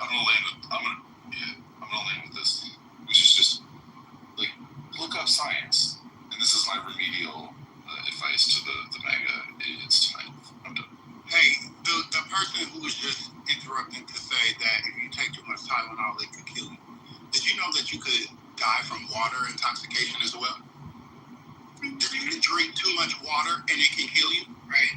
Did you know that? Oh, they should take that away from America. This motherfucker got hydrophobia. Hello, sir? Hello? He's not on the stage anymore. I guess he's going to fix his mic. Brooklyn, welcome to the stage. Did you want to jump in? Justice was next.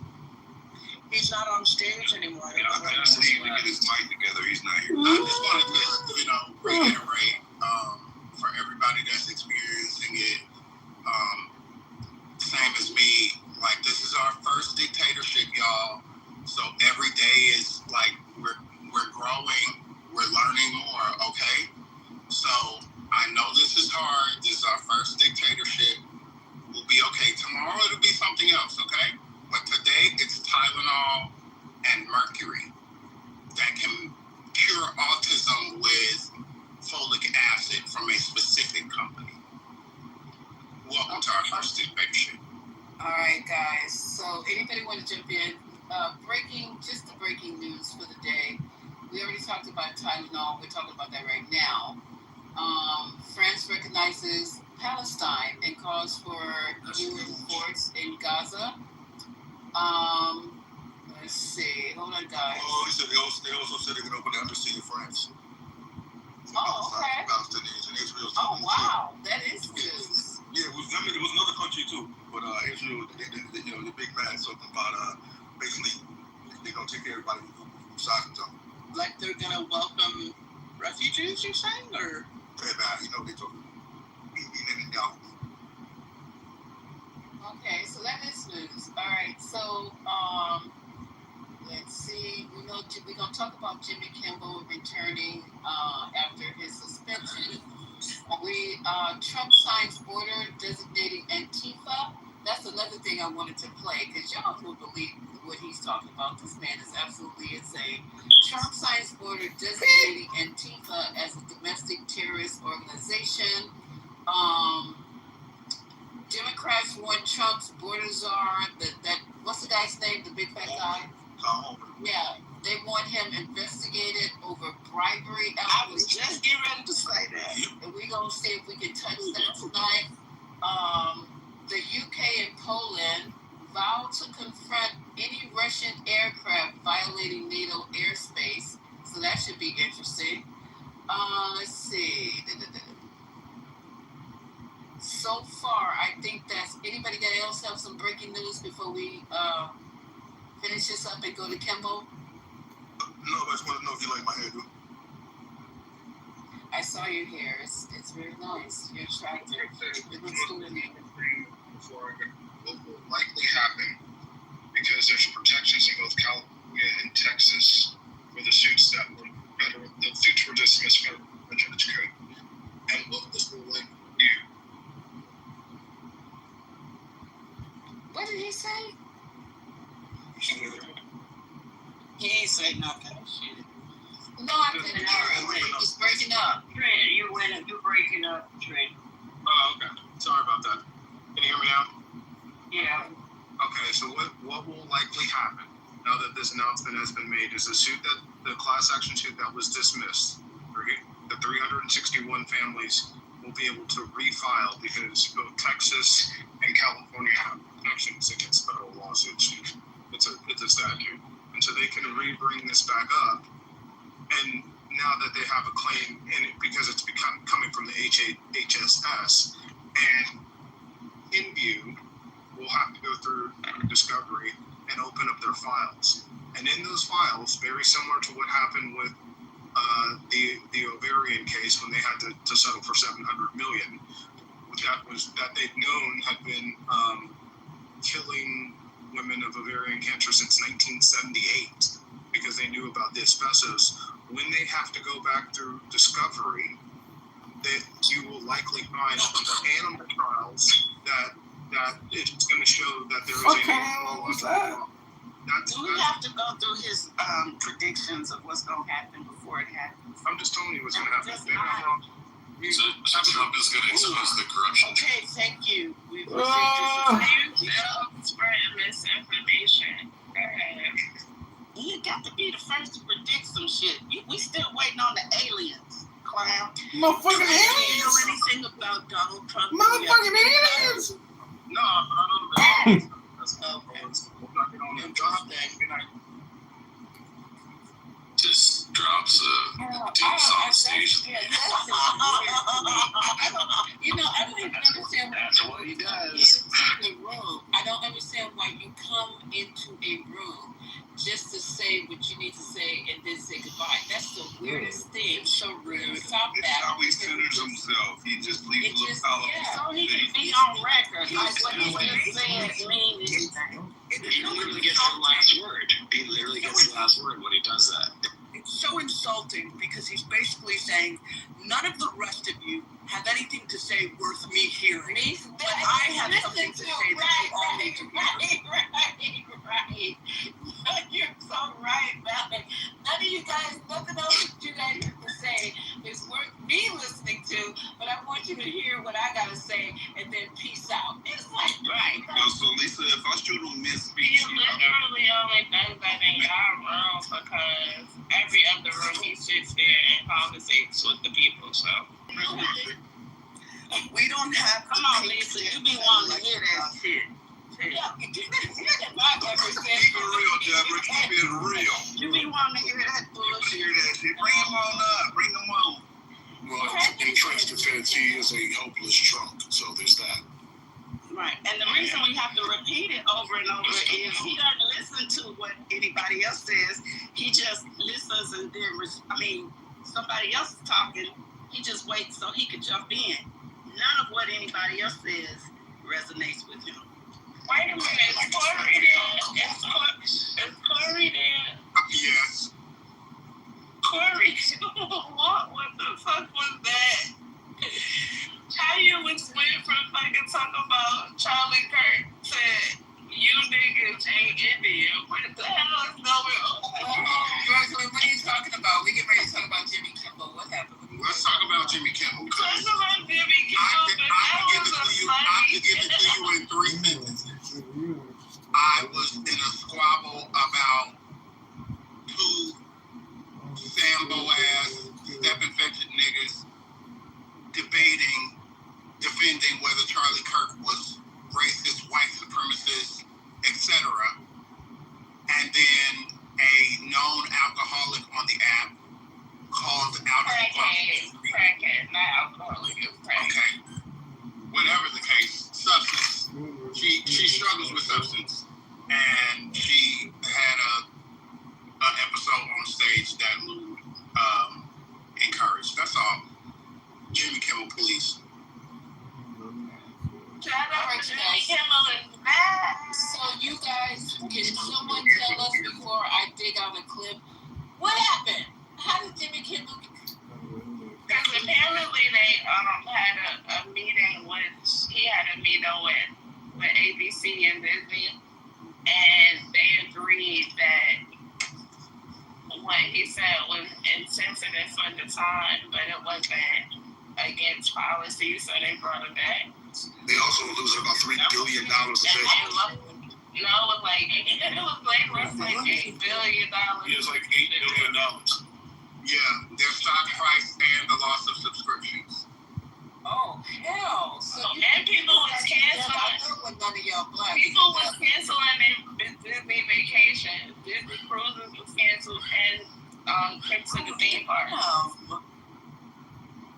Okay. I will say this: the smartest thing Jimmy Kimmel did is, as soon as it was announced, he didn't make a single public statement. That was so smart. Right. And he said he's not going to apologize about the Charlie Kirk statement. He will have the highest ratings ever tomorrow. He tried and because I'm gonna watch it. I can't wait. Too. I'm watching that tomorrow. It's supposed to come back when tomorrow? Yeah, tomorrow. Yeah, tomorrow. I think that Stephen Colbert needs to meet with Jimmy Kimmel and see if he can get some advice.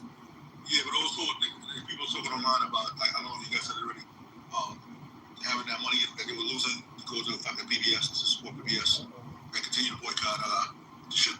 Wow, chilly. Wow. So that would be nice. Yeah. Hank, I saw your note in the chat. Are you looking to dive in about Jimmy killing something else? Yeah, he's looking for a Brokeback Mountain. Yeah, man, I don't like Jimmy. I think Jimmy is a parasite.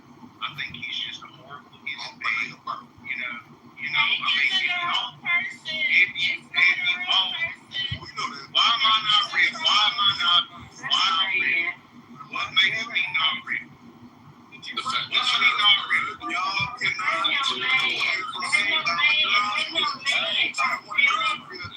one mic on Hank. Let the man play. Next, right after Hank got me.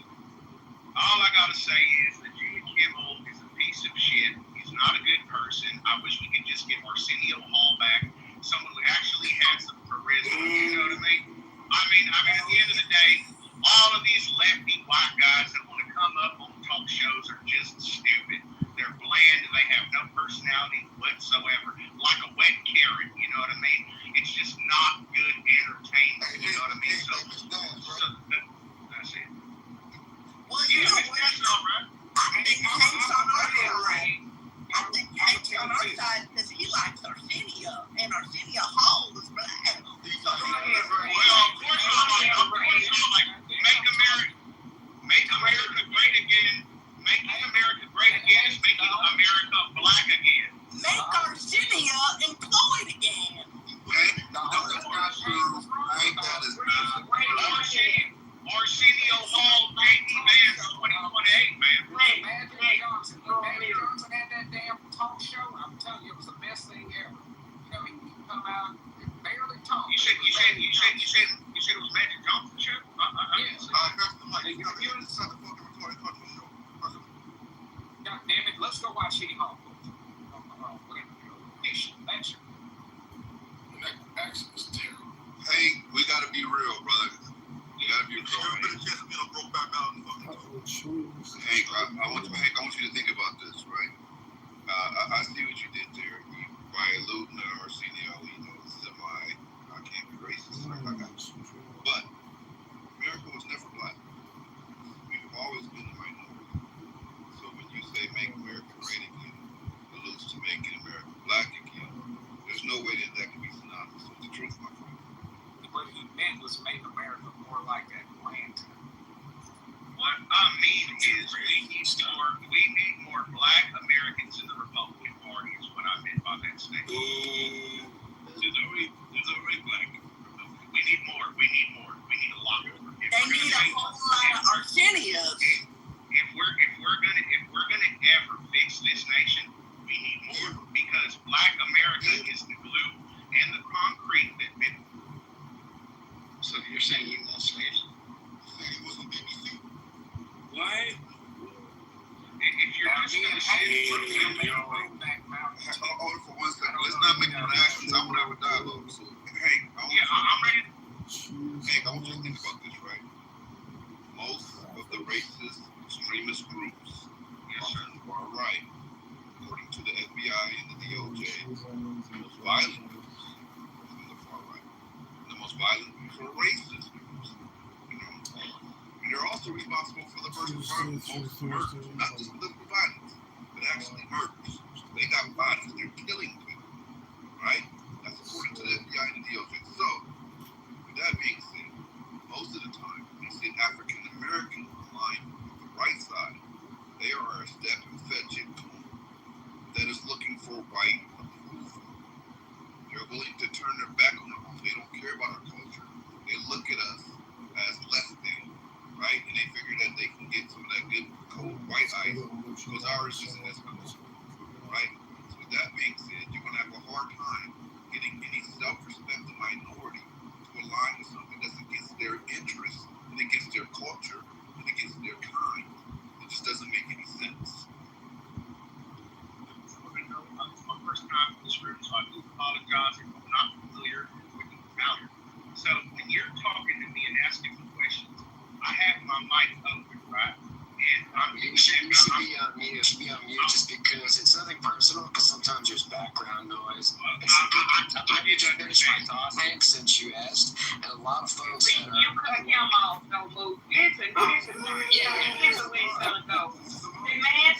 The man said this is the first time in the room. You guys have to stop making people who's first time in the room feel uncomfortable. And that's what you're doing. Well, I'm not uncomfortable because I'm a real Black American, so I'm not. No, I didn't say that. I said first time in the room. No, this is my first time, sir. This is my first time. In fact, I thought that's what you said. Yes, ma'am. What he said, but that's not true. What's not true? It's not true. He's a troll. What the fuck? Why am I a troll? He's 100% a troll, and he's been here before. Okay. I have not been on Clubhouse. I have not been on Clubhouse for a long time, right? Go ahead and finish what you wanted to say, and no one will try. Go ahead, man. And he might be a troll. This man has 0 friends. So I don't know who he is. I just know he's on this stage tonight. Well, am I being disrespectful? I'm not being disrespectful. Thank you, ma'am. I do appreciate you. Thank you, ma'am. Thank you kindly. I do appreciate it. So I'm not a troll, okay? I love my country. The far left, it's horrible, just like those far righties you were talking about, all these little racist, little hicks. You know why these hicks vote Republican? These little racist guys like to screw their cousins because they can't afford big government, man. They're broke. They're poor as shit. So they can't afford big government spending. But they can afford cutting Medicare. What? Cutting Medicare? How can we, where was Medicare cut, ma'am? Oh my God. It wasn't like that. They have to tell you, but go ahead. Okay. Well, yeah, it was a $50 truck now, wouldn't we? They didn't cut Medicare. They cut Medicare. They cut both, actually. Medicare.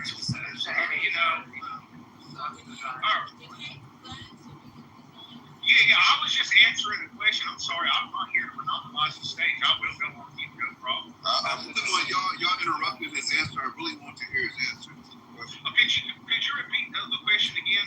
You should about the support. Yeah, I summarized it in one sentence. I said, why would the minority from the Democratic Party align themselves with the far right when they, or with the right in general, they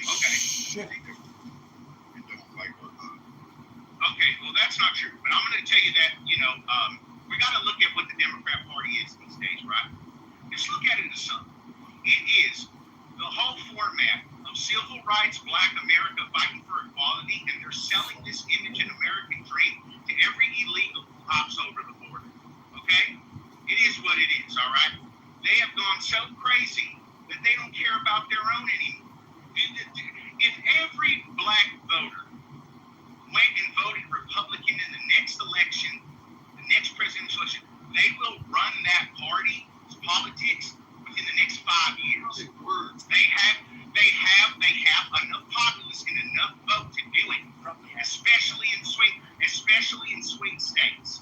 Okay, so when you look about equity, Black America is this. They're the ones who gave the Democrats an identity, but first of all, Dixie grabs. What I'm saying is they betrayed Black America. That's what I feel. That's how I ask you a question. Go ahead. In Brooklyn, you can tell me who this anonymous person is. I don't like dealing with people who have phony identities, but since we're here, hey, a phony identity. Okay. Can you tell me? And you have a pink ticket, so. What's pink ticket mean? Did I win a prize? Yeah,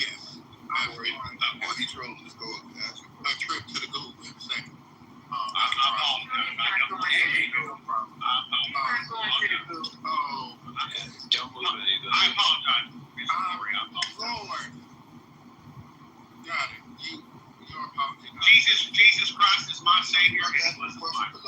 Yes, I am. I mean, your Savior's a black man.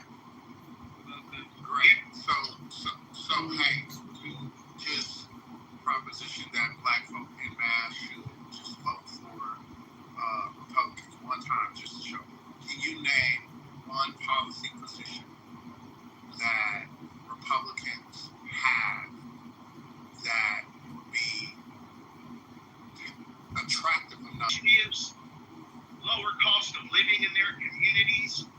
Also, you know, if the Republican Party sees such a move, they're going to do a lot of fiscal spending to spend in their communities and give government grants and a whole bunch of stuff. You know what I mean? To keep the, kind of keep the money going. Policies that, especially with these tariff policies, you'll see a lot more manufacturing going on in their communities. I've been through a lot out in Memphis. A couple of my cousins were truckers. And he was telling me about the skilled labor that's all over the Black Bible South, and it's crazy, Everybody on the West Coast, you look at the Latinos and you say, yeah, they got great craftsmanship. But I'm telling you, man, from the truck stops to the construction workers and everything, these guys. Okay, who am I? Notorious. Notorious. I wish I was Notorious B.I.G. with this network, but I'm not. Yeah, bitch ass boy, don't talk to me about something. Okay, I'm not a fan. I don't know. I'm trying to. Let's keep this conversation moving. Gemini, you started this. Can you just get this typed up? Yeah, that's what I was just about to do right now. So right now, too long. we can wrap this up right now. Hey, I think the conversation is discontinuous. So I'm going to discontinue. I think you realize. I'm sorry that you feel that way. It's discontinuous. Don't interrupt. I didn't cut you off. I want to yes, sir. It's pretty equal on both sides. But when I look at the stats and facts, in 2022, and let's go from 2023 and 2024, the last 2 years, there were 61 political murders. All of them came from the right. You know how many came from the left? 0. It's not even like this is somebody's sort of balance. So when you try to say, well, both sides got bad actors, no, they don't. We really don't. If you look at Gemini, would you say there's a difference between far right and right? No. You guys are bird and feather. Well, I distinguish the difference between far left and left, No. If you're on the right, you're on the right. You're on the far right, middle right, left, right. I believe everyone's Gemini, but you're entitled to your beliefs, your views. Do you think the Democratic Party is made up of only people of color? I think that when the Democratic Party was being maneuvered and being structured by people of color, it was in a better place in America's history. I'm talking about, 70s, I'm talking about 60s, I'm talking about the drive of equality. When that was, with Obama, I think. Hold on. Okay. I'm sorry. Yes, ma'am. So in the 70s, who was structuring? Who you were Civil rights Bible Democrats, Black Americans. That's what I was going to ask. Okay, so them having to stand up for their rights, they were structuring. Yes, because if you yes, ma'am. How? Because their voice and message, look at protesting, right? You see these multitudes all outside of Los Angeles and all these different cities acting like freaking Neanderthals. Look at how what did they do during the civil rights? Even Malcolm X, even Dr. King, they protest in peace. They didn't destroy their community. Okay. All right. So can we move on now? Yes, and I would like to say something because don't mute us. Hey, mute the fuck up right now. Put your mic on this thing. Come on. I mean, I'm gonna enjoy this night. Please keep this guy safe. We're enjoying it, but I just want to say to all the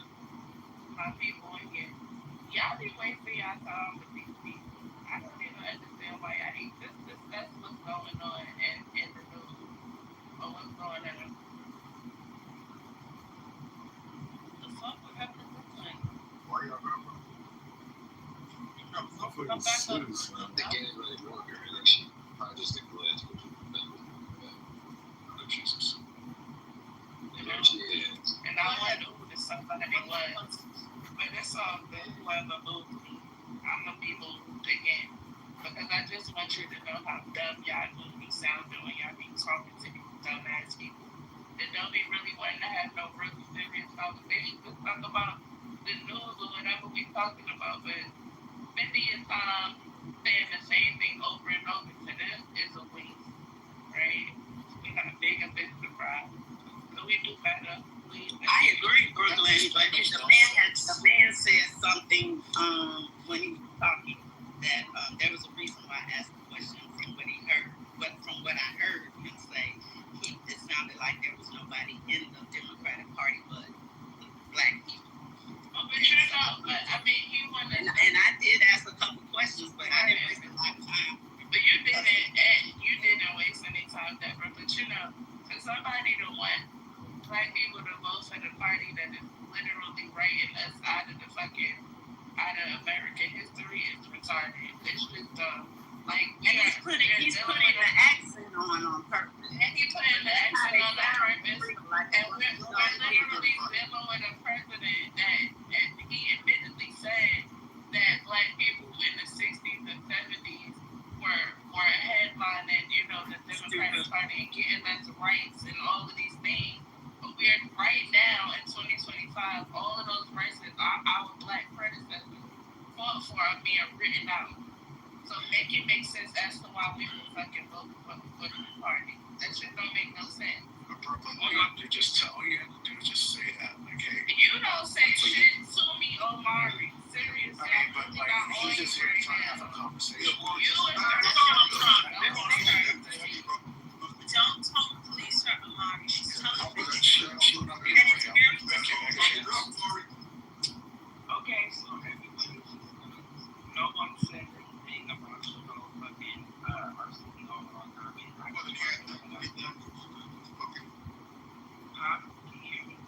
Hey, Carson, you're employed again.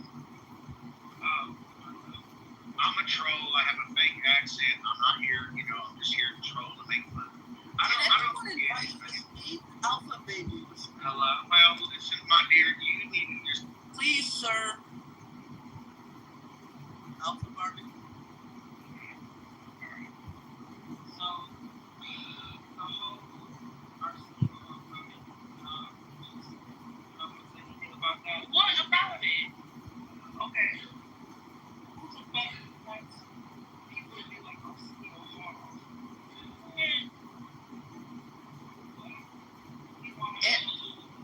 We gifted because it was universal. We just moved. Everything don't have to be common. Right, that's what I'm saying. By highlighting that right now, we take a step backwards in the conversation. We caught him a troll already. He's a grown dumbass. What is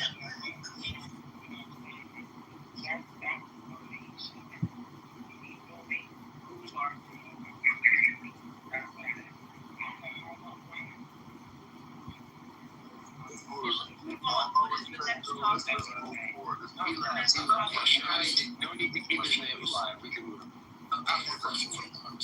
Lisa, what's next? Okay, so we have this. We're trying to talk about Jimmy Kimmel. Please don't. Lisa, it's not. We got a lot of stuff to talk about. I don't know why I said Kimmel. I don't know. I'm tired. I've been working for 13 hours.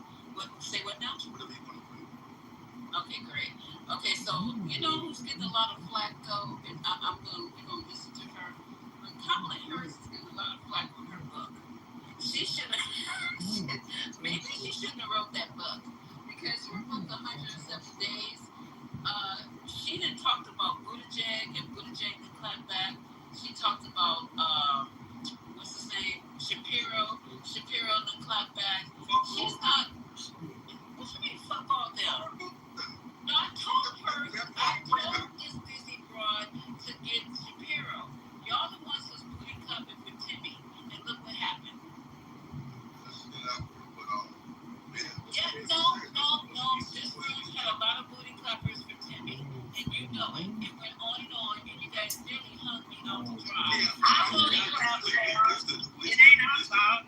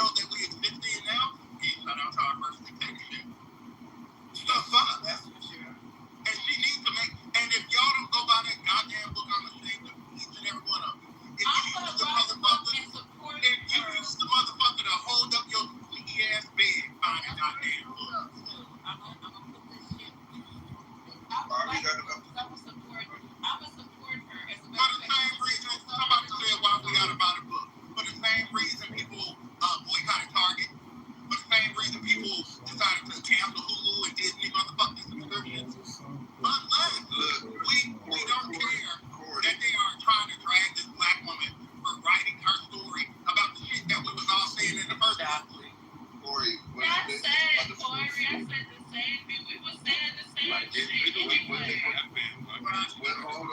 they're saying right now, right, is basically that the book was, it pushes a very reckless narrative, that there's a lot of blame shifting, that is basically anti-democratic because it's showing a lack of structure and putting blame back on Biden about him not actually pushing her out and really taking a step back and taking accountability for his current health and mental situation.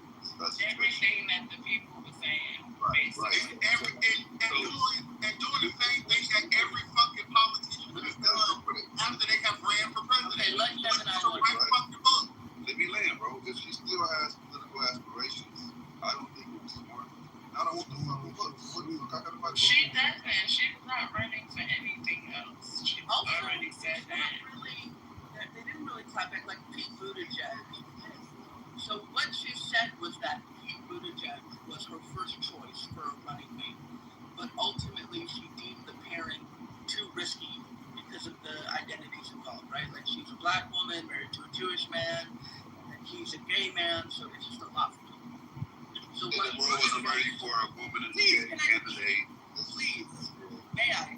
So what Buttigieg said was that he was surprised, quote-unquote surprised, by her suggestion that his identity would pose a political risk, which to me is a very naive thing to say. And he pushed back in public remarks. He argued that voters care more about what a candidate does, quote, what they think you're going to do for their lives, rather than identity issues. Now, frankly, I don't think that's a huge pushback against her or her book. And I also don't find that to be true. I think that's a bit naive of him to say. I think a lot of people do care and are homophobic.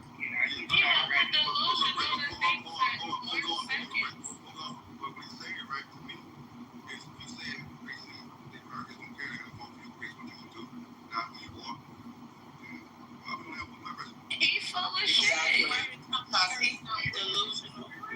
And of course, he has to. Here's the thing. He has to say that, right? And I completely understand that because of his own political aspirations. So of course, it's his job to make that case.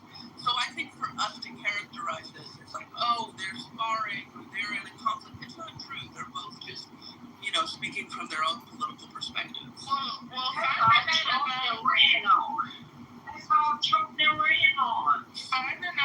finding out about the boyfriends and all of them about the groups on the right, we probably will get a gay president before we get a woman. A gay president? I do. The way we already have one. His name's Obama. Be straight and her vice president be straight. All they talked about was trans. Now, what was she gonna do with a gay? They were straight and they ran her down. And you know what? It would have been Donald Trump would have had a field day. But I give her a whole lot of credit for even considering him, right? But it's her story to tell.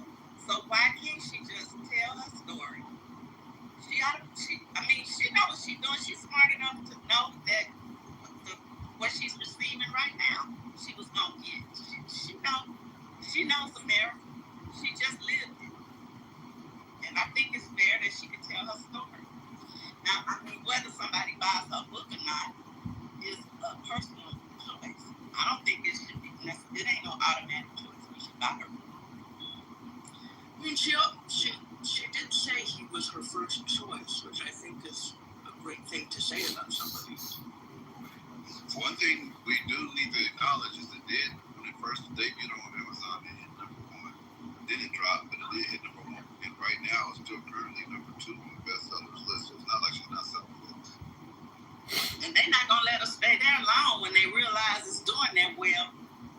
Because they don't want to see her do it. #2 on the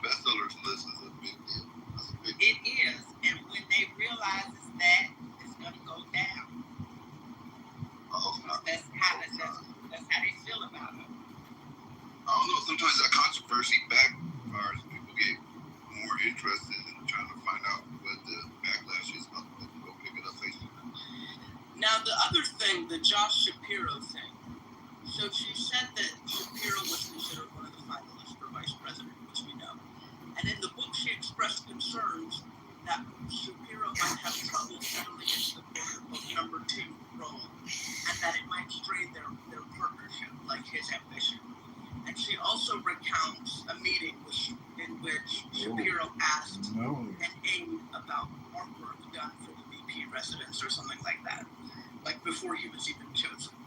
So Shapiro's office pushed back on some of the characterizations. A spokesperson called the claims, quote unquote, simply ridiculous. And Shapiro himself had said, he said he didn't read the book, but he said, quote, I was working my tail off to deny Donald Trump a second term.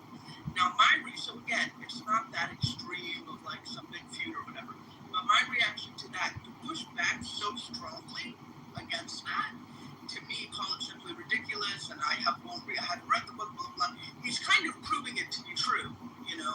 He's kind of pushing back so strongly in a way that shows, like, you know, how strong he stands. So, I disagree with that. I saw him respond on Sunday show with the girl on Channel 5. And I didn't get that at all. You're talking about me. I didn't get that. And one mic on Deborah. What did you get? He also said that to go further with what you said, Malak, he said I went out on the trail to help them win because I wanted us to win. He went to places she couldn't get to, and he had a right. I didn't feel like it was that much pushback. I was watching him. He had a soft tone, a soft face about it. He wasn't defensive. I didn't get any of that. Now, Kristen Welker, it was her. She asked him 2 or 3 times, and he didn't go there. So she tried to push him to something, and he didn't do it. Okay. Yeah. I think I disagree, and I don't think he had bad intentions. I don't think he was out to like outshine her on purpose. I just think it was his personality. We actually used to talk about that in this room and rooms like it, when the election was still going on, when we were figuring out who she gonna pick and this and that. People literally said, well, he sounds like Obama, right? He's gonna outshine her, this and that. I don't think that's a fault of his own. I just think that was something that people noticed, and I think it's something that she noticed. And she decided to not choose. Yeah, well, that's what I was just saying right now. I don't think it needs a lot of pushback or anything like that. I understand him trying to defend himself if he feels like that's going to take his character for the future or whatever. But it was a thing. It definitely was. I think what he was responding to, I don't even think he responded to the comments. Like, the pushback was really strong. What might be missed in the conversation that we're having is not so much what the principles that we're discussing, what they say. It's usually the staff and the surrogates that are sniping and creating all of this happen. Right. And so his staff did the dirty work of pushing back more robustly, saying how ridiculous it was, and all of this other shit, because it made him look petty. He said, bitch, how the fuck you asking about literally measuring the drapes, and I haven't told you whether you have the job or not. Literally, you talking about so how do we get this Smithsonian to change the artwork in here? Like, who's the process at the Naval Observatory? Whose office do we call? Nigga, you don't have a job. You get for the enemy, and you don't know which office you gonna get. And if you read the book, in the book she talks about in her time as VP how she felt, kind of sidelined or undermined by the Biden administration in her role as VP or whatever. And so coming off of 4 years of that, you can imagine you don't necessarily want to pick a running mate that you're going to have to tussle with. You want a partner. You don't want someone who's going to be competing with you when you just have been dealing with that. Absolutely. You want somebody you can trust that's not going behind your back trying to undercut you. Well, this is kind of like the conversation we were having earlier today. I don't know if people in the room were there. If you weren't, we can move on. But this idea of like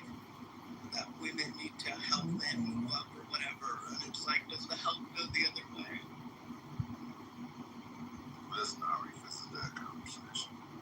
Okay. Come on, guys. Y'all know the old saying, hindsight is 20. The Monday morning quarterback. And try to think about all of those dog whistles at that press. At that funeral, yeah.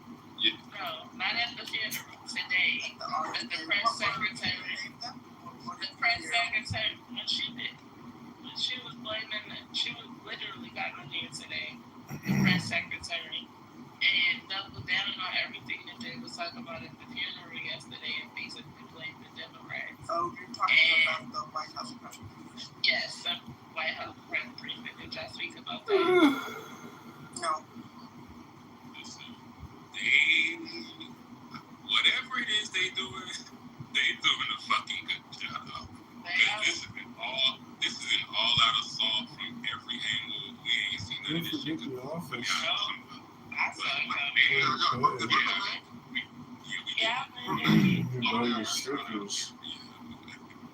But this shit is part of the contract. We fight back with our indigeneity because we're all indigenous. We're not black. Okay? Everybody in here is indigenous. When they say don't throw with the Nubians again, the Nubians ain't gonna do it. Excuse me. Did you know that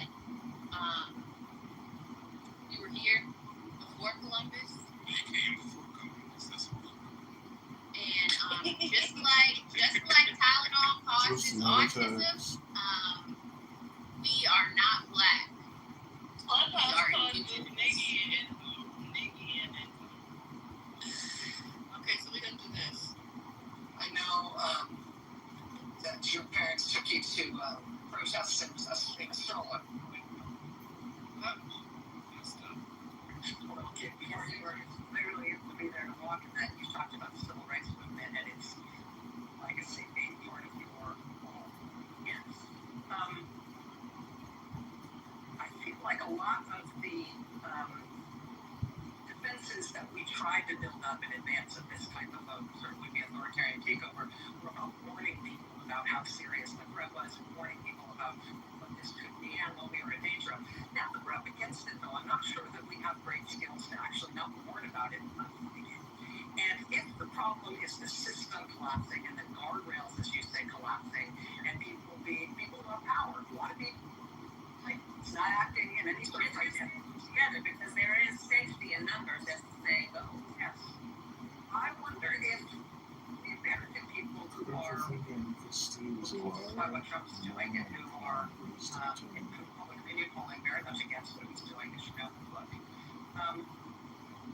are going to be turning their ire and their protest movement and their organizational capacity against these institutions that are failing as much as they are against Donald Trump himself and the administration. If that's the way sort of resistance is headed. So going back to how you opened the show, I mean, talk about power being with the people and the people making that clear with their checkbooks as it relates to the suspension of Jimmy Kimmel. We saw empowering people over the last 2 days, and it's volumes, and it moved a decision in the right direction. I think that part of where we are now in terms of thinking about what the fight is requires us, yes, to understand that we've got this administration and this president in front of us using the power that the people vested him with. But we also need to understand that this is bigger than Donald Trump. You know, part of what I write about, this stuff is decades in the making, Rachel. It didn't just happen overnight. You know, so much of what has indeed overwhelmed people, not to mention just scared the stuff out of people, is we're witnessing is a high velocity event. We are witnessing something that has been happening so rapidly and it feels chaotic. What I would offer you is what we are witnessing is the swift implementation of a plan that was decades in the making. Decades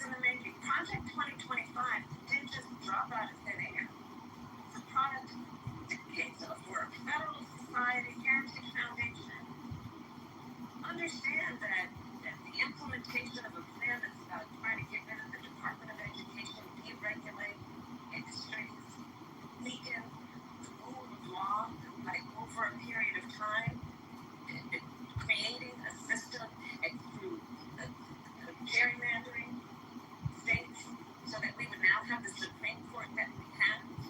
Stuff didn't happen overnight, and it did not happen just because of an election in 2024 or even 2016. So when we talk about where the fight must go, there is the aspect of it that is about the immediate moment, such as weight of the federal government being used to silence critics, citizens. And it must be about understanding that this did not just happen overnight, and we have to pay attention to an agenda that is not going to necessarily go away when this guy is finally turned out of office. Well, let me ask you on that gerrymandering front. The White House has been very aggressive, pushing Republican-led states to gerrymander their maps to effectively give Republicans a major edge heading into the midterms next year. That has led to related Democratic efforts in your home state of California. Do you support Democrats' effort to kind of fight fire with fire there? Would you be involved in that California measure? I absolutely support it. You mentioned Gavin earlier. By the way, Gavin has a great sense of humor. So, he's going to be fine. But warn him about how to get things going to do this. I know Gavin forever. He literally has a great sense of humor. But let me say about what he is doing with redistricting. It is absolutely right way to go. Part of what we've got to, I think, challenge ourselves to accept is that we tend to play by the rules. But I think this is the moment where you got to fight fire with fire. And so what Gavin is doing, what the California legislature is doing, what those who are supporting it are doing to say, you know what, you want to play? Then let's get in the field, let's get in the arena, and let's do this. And I support that.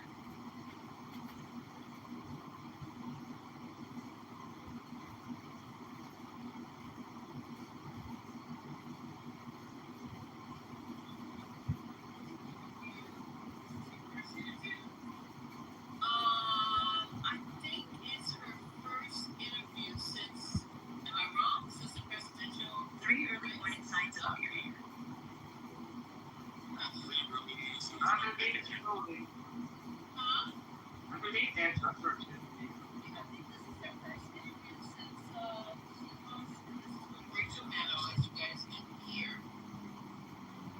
And that's her go-to on everything. So I say still about it. I don't think Kamala's going to be more president. I don't think so. I don't think so. I think whatever she wants to say, she's already told. She got fucked over. So, and for her to not take that back, fuck them. Fuck the Democrats. The Democrats don't give a shit. You want to have Moses still there. You want to have a lot of these fucking people who just feel not just still in the party. They would have passed the fucking torch a long time ago.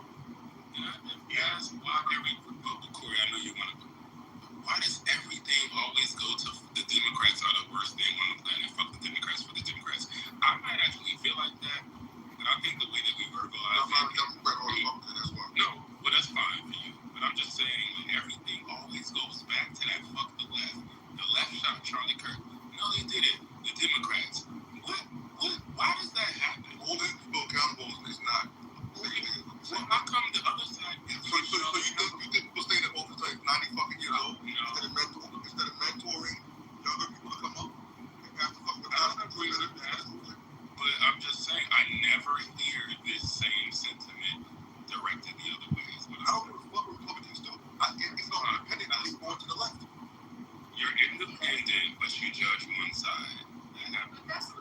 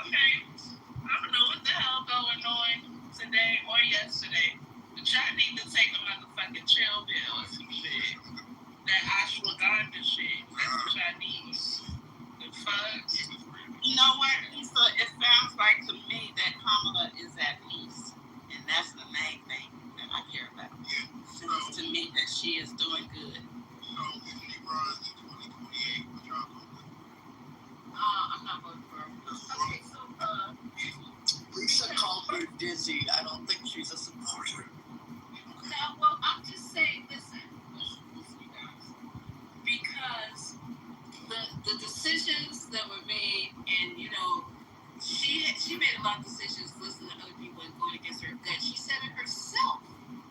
So I want people, if I have a decision, if I want to run Buttigieg, fuck y'all, I'm running Buttigieg. If I want to do this, I want to do that. I mean, look at fucking Trump. Why do I have to quantify anything? It's like he does whatever the fuck he wants to do. He steps out there and takes those risks, knowing that it can mean disaster. It can mean kerosene fucking draws. He don't care. He gonna do it anyway. And just running whoever you want to run, I mean, what could you possibly could happen? You could lose, and you did anyway. So I'm just saying, if you gonna be this kind of person and you purport yourself to be this kind of person, be that kind of person. Because that's what I do. I mean, I don't let none of y'all niggas on here tell me how to think, how to move, what to say.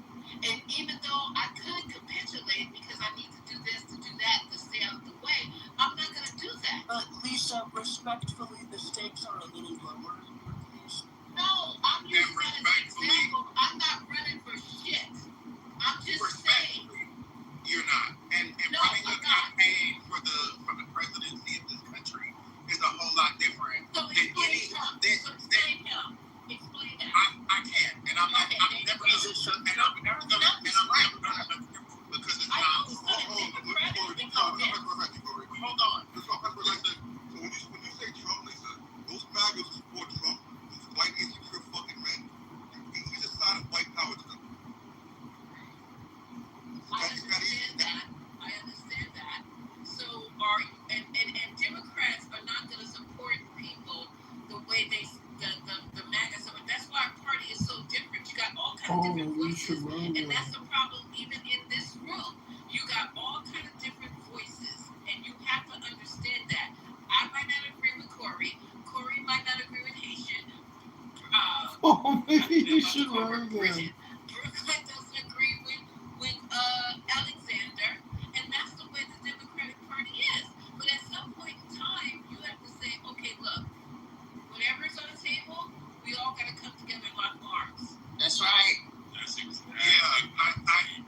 I hear that, and none of that happened in the very short period of time that she had to run. I mean, sometimes I hear these conversations, and they are the most graceless statements that one could considerably make, considering what she had to do in the amount of time that she has had to do it.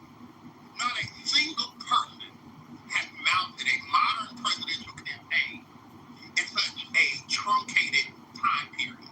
Not a single person has raised the amount of money that she has lifted up the national infrastructure, and she did not have the ability to do that by herself, just making whatever decision she wanted to make because she was at the top of the ticket. No, but nobody's doing whatever. But it's just sometimes you got to take a stand. You know, Corey, we know all that. I know about 7 days.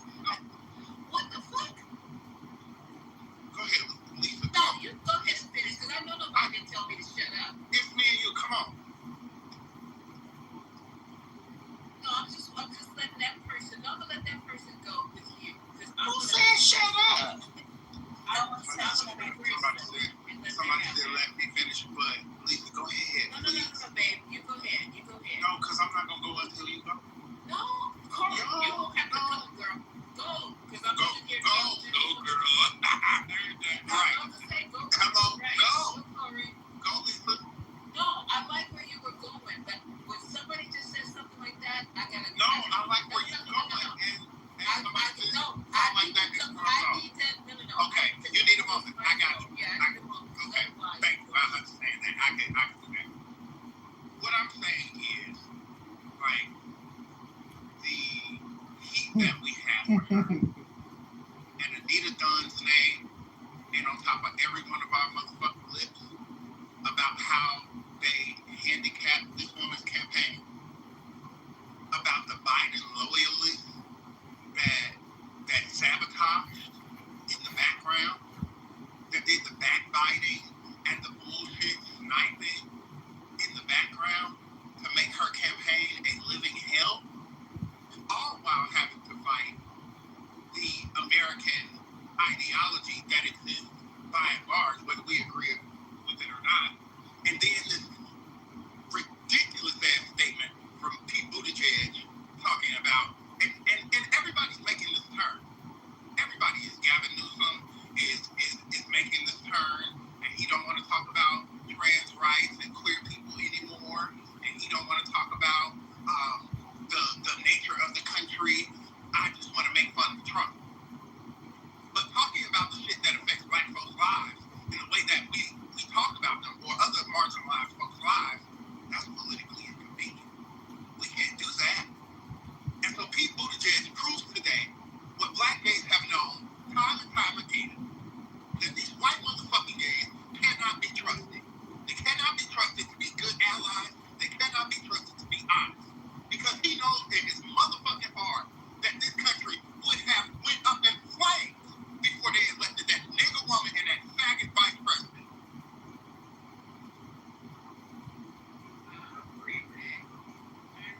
Lord, I disagree. You know, it's very interesting that, you know, because what's mentioned all versus you're going to get your back again. That's the guy.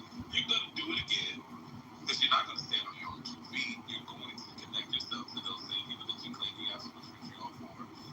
You guys are never really going to hold these Democrats to the cross. You know, everybody's, you know, look, Kamala had enough time to figure it out. And, you know, you're timing Joe Biden out right now. It looks pitiful. Right. Yeah, this is the problem that Tory is talking about. So you got enough people like Mike P. It's enough people like Mike P. Yes, indeed. That have something to say. We don't have to do anything. I would love to be able to win. You know, and again, you know, and this is the reason why I take the stance that I take, because these Democrats just never, ever look themselves in the mirror and just admit that they're just screw ups. 30 seconds. Top to bottom, they're all screw ups. They all are screwing up with American people. They don't hold themselves accountable. Time and time again, their hand is in the cookie jar, but then they want to blame other ones. 30 seconds. And so that's pretty much what it is. Okay, so I caution anyone and everyone to tread very carefully when you are taking your motherfucking political analysis from Stephen A. Smith. Okay? We in dangerous territory when that's what we get it from. Stephen A. Smith allowed to speak. Sir, I didn't interrupt you. He's allowed to speak. I would appreciate you not interrupting me.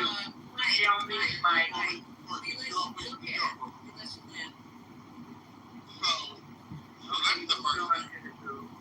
And then all of these. Well done. Okay, I don't know what's happening.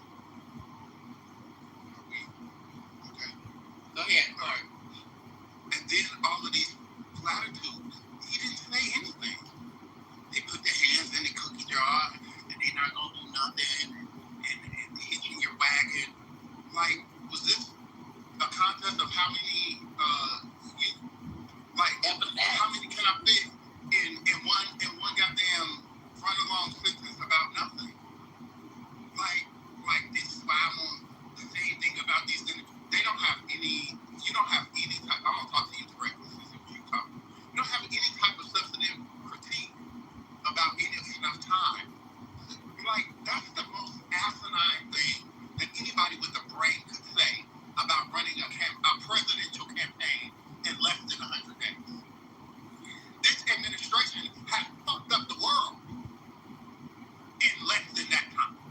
And are you holding them accountable? Nothing about what this administration has done to put us at the brink of a crashing economy, a crashing fucking care system, a healthcare crisis brewing, an education crisis brewing, and all of these motherfucking lies that this man told running for president. But you talking cash money shit about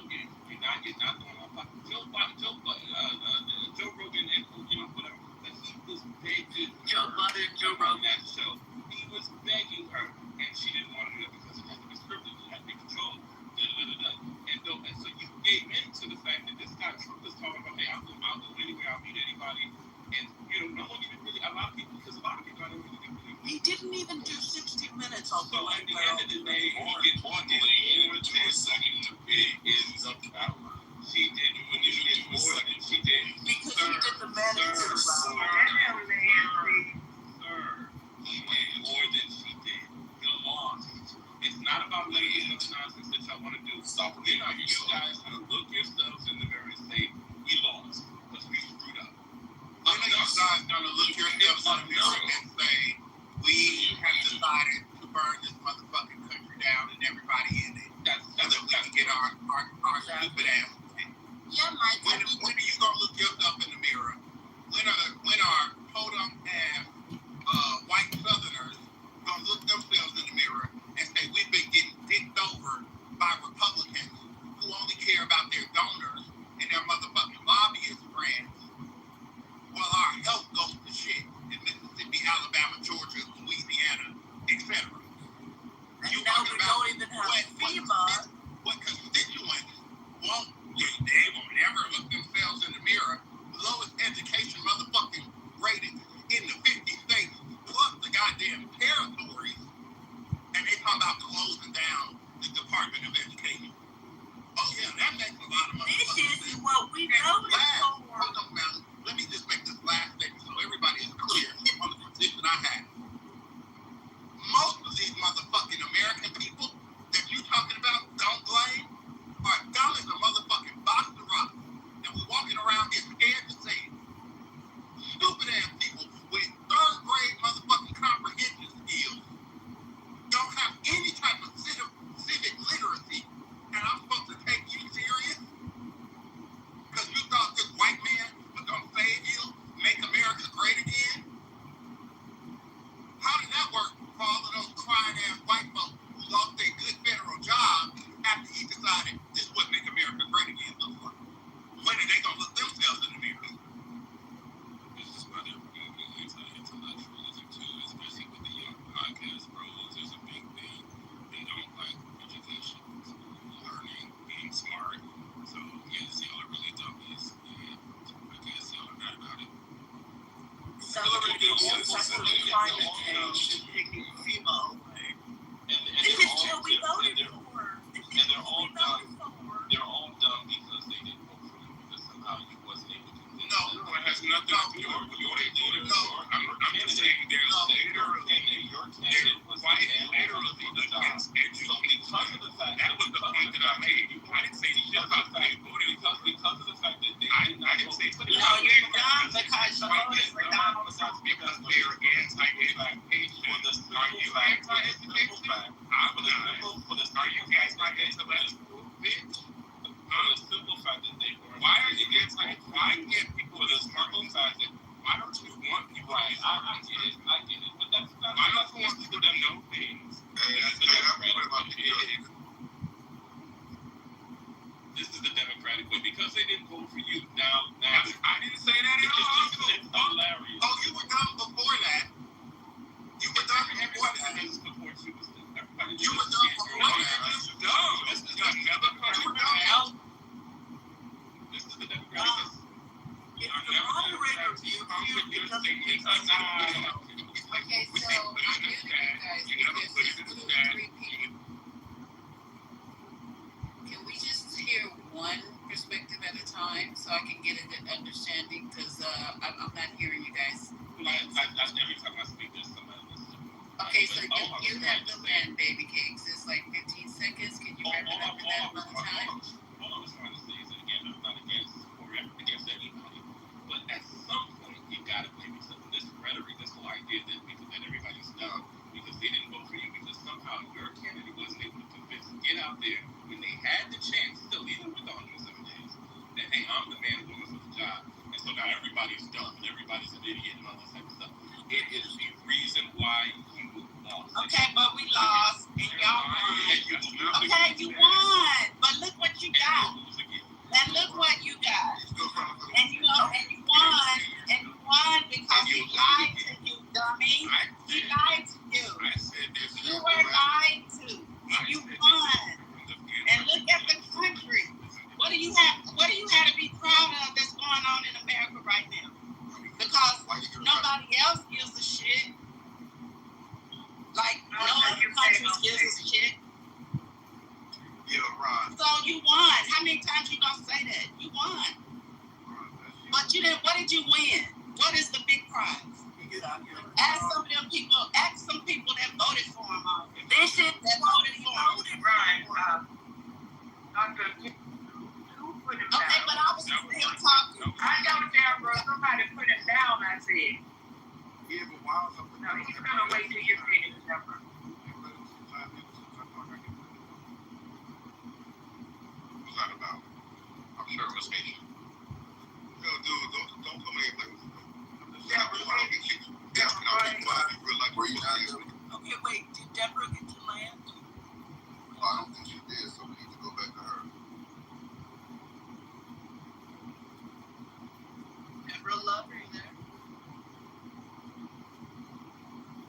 Okay, so I know Ron, if Deborah's out there, I know Ron was trying to get in, so let's give Ron a chance. I asked Dr. Pigley since he haven't been on the stage today after Deborah. Okay. I don't have anything to say. I'm sorry, I walked away from the phone, but I'm done. No, Deborah, I told Dr. Pigley. Done from what? You didn't say anything, you dumb bitch. Okay, so I mean, I was just saying, I don't even know what I'm saying. Okay, so we're saying shit. What do we have for the win? The country is fucked up, and everything that's going on is bad. But y'all won on a bunch of lies. So that's what makes you dumb. You don't even. I mean, you did have a choice, and great, you voted for Donald Trump, a criminal. And now we have a whole corrupt, even more corrupt than the Nixon administration. It's fucked up, and y'all are proud of it. So that's great. That's where we are. That's great.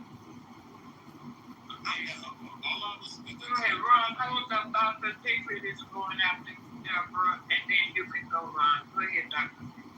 No, I just wanted to know, Ron, I'm not adding you, so you can take that request away, Ron, because you've been here fully grown as a black man saying might makes right. That if a lot of people like it, it must be good. As if there's not like a bunch of things that are really popular in life that suck. You know, whether it's music, whether it's art, if it's a whole bunch of people going out to see it, you and I both know, especially if you're a hip hop fan, that's usually some whack shit. So you're in here celebrating basically like the Beastie Boys over rocking. Like that's what you're doing on a political level. You're just with the crowd, with the rah-rah. You're over here saying Britney Spears is better than Whitney Houston. Like, all right, man, we feel proud about that because you're telling 13% of the population that they're stupid for not going with 60% of the population. Like, that makes you okay. You get to like go on the internet and call all sorts of black people that remind you of your family and your community that they're dumb and you're the special people. As if we all don't know that's some type of psychological shit of your own insecurities, man. Listen, it's true what they're saying about MAGA. Like, it's a white supremacist, racist ass, filled with coons and sellouts. But before it's any of that, it's the civil rights movement for dumb people. And you're one of those dumb people. You're in here with Matt Cool, who's a white supremacist that uses like black women's lingo in the comment sections in all black clubhouse rooms, telling people they're big mad, but then he feels like superior to other groups of people. Like, y'all are pathetic. And you might win, bro. Like, I pay attention to fascist movements, man. I might be in a camp getting executed in the same way many like black, brown, non-Christian, non-Aryan Italians were in the 1940s, right? 1930s. But Ron, you still gonna be fucking dumb, bro. I might be fucking in a chamber, dead. Are you tricked by the guy? It's Mike. It's Mike. Okay. Oh, is it Mike? My bad.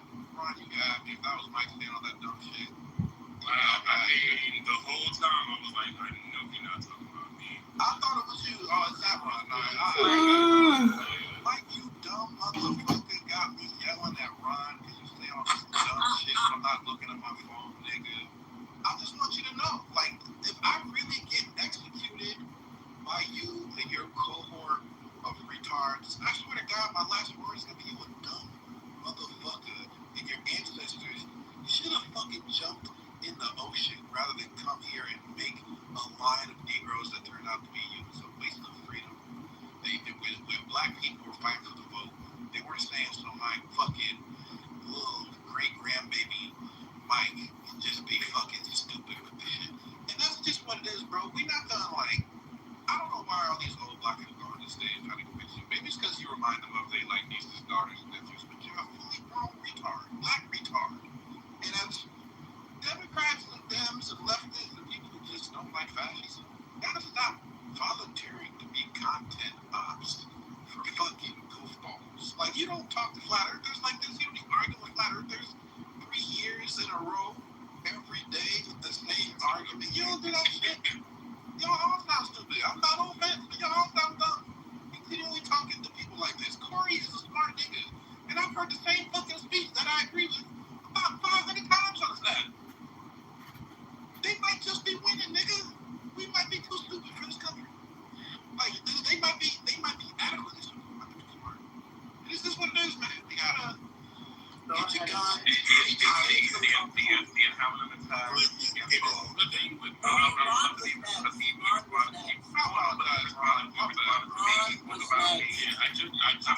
definitely spoke about me. Ron was next.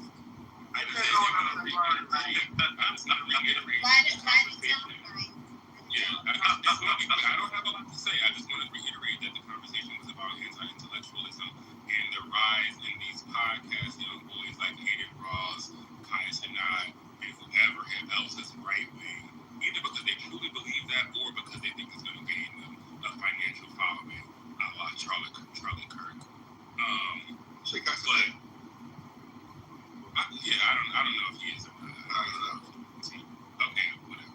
Okay, I apologize to Kai.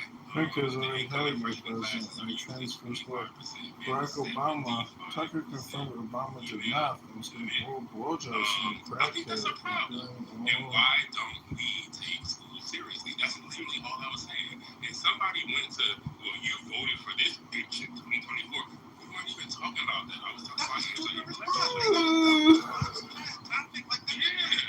You gotta stop doing that.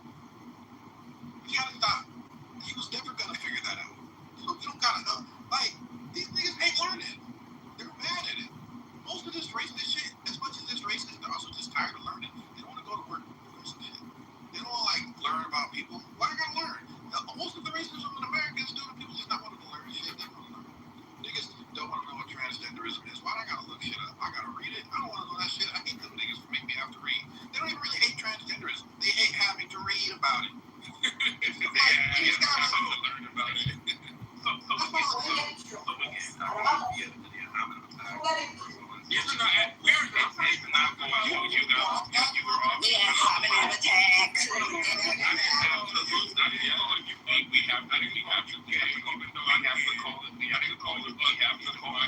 You called them stupid. We have to call it for what it is. We have to call it for what it is at the end of the day. And again, I'm not saying anything because the fact of the matter is that you lost. And then you weren't able to put out the proper candidate that were able to get out there and galvanize the and it's like the messaging and all of the stuff that you're trying to put out there because you're angry, because of the fact that I couldn't vote for you all of a sudden. We didn't put out the F-35. We didn't put out the F-35. And that $50,000 bag is cash. I would love to be able to land without the That's how you might love to, but the idea that but we didn't do that. The idea that the people that you needed to vote for you didn't, and all of a sudden him not too hard to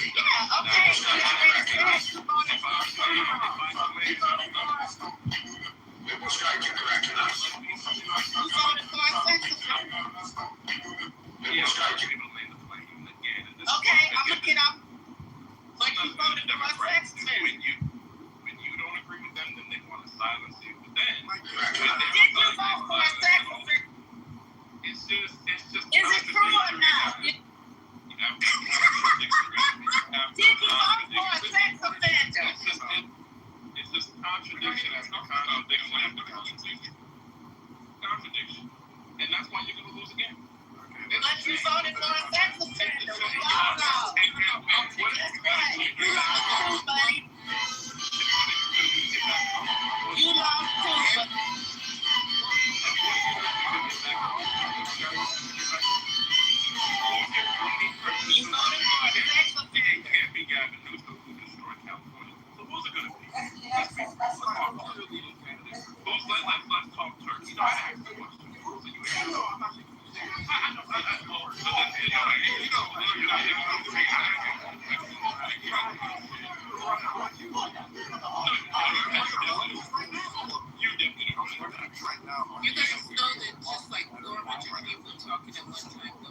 because they're mad because I'm telling the truth. Get mad because I'm telling the truth. Okay. Mike, you think that's what it is? It's exactly You're ugly white girl. everybody that agrees with you can be everybody that agrees with you can be uneducated. You know that, right? No, just maggots. Oh, just the MAGAs are You voted for a sex offender. That's why you done it. Yes,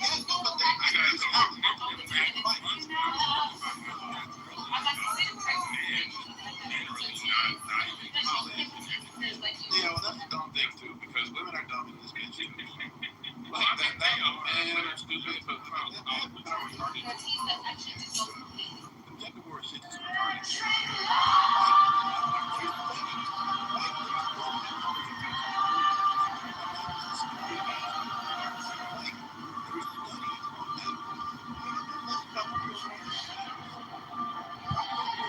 This is the rhetoric that makes you lose. I'm not trying to vote. I hate you. I want you to I get it. And that's why you lose. But that's why you lose. But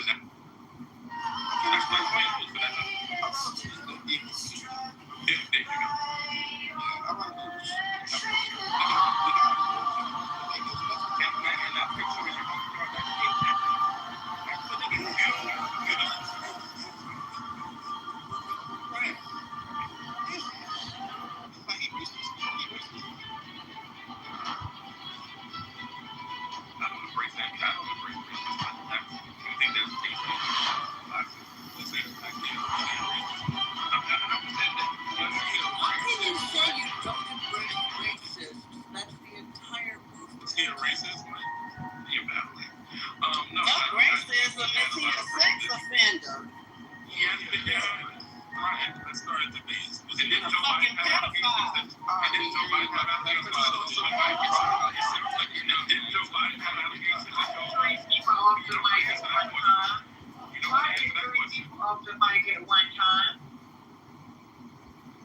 Why does Mike get to talk all night?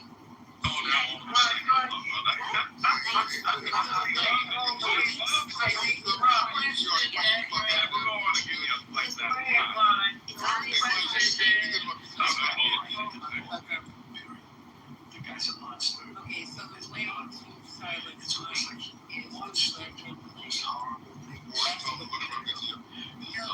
Mike is motherfucking nigga hasn't landed it.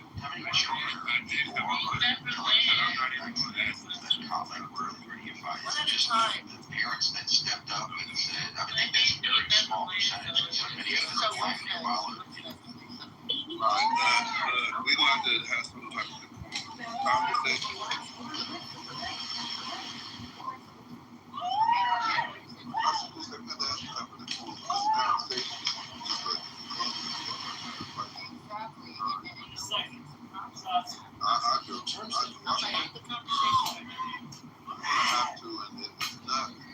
I think we've had it. The part about Kamala Harris, I think we've had it. No, but what I'm saying is that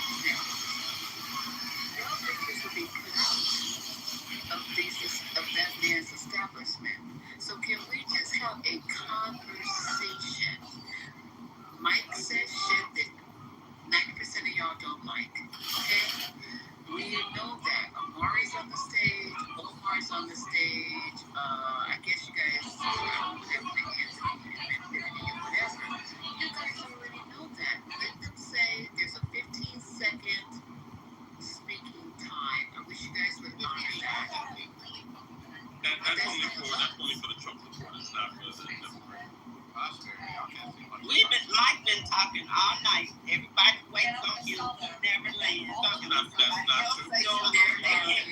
They can't even finish before you back off the mic. So Fuck you, Mike. Fuck you, motherfucker. Bitch ass motherfucker. We'll say this one's actually quick because our So in 15 seconds, Let's do a minute. Did you say a minute? 25 seconds. 25 Hold seconds. your minute. Hold your breath for a minute. Jeremiah, I'll come right back to you. That's fucked up. I got you. I don't know the way long that is. Alright, that was the wrong one. Let me get one that's out of shape. Beer belly. Hey, what's Mike P? My PTR, so it looks like pretty out of shape. Okay, so I just want us to have this conversation. Just let it flow. You know, that's all we're doing. I mean, it is spicy at times. But what do you call it, Gemini? The two people are going back and forth and someone else jumps in. What do you call that the other day? Okay, so adopting that over here because that comes from the pits of hell, Lisa. Don't hate on my boy Lou like that. That comes from the pits of hell. Whether we call it a squabble or a cook-off, we called it a cook-off. Okay, dialogue.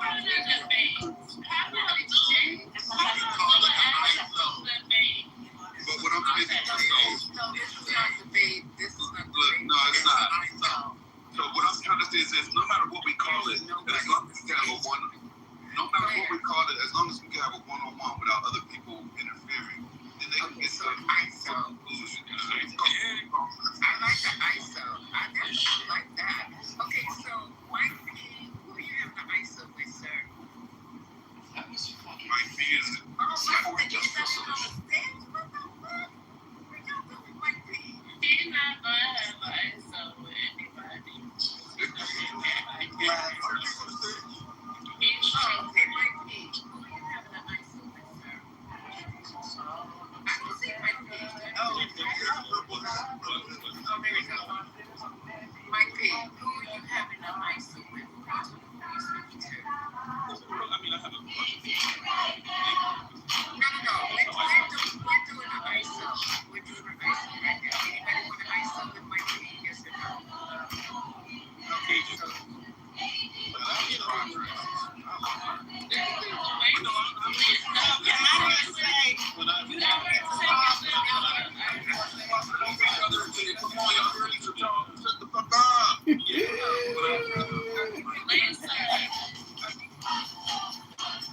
Yes, I want to have one. Let me tell you something, nigga. Don't put no labels on me. Oh, I'm not angry.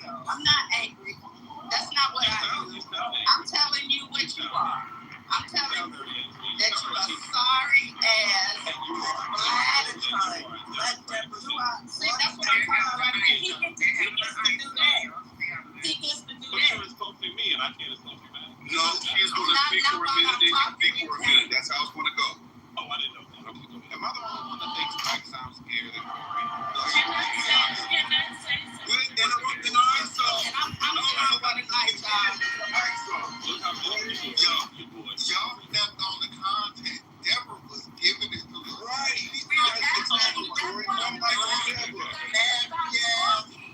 Y'all let her go. But what you're not gonna do is put any labels on. You don't get to call me angry. What I'm doing is telling you about your dumbass self.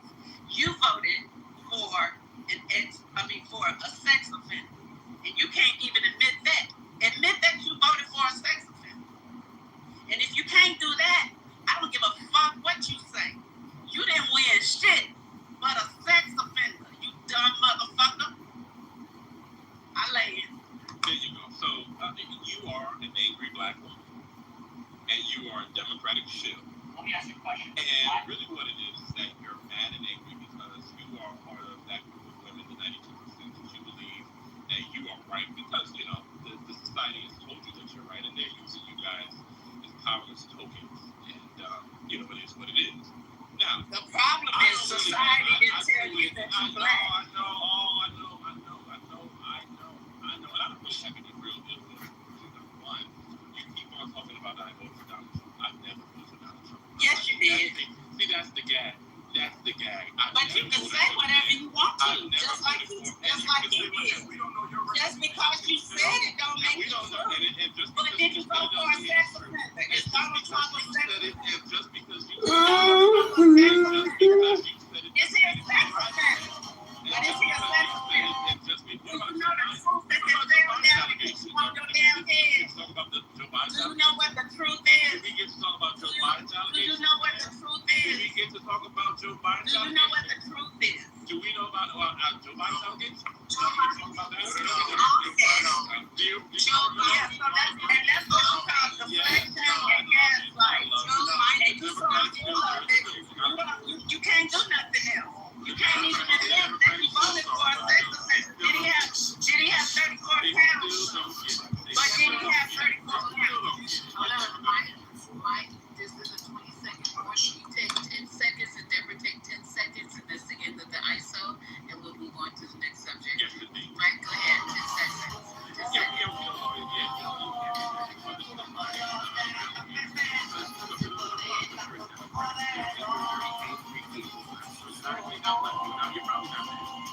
And you're a very angry black man, and you probably got a trans in your room or sucking on your dick right now. And I bet you was in that grinder room last night.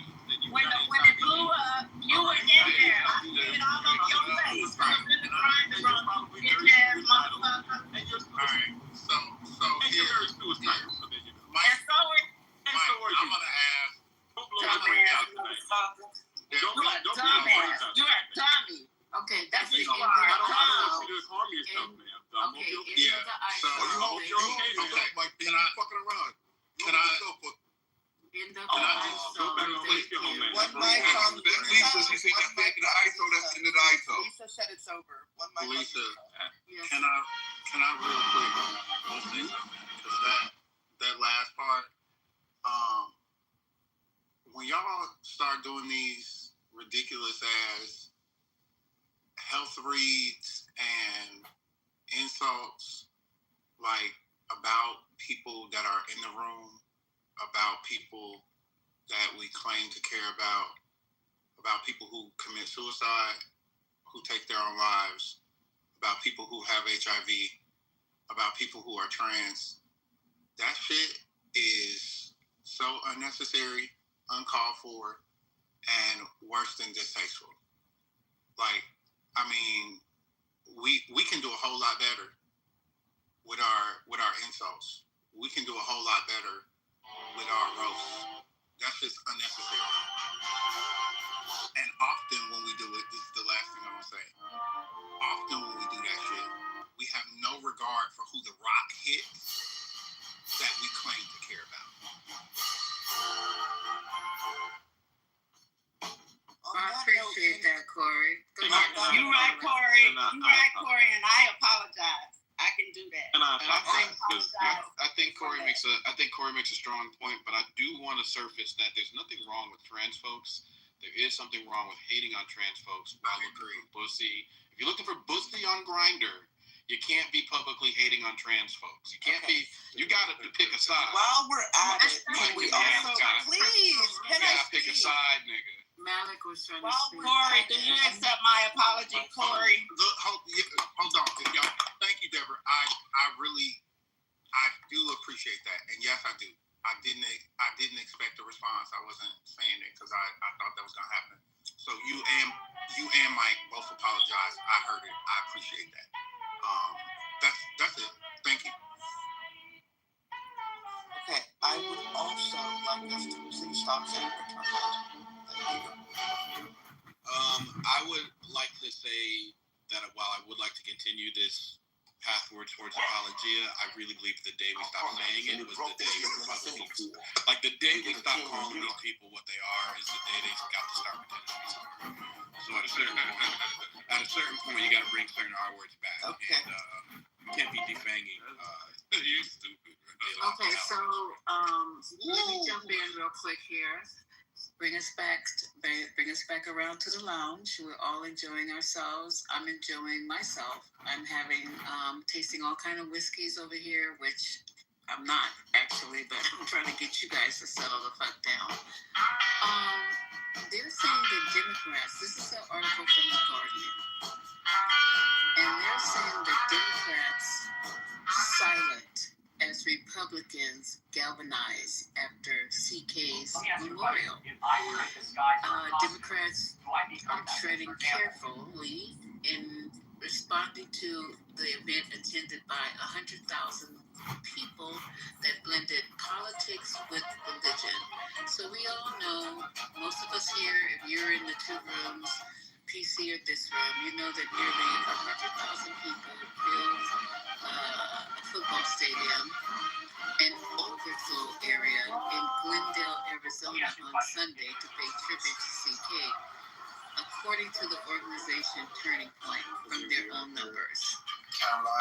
The show showed a force, and they said the service was a show of force that blended politics with religion, putting Christian nationalism at the heart of Trump's Make America Great Again MAGA movement. It also cast CK as a martyr who could be a rallying point in future elections.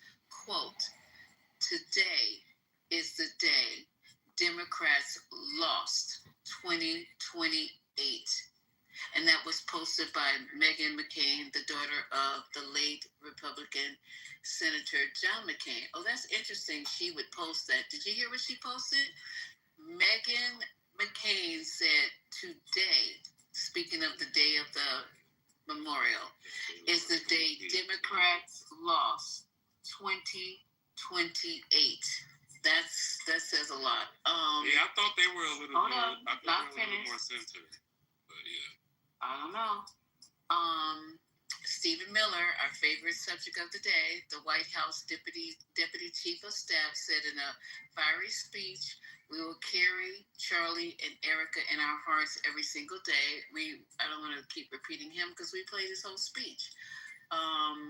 "You have no idea the dragon you have awakened. You have no idea how determined we will be to save this civilization, to save the West, to save the Republic." Closing out the 5-hour service, it was 5 hours? Wow. Damn. Trump insisted the violence comes largely from the left without citing any evidence and leading into campaign. He didn't post receipts. CK didn't hate his opponent. He wanted the best for them. That's where I disagree with Charlie. This is your president. I meant to play that clip. Dang it. That's the clip I was looking for. Okay, we got to find this clip. Okay, he said, without citing any evidence and leaning into campaign-style grievances, he quipped that Kirk didn't hate his opponents. He wanted the best for them. He goes on to say, this is Trump, "That's where I disagree with Charlie. I hate my opponents, and I don't want the best for them. I'm sorry." That's why he talks about Biden. Yeah. I need that clip. I need that clip. Smoking dope, Lamite, spinner. And it says that Democrats tried carefully in responding to Lisa, the is memorial service. Democrats tried one mic on Lisa. Oh, what's going on, bro? Democrats trod carefully in responding to the memorial service, aware that any hit of criticism might be construed and exploited. So, what are we doing here? What are we doing here, Dems? Is it too early? Or what we gonna do? We not gonna say nothing? So, Let me go find that clip while y'all talking. Are y'all familiar with Alfred Street Baptist Church? Alexa, in Alexandria? Yes, Reverend Wesley. John Howard Wesley? I'm not familiar. Yes. Okay. For the people who are not familiar, it is a renowned, notable Black church in Alexandria, Virginia, right outside of D.C., who has a pastor who is, I believe, John Howard Wesley, only a couple years old, in his mid to late 40s, and is a Black liberation theologian, amongst other things. John Howard Wesley's sermon from not this past Sunday night, yesterday,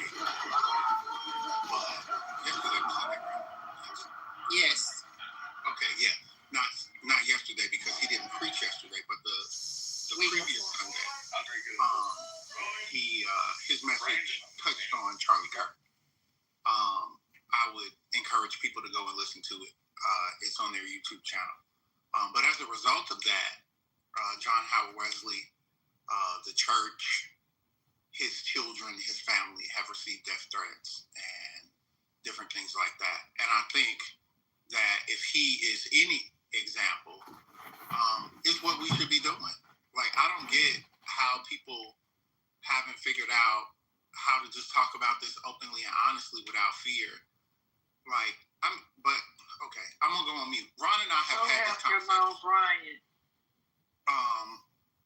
Ron and I have had this conversation a bunch of times about like us being of the like militant class amongst us. I think people be too scared of the shit you're gonna lose. All the while, every day we lose another day in our first dictatorship. I'm on shit because we're scared to lose civility or whatever the things are. All the while, your ass gonna be walking around with an ID card from ICE in a couple months. You keep fucking around. I don't really understand why. I guess you call it the first dictatorship because there hasn't been others before it. But when I hear first, it seems to imply that there'll be a second. And the nature of dictatorships is there's only one. Oh, I mean, America's first dictatorship.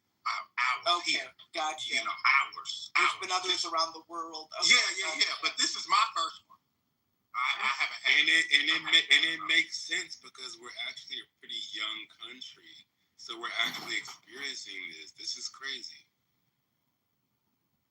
Wow. Like those other countries that already been crazy. They're thousands of years old, so of course, right? And I know we latch on to that, but Lisa, my response to you is like Democrats, and y'all could disagree with me, other folks, whoever can disagree with me, like y'all need to talk to some black radicals, some black liberation theologists, some womanist theologians about how to have a fucking spine.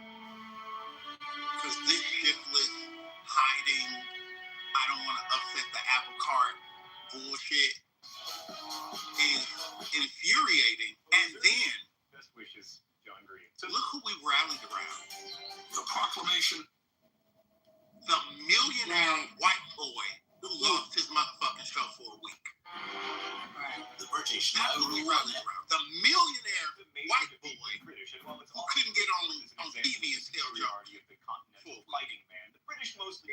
Before America was a nation, it was. Let me play while Lisa's looking for the Trump clip. Let me play. There's a short 2-minute clip about the church and the preacher that Corey's talking about. So let me play that. Give me just 1 sec.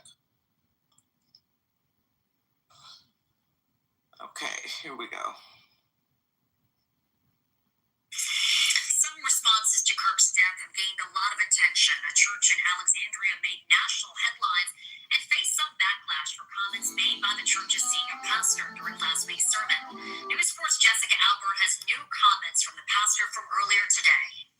On Sunday, September 14th, the senior pastor at Rockford Peoria Baptist Church in Alexandria, Dr. Howard John Wesley, delivered a sermon which discussed several hot topic issues in the country right now, including the assassination of conservative activist Charlie Kirk, which happened just days earlier.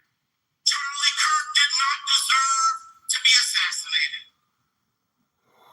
But I'm overwhelmed seeing the flags of the United States of America and half staff calling this nation to honor and venerate a man who was an unapologetic racist and spent all of his life sowing seeds of division and hate into this land. Hallelujah. The church posts its services online. Pastor Wesley's comments. I am sorry, but there's nowhere in Bible where we are taught to honor evil. And how you die does not redeem how you lived. Garnered tens of thousands of views, sparking some backlash. According to posts made on social media, Alfred Street Baptist staff sent out a message to members ahead of this Sunday's service, warning there could be protests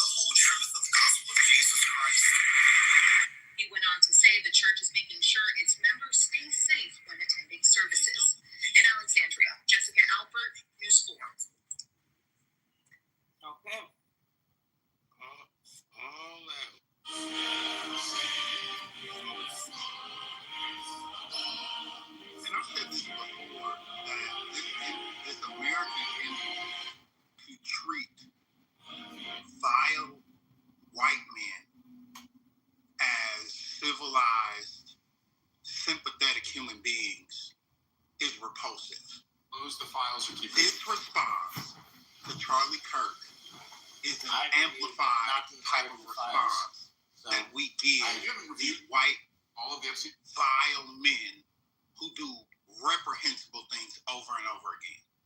The veneration that he is receiving, the humanizing of him and his positions is an amplification of, I said this before, of how gentle we saw them put Dylan Roof in the back of that patrol car. How concerned they were. One at a time. How concerned they were with making sure he got something to eat at the rest stop because it was going to be a long ride.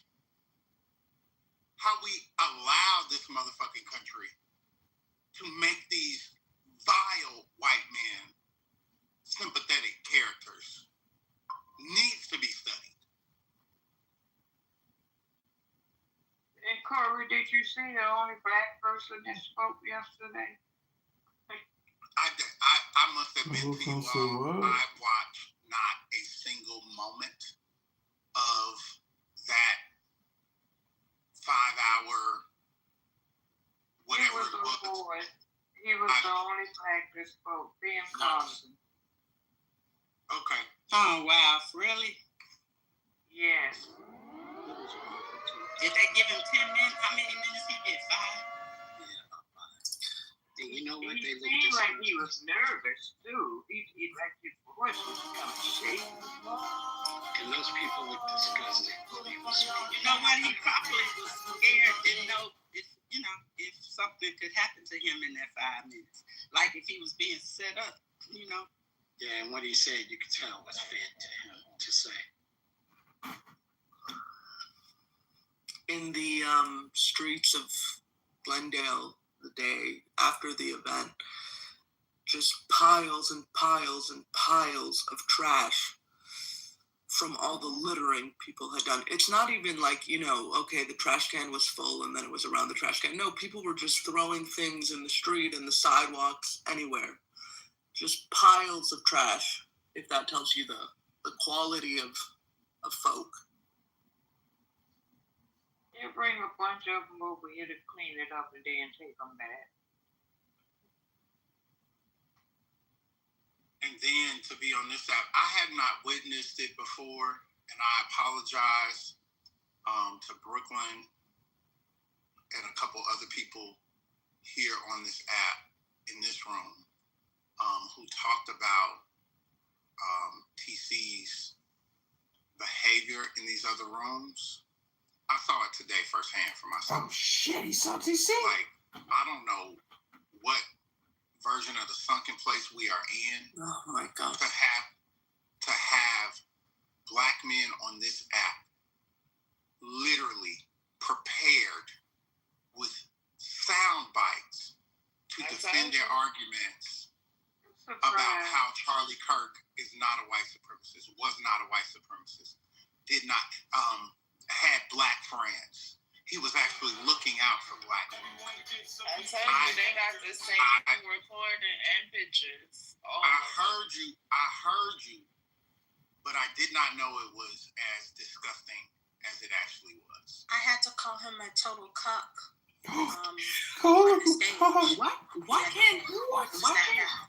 Why can't they just say, okay, yeah, sure, he was a white supremacist, maybe he was a racist, but so what? I don't give a fuck about that. He was useful. They're using me, I'm using them back. That would be a more honest argument. So, Corey, you wasn't here yesterday, but yesterday it got even worse because, what's his name? What's the guy named Pete? What's his name that did the speech at Charlie Kirk's funeral? What's his name? Stephen Miller? Stephen Miller. No. We were talking about his speech and the part where he was, naming all of the countries that the whites originated from, and then he went on to include Monticello and Philadelphia. Well, TC said it wasn't racist of him to say that because he talking about Black Americans and how Black Americans founded the country. And so The reach. And so then I was like, so Monticello meaning where Thomas Jefferson, you know, raped his slaves, but that wasn't the narrative. And then I said, well, Philadelphia, where the forefathers, and I was like, well, which forefather was Black? He said that Frederick Douglass. Close the files or keep reading. Okay, so it got worse. He has no concept of time. It got worse. It got worse, Corey, yesterday, okay? Of history. He don't have to concept. You gotta He even went further. nothing. Check it out. He went further and lied and said he did not say that, and that he said that Frederick Douglass was there with the founding fathers. There's no way Frederick Douglass could be there, because Frederick Douglass was born in 1818. Oh, yeah. They don't know. Oh, and then not to mention the day after the incident when they were threatening the HBCU, he was one of the ones that was saying that, you know, the Black schools were being targeted because they breed Democrat liberals who are dangerous, basically. So all of the white talking points, all of them. Can you believe this machine can grow diamonds Yeah, in just 10 days? It's called a cubic press, and it mimics the insane heat and pressure deep inside I heard the y'all earth, talking turning about what it, normally takes millions of years but I into experienced just it with 10 DC. days. Here's how it works. 6 The hydraulic ocean rams today. use a tiny chamber from all sides. Inside, they place And graphite it is powder another plus a episode catalyst, of plus a tiny diamond Ashamed seed. of Black Then Men. it's heated to 2,700 degrees Fahrenheit and crushed under 700,000 psi. Juicy That's like stacking calling them 500,000 tons on a small table. I don't know. Under these extreme I don't know conditions, if we carbon can get atoms start to rearrange close and to grow into a accurate diamond. than that. I don't know After what a the week or fuck two, the they crack opposite open the chamber. And I inside, really don't. raw diamonds I'm sparkling dead like ass. magic. Like, I'm not Cut, being polished, hyperbolic done. right now. Now it looks just like a natural diamond, but for It half the was price, wild about $1,000 per carat. This the method way is at called which HPHT. he There's spent another one called CVD. dedicated time Want to see how CVD diamonds are made? structuring this Drop a argument CVD in the comments. in I'll show you in the advance next. so that he was prepared to defend that Charlie Kirk was not a white supremacist. That white replacement theory didn't have anything to do with anyone else who was an American, only about him. It's not racism. It's about immigrants. Like, I've never seen something so twisted in real life. It was the embodiment of Samuel Jackson's character in Django with Leonardo DiCaprio. Yes, Yeah. it absolutely was. That's what it is. Yeah, it's exactly that. Like that. And I believe that it's a website or a club or some kind of, maybe it's on X or something, that they go to and they discuss these talking points with their white counterparts, just to, you know what I'm saying, get the talking points, and then they come out with all their little information, and no matter how much is debunked, they gonna run into the fucking hole. They're gonna run a hole into it. So it doesn't even, that's why I said earlier, it's a waste of time even talking to people like this. That's a waste of time. Let me be brief. Brooklyn, that's absolutely true, because there has been times where we've been in rooms and there's been breaking news around like something MAGA related or whatever, and they don't know how to respond. Like they don't have anything to say because they haven't gotten the talking points yet, but then they come in after a few hours or the next day and they're all saying the same thing, same talking points. One day they were missing 2 days. Manfinity already told us that though. Because you see how he's made the switch back to being regretful of his vote for Trump. But he already told us, like, he was the main. Manfinity? You guys have made a difference. You said it wasn't going to happen, so obviously it's not a waste of No, time. but we didn't make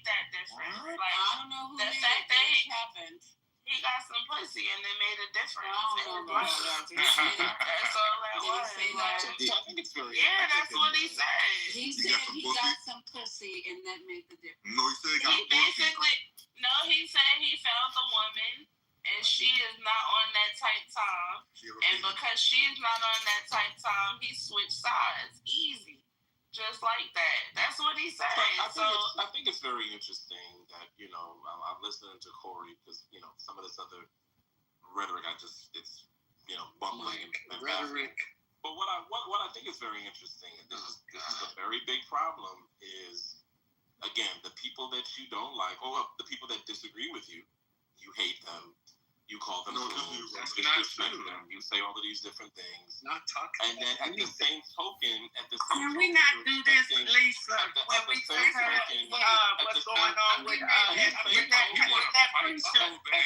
preacher, that man, he's now being threatened, and we gotta do this over and over. When he can't acknowledge it on his side, why would he do it? At the same token, listen to somebody who lies on you. At some point, it starts to fuck you up. I mean, but okay, so. The day he was assassinated, and at the same there were many critics and students who were opposed to his views. Lisa explained something. You could be quiet. That actually made him feel good because he wanted to convince them. He understood. He really did. He understood what was right, and he was right about that. A lot of it was based on common sense, by the way. Charlie wrote back to the staff member saying, I'm not here to fight them. I want to know them and love them, and I want to reach them and try and lead them into a great way of life in our country. In a private moment on his dying day, we find everything we need to know about who Charlie Kirk truly was. He was a missionary with a noble spirit and a great, great purpose. He did not hate his opponents. He wanted the best for them. That's where I disagreed with Charlie. I hate my opponent. And I don't want the best for them. I'm sorry. I am sorry, Erica. But now Erica can talk to me and the whole group, and maybe they can convince me that that's not right, but I can't stand my opponent. Charlie's angry. Look at that. He's angry at me now. He wasn't interested in demonizing anyone. He was interested in persuading everyone to the ideas and principles he believed were good, right, and true. Before each appearance, he prayed these words: God, use me for your will. Always said the same thing. Use me for you. That's exactly what he did. The more success Charlie had, and he was getting more and more successful, the more dangerous his mission became. On campuses all over the country, his quest for open dialogue was met with menacing hate.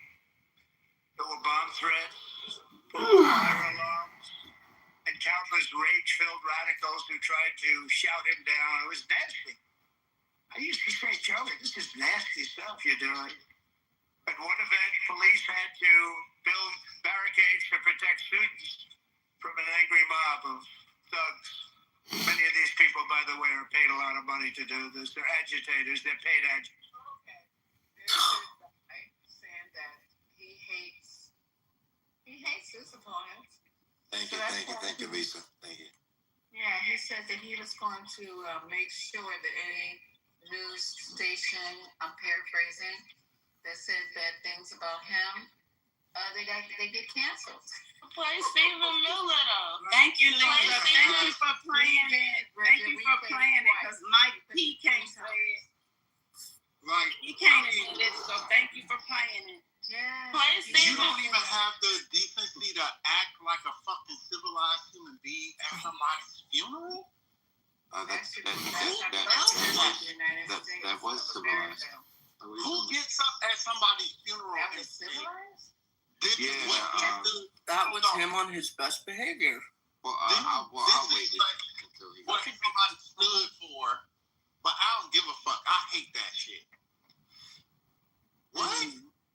Yeah, I think Trump was representing the unique Okay, relationship. Samoa's talking. We're at the cigar bar tasting whiskeys.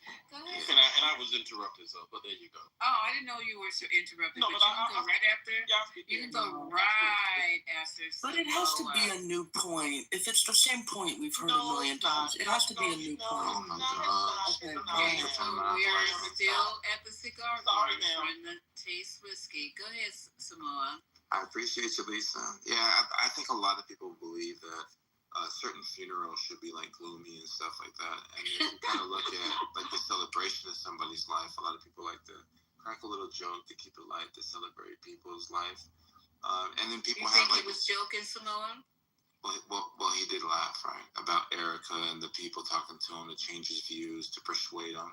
And what he was doing was drawing a contrast between the motives of Charlie Kirk, when he can persuade everybody, and the hardened Donald Trump, 70, however old he is now, the contrast between those two. Right? Because you don't lie about who you are. You point out the differences between you and Charlie Kirk and show how great Charlie Kirk was to stand on his own 10, right? Like, that was the actual So he was showing how hateful he is and how wonderful Charlie is. Is that what you're saying? No. So like Charlie wanted to move people to a certain direction, and Donald Trump was. Wait, hold on. So I'm almost done, brother. And Donald Trump was pointing out where he's at and where he's willing to be in the future. Right. So God's not finished with him yet. Okay. Well, he is the president of the United States of America, right? Right. What was Trump's specific role at the funeral? Can you tell me what that was? Yeah, I mean, he was doing a eulogy. That was his role. Thank you. A eulogy. You know what eulogy means? Yeah. It's a short summary of a person's life and the effect and the impact that they had on the people around them. That's not what I'm asking. The etymology of the word eulogy, its basic definition. Do you know what eulogy means? No. Okay. So it means to speak well of. Yeah, you're speaking well of. Right. That's your responsibility as a eulogist. So what you just offered is not the responsibility of a eulogist. It is the response of someone who is ill-equipped and disrespectful.